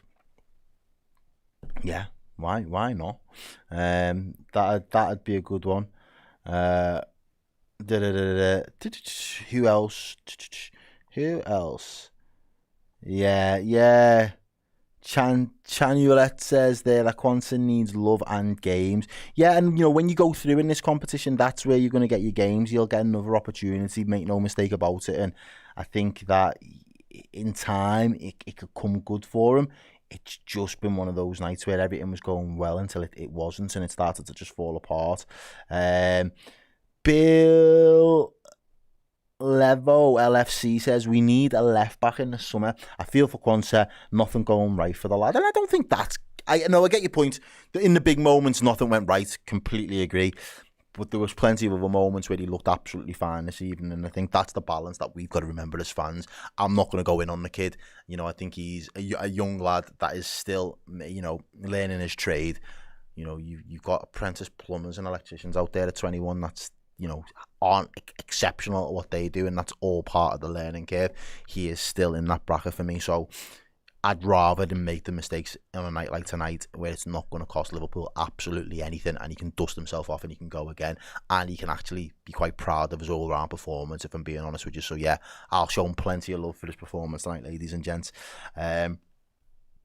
Bogart says, I'm pleased with that. We got to rotate and we still won. It was a good performance. Some players getting a chance and taking it, showing that we do have solid depth. I feel bad for Jaros because he deserved a clean sheet. Unfortunately, Kwanzaa still has a mistake in him, but he needs more time. Yeah, and I agree there as well. It is going to be a time thing, and it is just going to be a patience thing with him, because we know he has got the ability and he does have the quality. Who else? A lot of people. Yeah, Phil R says W is a W is a W. Yep, we move. We've got Brighton again on the weekend at Anfield, so hopefully that gives them the confidence. Footy Marvelous says a special mention to Jaros, because this, ladies and gents, brilliant save. It really was. Brilliant save. What else have we got there? If we go back over to the members chat, let's see what people are saying. TJ Killen, yeah, I wanted to have a little conversation about this. What are your thoughts? Because you heard, if you've been with us all evening, mine and Dan's thoughts in relation to the left back situation with Liverpool. To me, it felt like Robertson still struggled a little bit, and I don't know whether it's just a turn in form, which happens to footballs often, or if it is worse, and we're starting to now see the decline of Robertson, and it looks like there doesn't seem to be our top players that have been loyal servants and excellent servants for us for years. It doesn't look like there's a gradual slip of form. It just looks like they're falling off a bit of a cliff. I think back to Fabinho in his last season for us. I'm just beginning to wonder what it is with Robinson, because there were some moments in that game where it wasn't necessarily his ability to keep up with his man for pace or anything like that. It was purely down to just his reading of the game and misjudging the flight of the ball and just getting things wrong and simple mistakes as well. Which to me just feels strange, because he's been someone who's been he's been known and renowned for being able to be quite a good reader of the game and just anticipate danger and clearing his lines and playing better passes forward for us. And he just looks maybe a little bit like his confidence has been knocked as well, and maybe he's in his own head a little bit. So it will be interesting to get some of your thoughts and feedback on that, because I'm sure you have observed similar things yourself.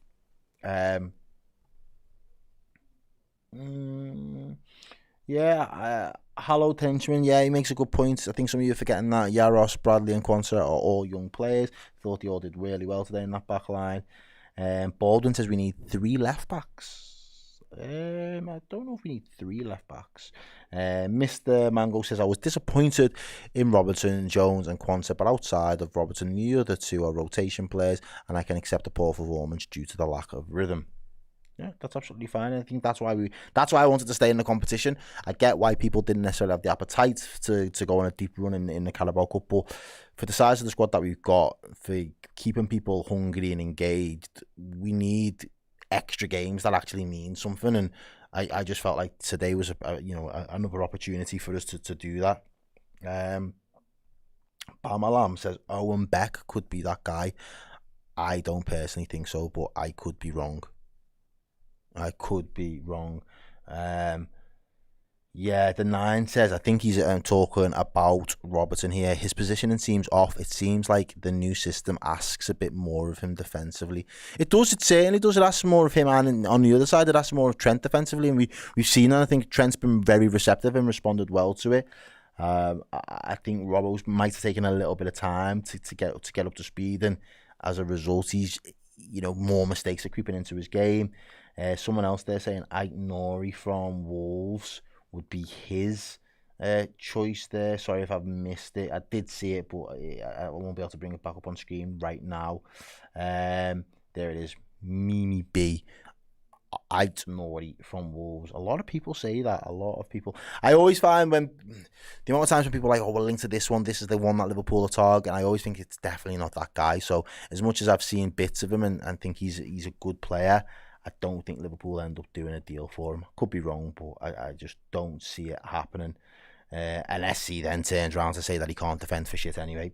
So, Seth doesn't think he's tough enough either. So there's still question marks there. It's not an easy position to go and fill and cover, and I think whether it's going to be a full-out fullback or it's going to be a left-sided centre-half that can do a little bit of both, it's yet to be seen. I'm quite interested to see what Slot does when he does get a bit of a transfer purse to go and buy the players that he wants in his mould. I don't particularly think Chiesa was his man. I think it was more of an opportunistic signing because the chance came up and we took a gamble on him. But I just really want to see how he starts to mould his squad going forward. It will be really interesting because I think at this moment in time, if we continue on this trajectory up until the January transfer window, I think there's a good argument to say that you can go into the lads, above him and say, look, this is what I've done with what you have given me, and this is what I'd like to do if you give me what I actually want as well. And I think he will have earned the right to be able to say that if we continue in the way that we have at this moment in time. And I think at that point, you've kind of got to back him with some funds in order to allow him to get the player profiles and get the individuals that he wants in and around this squad. So I'd completely be up for that. Who else? Right. Jeff Barker says, Robertson's been back for 12 months at least. What team have you been watching? Me? I've been watching Liverpool pretty consistently as well, to be fair. And that's not to say that he hasn't had his moments in the last 12 months, but I still think he's been decent enough. I don't think he's dropped off completely. I think I've raised questions of our left-hand side a lot for a while. I just don't know if he's the long-term solution. I don't think he is the long-term answer anymore. I think we need to do some sort of succession planning, which is absolutely fine. I think he needs to still be in and around the squad. I wouldn't get rid of him at this moment. But yeah, as I say, everybody is entitled to their opinion, and I'm here for that, and I will read them out. And I do not shy away from comments, good, bad, and indifferent. So yeah. There we go. Mimi B there giving me some updates. Villa are out. Chelsea are out. Yeah, those lads there may potentially hedging their bets in the Premier League, wanting to make sure that they can scrap it out for Champions League places. So, ladies and gents, have we got any more for any more? Is there any more thoughts? Have I missed anything? Is there anything pressing that you wanted to discuss? Because there is still best part of 18 minutes to be played in the City game, which means that the draw will happen live after that. So you're probably looking about another 25 minutes. We could probably do another 5 minutes here. So if you've got anything you want to discuss and you want to talk about, let's keep it going. Let's stay in the mix for 5 more, and then we'll start to go over to the board. Easy now. I genuinely think I'm just going to stop here and watch this, because this is a big moment for the City player. My nephew's just come on the pitch. Jemai Simpson-Pusey for Manchester City. That's my brother's little boy. Wow. I know we're not City fans in the chat. I know you probably do not care, but that is a big moment. He's a young centre-half, young lad. That's incredible. I know his half fella will be absolutely made up. I'll drop him a message in a minute. Wow. Yeah, the levels to get into into City side at any point in any game is incredible. So yeah, if you are watching a City game, if you've got an eye on that, I didn't even know he was on the bench tonight, but yeah, I know his mum and dad will be absolutely buzzing for him because that's incredible.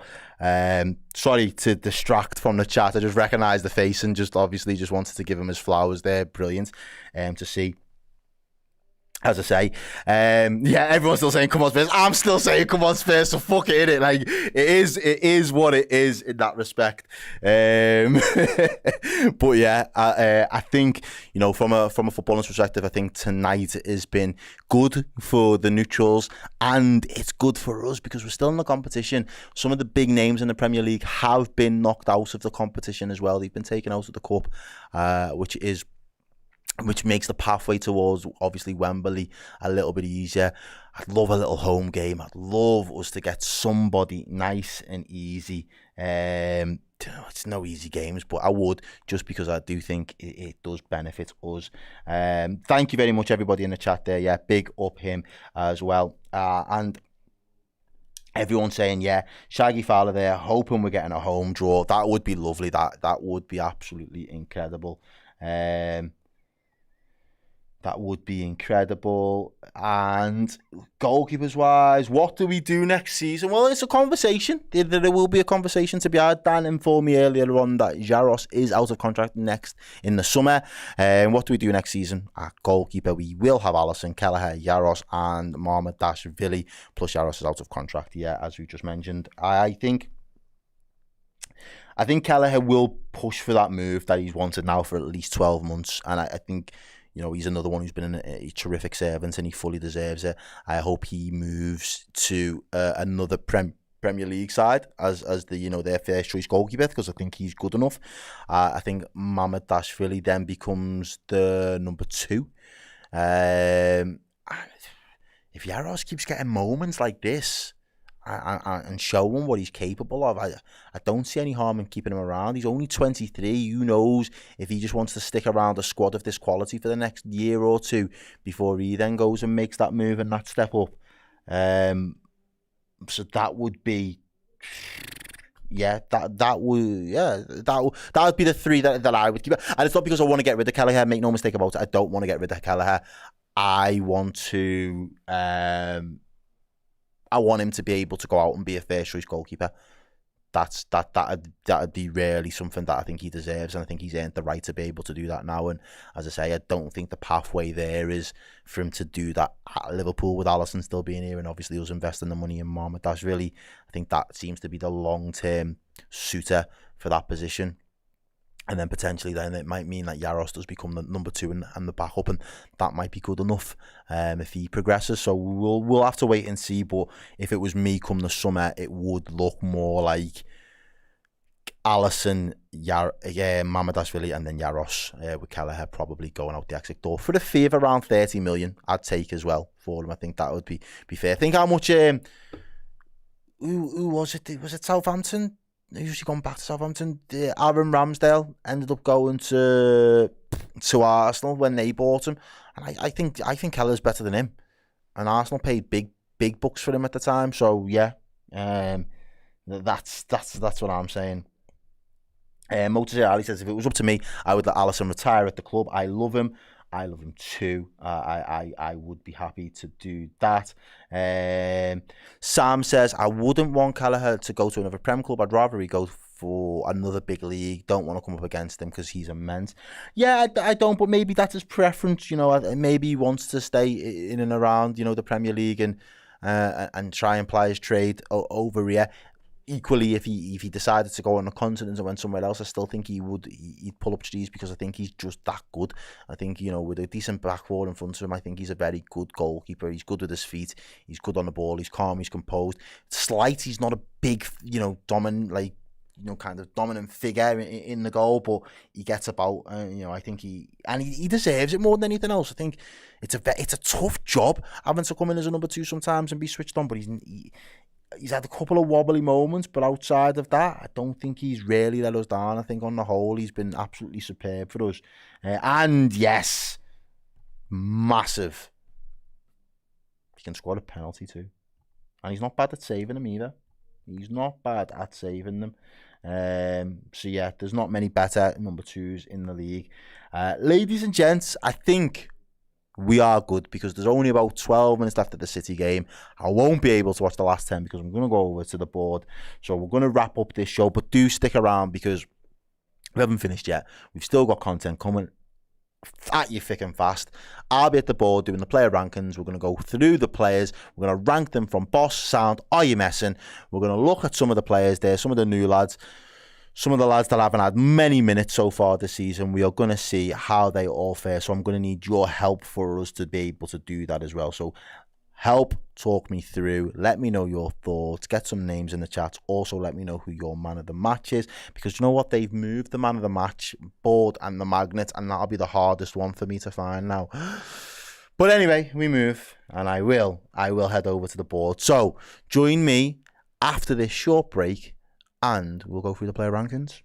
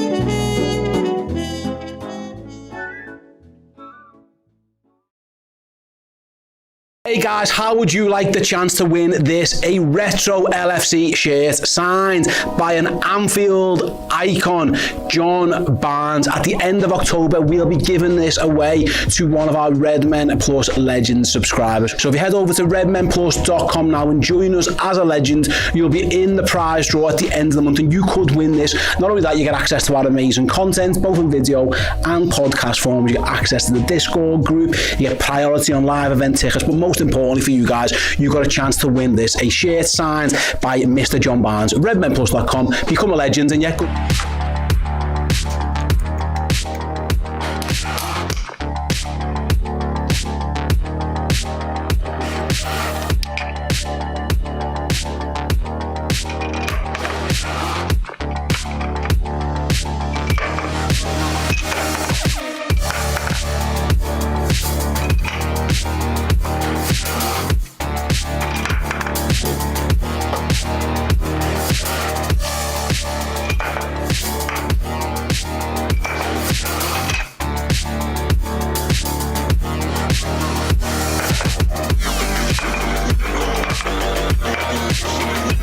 Look who it is. We're back again, ladies and gentlemen, with the Redmen TV. It is the player rankings after Brighton have just been dumped out of the Carabao Cup by 1 goal difference in the end. It was Brighton 2, Liverpool 3. If you've not been here all night, where have you been? What have you been doing? Let us know in the comments, though, if you have been here tonight. You know how this game goes. Not really a game, it's more like a show. But we are going to rank the players from boss to are you messing tonight. We're going to go from the back to the front. We're going to talk about a couple of the players, some of the standout players, some of the standout moments.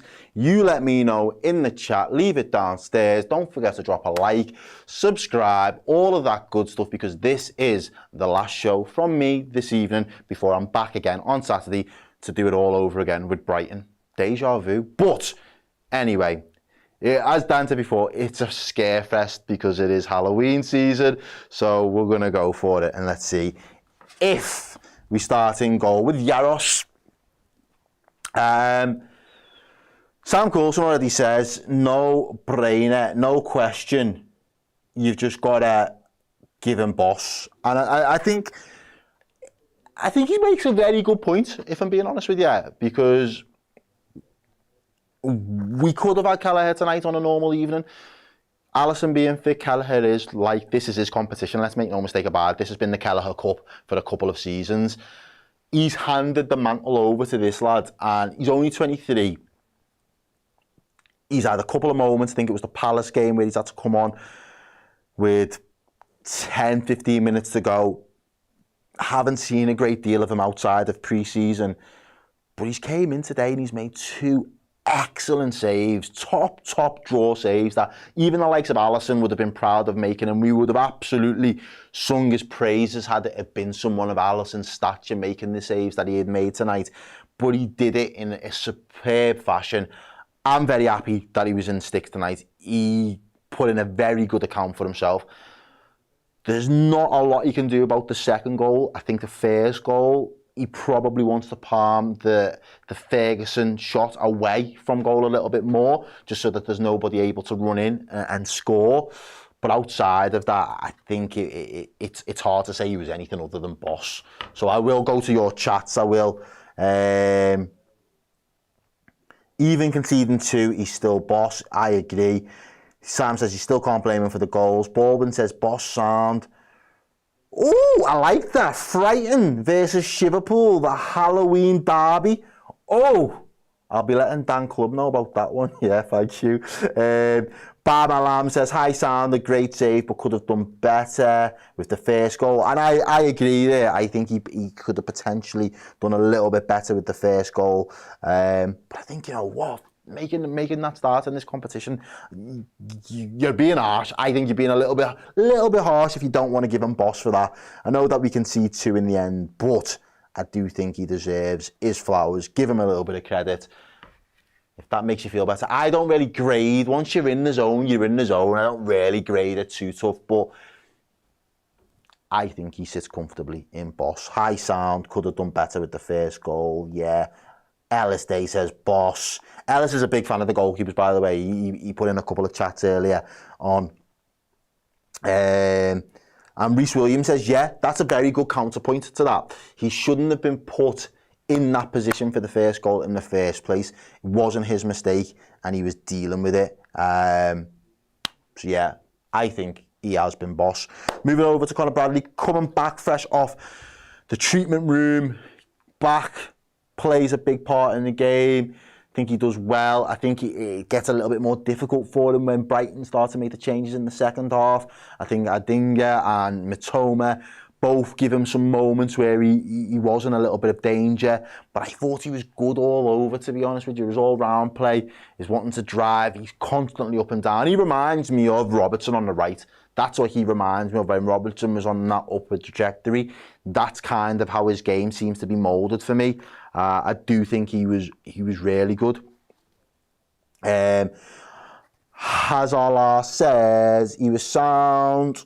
Mitoma had him on toast a little bit though, a few times, but he held his own overall. And I think he did overall. And I think the longer that, even though it was only 15-20, the longer it went on, the more he seemed to get to grips with the proposition of Mitoma as well. Mitoma started to eventually start coming inside as well and cut inside. Dino says he was sound. Yeah, high sound for both up to now. I'm going to go with sound as well. I thought it was a good comeback performance for him, coming off the back of an injury, and that's what you want. I'm not expecting him to absolutely tear it up on his first game back. I just wanted him to find his feet, find his rhythm a little bit, get comfortable. He hasn't lost a yard of pace. He's not lost any of his confidence. He's still doing all of those good things. He's got all the hallmarks of a very good up-and-coming fullback. I think he's still got a very bright future, and I was quite happy and content with the performance that he put in there this evening. So yeah, I'm going to go sound, ladies and gentlemen, unless you've got anything else to add for Conor Bradley, we can move over to, and we'll probably have a conversation about this lad for a couple of minutes. Joel Kwanzaa, ladies and gents. I think for 70-odd minutes, he was having a very good game, and I would have firmly just said, after the tough start of the season, obviously not really featuring much since the Ipswich game, which I didn't think as well, to the naked eye, didn't look like he was having a terrible game. Obviously, there was issues in game management and the battles and the duels won that were just cause for concern for Slot, and it wasn't the level of control that he wants. And ultimately, since he's been removed from the starting 11, we've seen the level of control that he actually needs for this team for it to function the way that he wants it to function. So it's justified, and I understand it completely. But I would have been saying he would have been boss. He would have been sound. He's come back, he's shrugged it off, he's dusted himself down, and he's good to go all over again. However, he does have a couple of mistakes in him that cost us 2 goals. On another day, could have cost us more. We get away with it today. I've already spoken a couple of times and mentioned the fact that I'm quite content with him making those mistakes when it ultimately means nothing. Nobody will remember in 2-3 years' time, I remember he had that stinker against Brighton in the Carabao Cup, 3rd, 4th round, whatever it was. It will be long forgotten. But in the here and now, I think he took it to heart, and I don't really like that for young players, because you're meant to make mistakes. You're not meant to be Virgil van Dijk. You are not meant to be imperious and absolute aura at this tender age of 21. You have to understand that there is always going to be pressure when you play for Liverpool Football Club, but you have to also be able to not put too much pressure on yourself. So for me, I struggle to berate him. I struggle to say he was shit, he had a stinker, he was hooked. That's not what I'm about, if I'm being honest with you, ladies and gents. If that's how you want to do it and that's how you are, that's fine. But just let us know his all-round performance today for me, apart from those 2 moments. And I don't really think the second one's unfortunate. He tries to get his body in the way, he tries to put a block in, and the ball, it's one of them that just, it hits him and it spins the other way and goes in the back of the net. All of our defenders have done that. We've seen them all, it happened to them all, and we still praise them where we should. Petru says, mid-sound, but he looks a bit shaky and has dropped off a little bit behind Konate and Gomez, but we need patience. Yeah. Hallowed Henchman says 90% of us would shit ourselves playing in front of like 30 or 40,000 fans at 21. Yeah. Yeah, Stefan, I don't know why. Jaros, yeah, but at the end of the day, Jaros had no right to save 2. I know we're going back. He had no right to save 2, and then he concedes 2 sloppy ones. Like, it is what it is. Ellis Day says somewhere between you messing and you sound. Are we being harsh? And that's what I was going to say, Haslar. I was going to say this in stream as well, so I'm very, very glad that you made this point. The truth is, he wasn't noticed until he made those mistakes. Nobody noticed. And I think that was the compliment that I was going to give. Flying under the radar and just going about your business, getting the job done, is all that we would have asked of you tonight. And you would have been sound, and that would have been brilliant. It would have been more than enough. Unfortunately, those mistakes have got people talking about Jarell Quansah. And I think, as I said, those mistakes, I can overlook them. Do you know what I mean? We'll get on to other people that have made mistakes in a little bit, and how I'm still willing to overlook those mistakes as well. So I will keep that same energy for our young centre-back tonight. And I will say, and I'll stick, come at me in the comments for this one. Forget Jarell, come at me in the comments for this one, because I'm going to say he was sound. There is room for improvement. There will be other opportunities. We are still in the cup. We're still in the competition. He's been part of a team that has won tonight 3-2. I think he was sound. I would like to see improvements in the next game, and I would like to see him iron out those individual mistakes. Moments of concentration, lapses of concentration, more importantly, I should say, have cost us in that respect, but it didn't cost us the game. Nothing's lost, nothing's broke, and we are able to move on to the weekend. Joe Gomez, he's the one that I would say that reference that came through from Haslar before, just going about your business.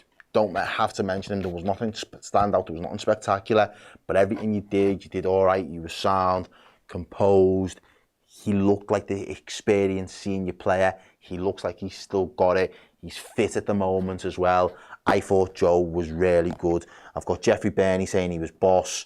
I've got Sam Cullerson saying he was sound, a high sound. I've got Grant saying it's sound.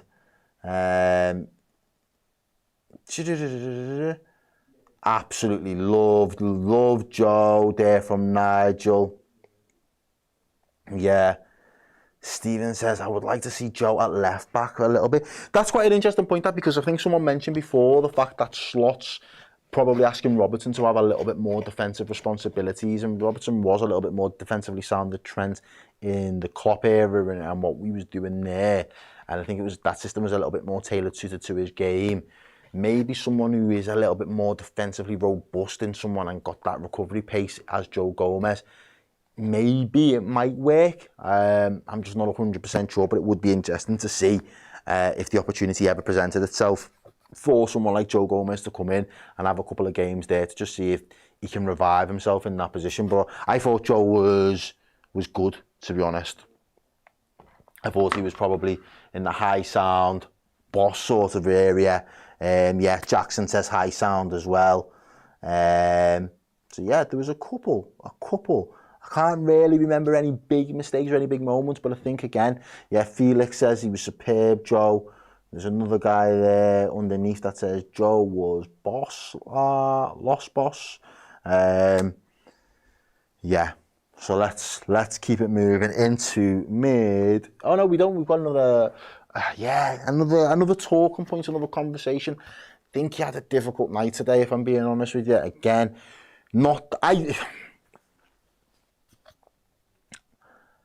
I think Robinson's overall game was more questionable than Quanta's overall game, but Quanta's mistakes made it more noticeable. So if you can kind of make heads and tails of what I'm basically saying is, overall Quanta had a good game, but had a couple of mistakes in him. Overall, Robertson probably dropped a little bit of a stinker, but didn't have any real big mistakes that cost us anything in the game. And I think that's kind of where we're at with Robertson at the moment, is his overall game, his reading of the game, his positioning, his late challenges. And sometimes he was always, susceptible to a foul, and I never had an issue with that. But it just looks like he's just a bit off the pace of things at the moment. And I'm hoping it is just a downturn in form and he's just in a bit of a bad rut that he can play his way out of and get back to he was always, for me, a 7, a consistent performer, 7 out of 10, most weeks. You knew what you was going to get. You was happy every time his name was on a team sheet because it was consistent, same week in, week out with Robertson. At the moment, it's up and down, up and down. One week you'll have a 7, but the next week he's going to have a 5, and then a 7, and then a 5. And I just want him to get back to that point of consistently putting back in those 7s. If he can't get to that consistent point, then yeah, there needs to be a conversation about the long-term prospect of having him in and around the squad or the starting 11. What would that look like? But for me, I'm hoping it is just a factor of it just being a downward turn in form. Robinson gradually got better as the game went on. He's been getting beaten a lot more often than we'd like to see, though. Yeah. LFC aficionado says a low sound. And that's where I'm at, Hasler. He says, he's given us absolutely everything for almost a decade. So let's just say that it's form and he's got the ability to turn it around. And that's where I'm putting my chips at the moment. If I was a betting man, I'd be saying it is just form and it hasn't completely gone, and he doesn't have to leave football before the football's left him type of situation. I still think he's got it. I still think he's got the ability and capability to pick his form back up. And I just hope for his sake that he's able to do that, because, yeah, like Grant says, and I did want him to play this game because I just felt like you had a bit of a torrid time on the weekend, but go out there again and just dust yourself off and play. And it might just be easy to just get this stinky stench off him a little bit and just running it out and just playing him back into form might actually work. Grant says, low sound, got away with a shaky game, but might need a rest. Yeah, Leon says he deserves respect. A few bad games when we pile on. It's a bit embarrassing from our fans. No, I think criticism is fair. At the end of the day, every single player in our, starting 11 through the last couple of years has all been subject to criticism, whether that's been Salah, whether that's been Van Dijk, whether that's been Trent. Even Alisson gets criticised for his injury records, you know what I mean? There's always something where we can look to analyse and criticise and want better for our players, and I think we do have to hold them to account in that respect. But again, I do believe he has got the quality. I do believe everything that he's given to this club, he deserves the chance to prove us that he's still got it. And I'm not going to write Andy Robertson off just yet. Yeah, low sound.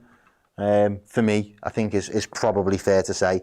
I do love Andy Robertson, but I do think it's fair to say I am being led to believe by the chat that the Manchester City game has all wrapped up and they have now been knocked out.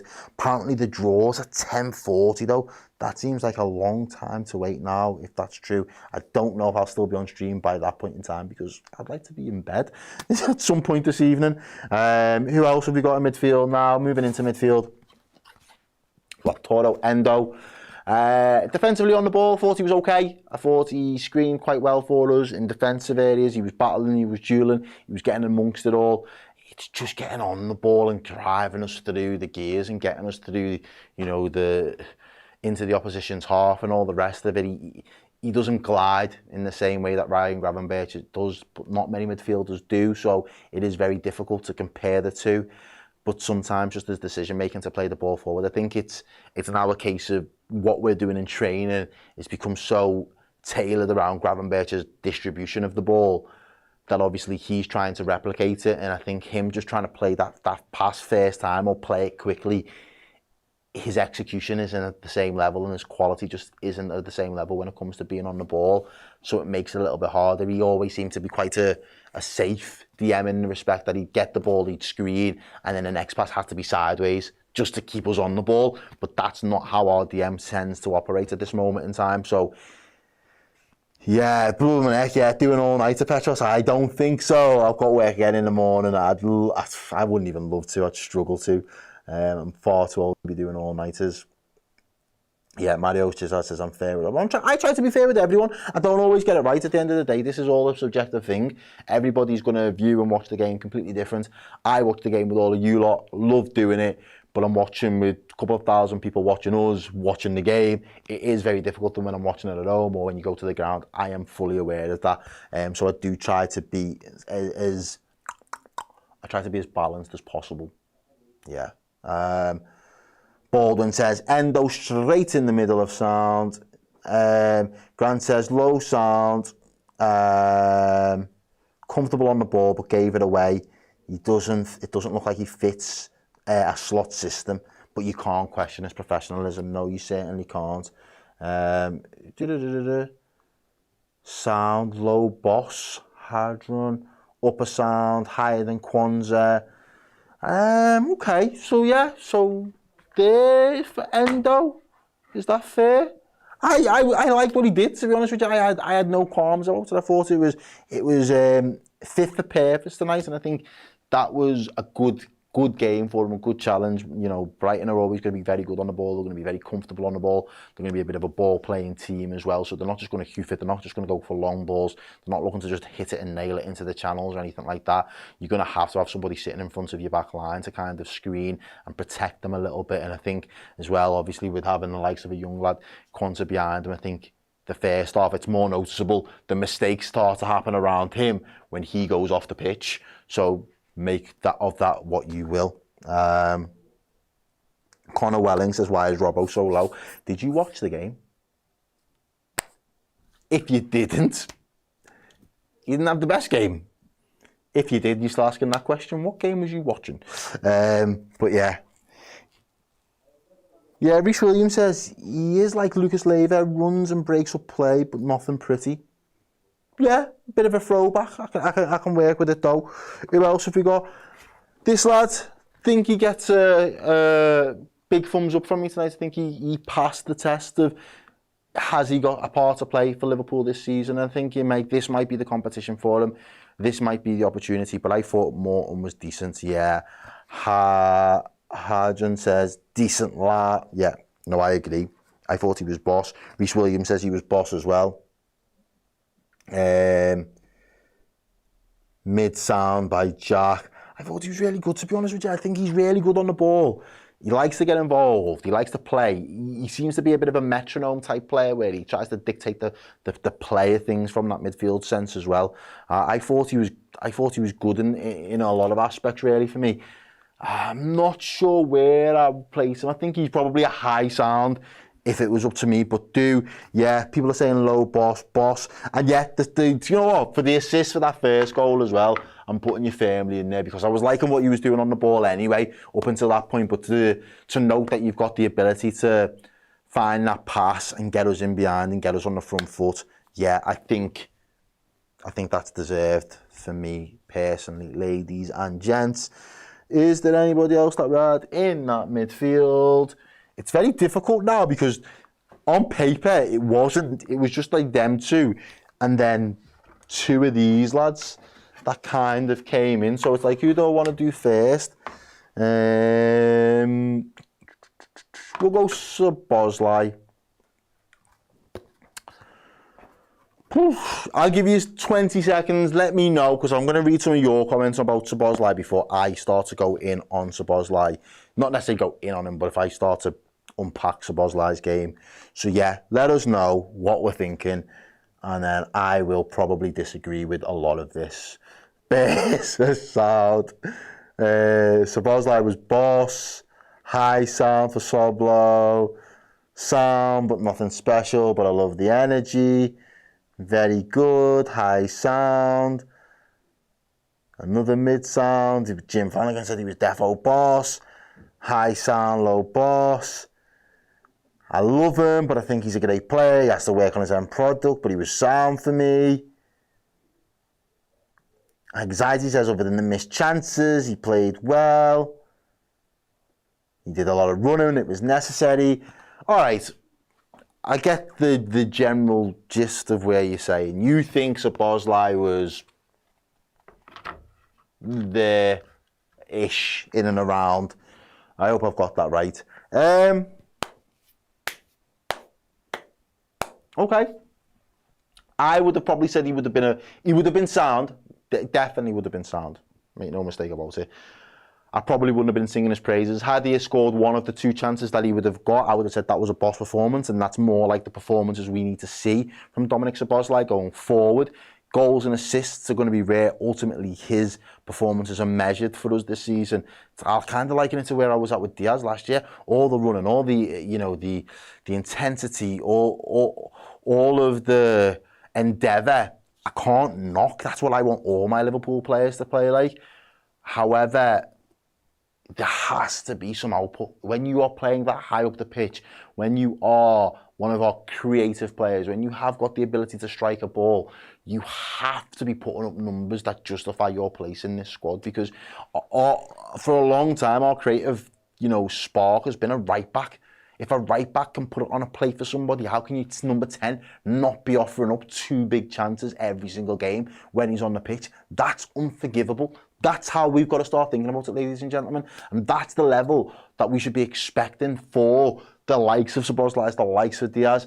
And for me, he's just fallen short of that. Is he a victim of this new system at this moment in time, getting to grips with it, having to learn it all? Obviously, he played as a little bit more of an 8 last year, so there was a little bit of a difference and a bit more nuance in his role. But now he is kind of in that little hub in the half space. And that's the point. Mr. MJ Mango says, our strikers do seem to be feeding off scraps. They do. I completely agree. Slaughter's unlocked every position apart from the one nearest the goal. And we're seeing that it's still in these games. There's still time to fix it.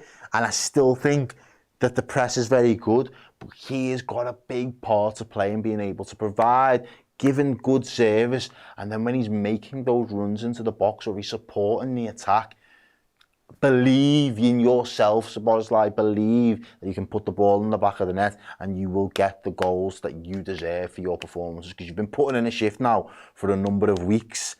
I still think there is still more to come, and I still have belief. This is your show, ladies and gentlemen. You've decided that there was elements of his game tonight which was boss, and he was more than just sound. I am going to trust that you in the chat have got this right, and that I am just being overly critical where it comes to Dominic Szoboszlai.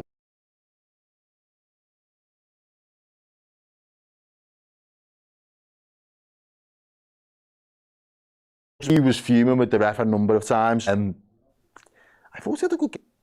Again, he's another one.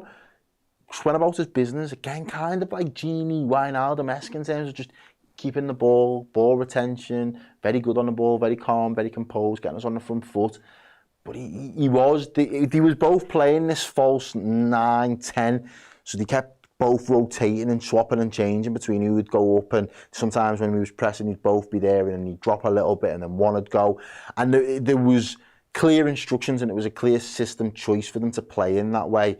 And I think at times it was a little bit unfamiliar to both of them, but I think they found a way to make it work and still offer a lot of solidity for the team. And I thought in the first half we was all over, Brighton, and I think in the second half we started strong.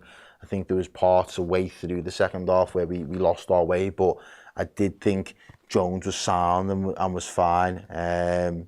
So for me, yeah, I'm going to score Jones, and I'm just going to say he was sound. Again, I'm running out of space a little bit, so don't get too pedantic with the positioning, please. Final two. Before I go on, and I won't talk about all of the subs because, I think I'll talk about one of the subs because the others were just fine, and I'm not going to try and squeeze them on the board. And I don't know where the man of the match one is. They've taken it away from me, but let me start knowing who your man of the match was in the chat as well, ladies and gents, who you thought. Found it. Aha. We'll do this one soon as well. Let us know. But Luis Diaz, again, shifted over to the right-hand side for early parts of the game, for the majority of the game, until he goes over to the left-hand side when Cody Gakpo cools off. Thought again he was good. Again, he's another one who just tireless, works really hard on the ball. I do want to see more numbers. I want to see more numbers from him in as often as possible, to be fair, when the output, and he's had a little bit of a dip, so I did expect tonight that there was going to be opportunities for him to score, and he didn't let me down, so I am very happy with his game. Stepped up for us again. I think he was fine. Luis Diaz, Bear says, was a low boss. Michaela Perkins says, I thought Diaz was mid-sound until his goal. Who else? Diaz was a high sound, but I wouldn't swap him. High sound. Diaz with the hold my beer to Luis Gakpo. Grant says a low boss. Okay. Christopher Campbell says it was sound. I don't know what happened to your other chat there, Christopher, so I do apologise. But yeah, I did get that in the end. Thank you. Boss, definitely. Everybody's happy with Diaz at the moment, and I'm here for it at the end of the day. I think he deserves his flowers. It was another good performance from him. I'd say, he was in and around, probably a little bit above Szoboszlai. Again, towards Tyler Morton there. But again, I am quite happy to leave him where he is. I think he was absolutely fine. And then finally, in terms of the starting 11, we've got one more man to talk about. How could we forget about this guy? Cody Gakpo. He looked like he was the outball quite a lot, and I said that. It didn't really click for him in terms of the final pass or the ball in the first half, but he looked like a threat, and he was a consistent option and giving us the opportunities down that left-hand side. We thought he was going to start through the middle. He doesn't. He's very clearly on that left-hand side for the majority of the game, and he almost sets up the assist as well. He almost gets an assist to his name, trying to tee up Szoboszlai a couple of times. I don't think the pass is particularly good for the one where we're breaking 3-on-1, but I still think we should do better. But for me, it is all day. Cody Gakpo was boss. There's 2 goals. The finish with the first one. Tyler Moore, again, the link up there, plays him in over the top. He stands his man up. You know he likes to come in on and cut in on the inside. He does, but he gives the keeper no chance. He looks like he's going to set it really and try and loop it, but he just sets it and drills it across, gets a little bit of fizz, gets a little bit of bend on it, and just curls one in. And it was absolutely brilliant from him. Really sets us up in the right way. Then he tries to go from scorer to provider. We can have questions around the execution of his pass. Could it have been a little bit better? Could he have passed it a little bit earlier? questions that, you know, ultimately don't result in Liverpool scoring a second, but within about the space of 2 minutes, he's back on the score sheet and he drills one low and hard, beating the keeper at his near post. I thought he was absolutely fantastic. Really, really did. Stood up with a good performance. And again, I think the second one comes at a time where up until the mistakes defensively from Brighton were on top. They had responded well to Liverpool going ahead. And I just think when it came to having that ruthlessness and killing the game off, Cody Gakpo, he was in and amongst it. He was the guy, he was the driving force in that respect. So big up Gakpo, yeah, absolutely. I've got a lot of people saying that Gakpo is the man of the match as well. Big improvements. I think that's fair to say he gives man of the match, but I am going to give a special mention to a young lad, Trey Enyoni, ladies and gents. For a young 17-year-old to come in with the confidence and the composure on the ball that he had, and the willingness to back himself at certain times as well. Okay, yeah, not always going to work, and the execution sometimes is a little bit lacking, but in terms of just raw ability, I think this lad made a very good cameo and account for himself this evening. So I think he could be very happy, very proud of it. I thought for a 17-year-old to come on and do what he did, we talk about the likes of a 21-year-old being young and cutting his trade, a young goalkeeper in Jaros, and we're very proud of their performances. I thought he was boss when he came on. I really did. I thought it was a really good performance. Oh, it's sliding down, but that'll do. I thought it was a really good performance from him. It was bright, and a lot of people there, I'm sure, are going to agree with me. And as I say, having the ability to have a special talent like that come on and display it with the confidence when the game, let's be honest, it should have been won at that point. Liverpool should have had it wrapped up, and you know, we'll go into the final word tomorrow. I'm sure they'll talk about some of the game management and stuff like that. But yeah, there is a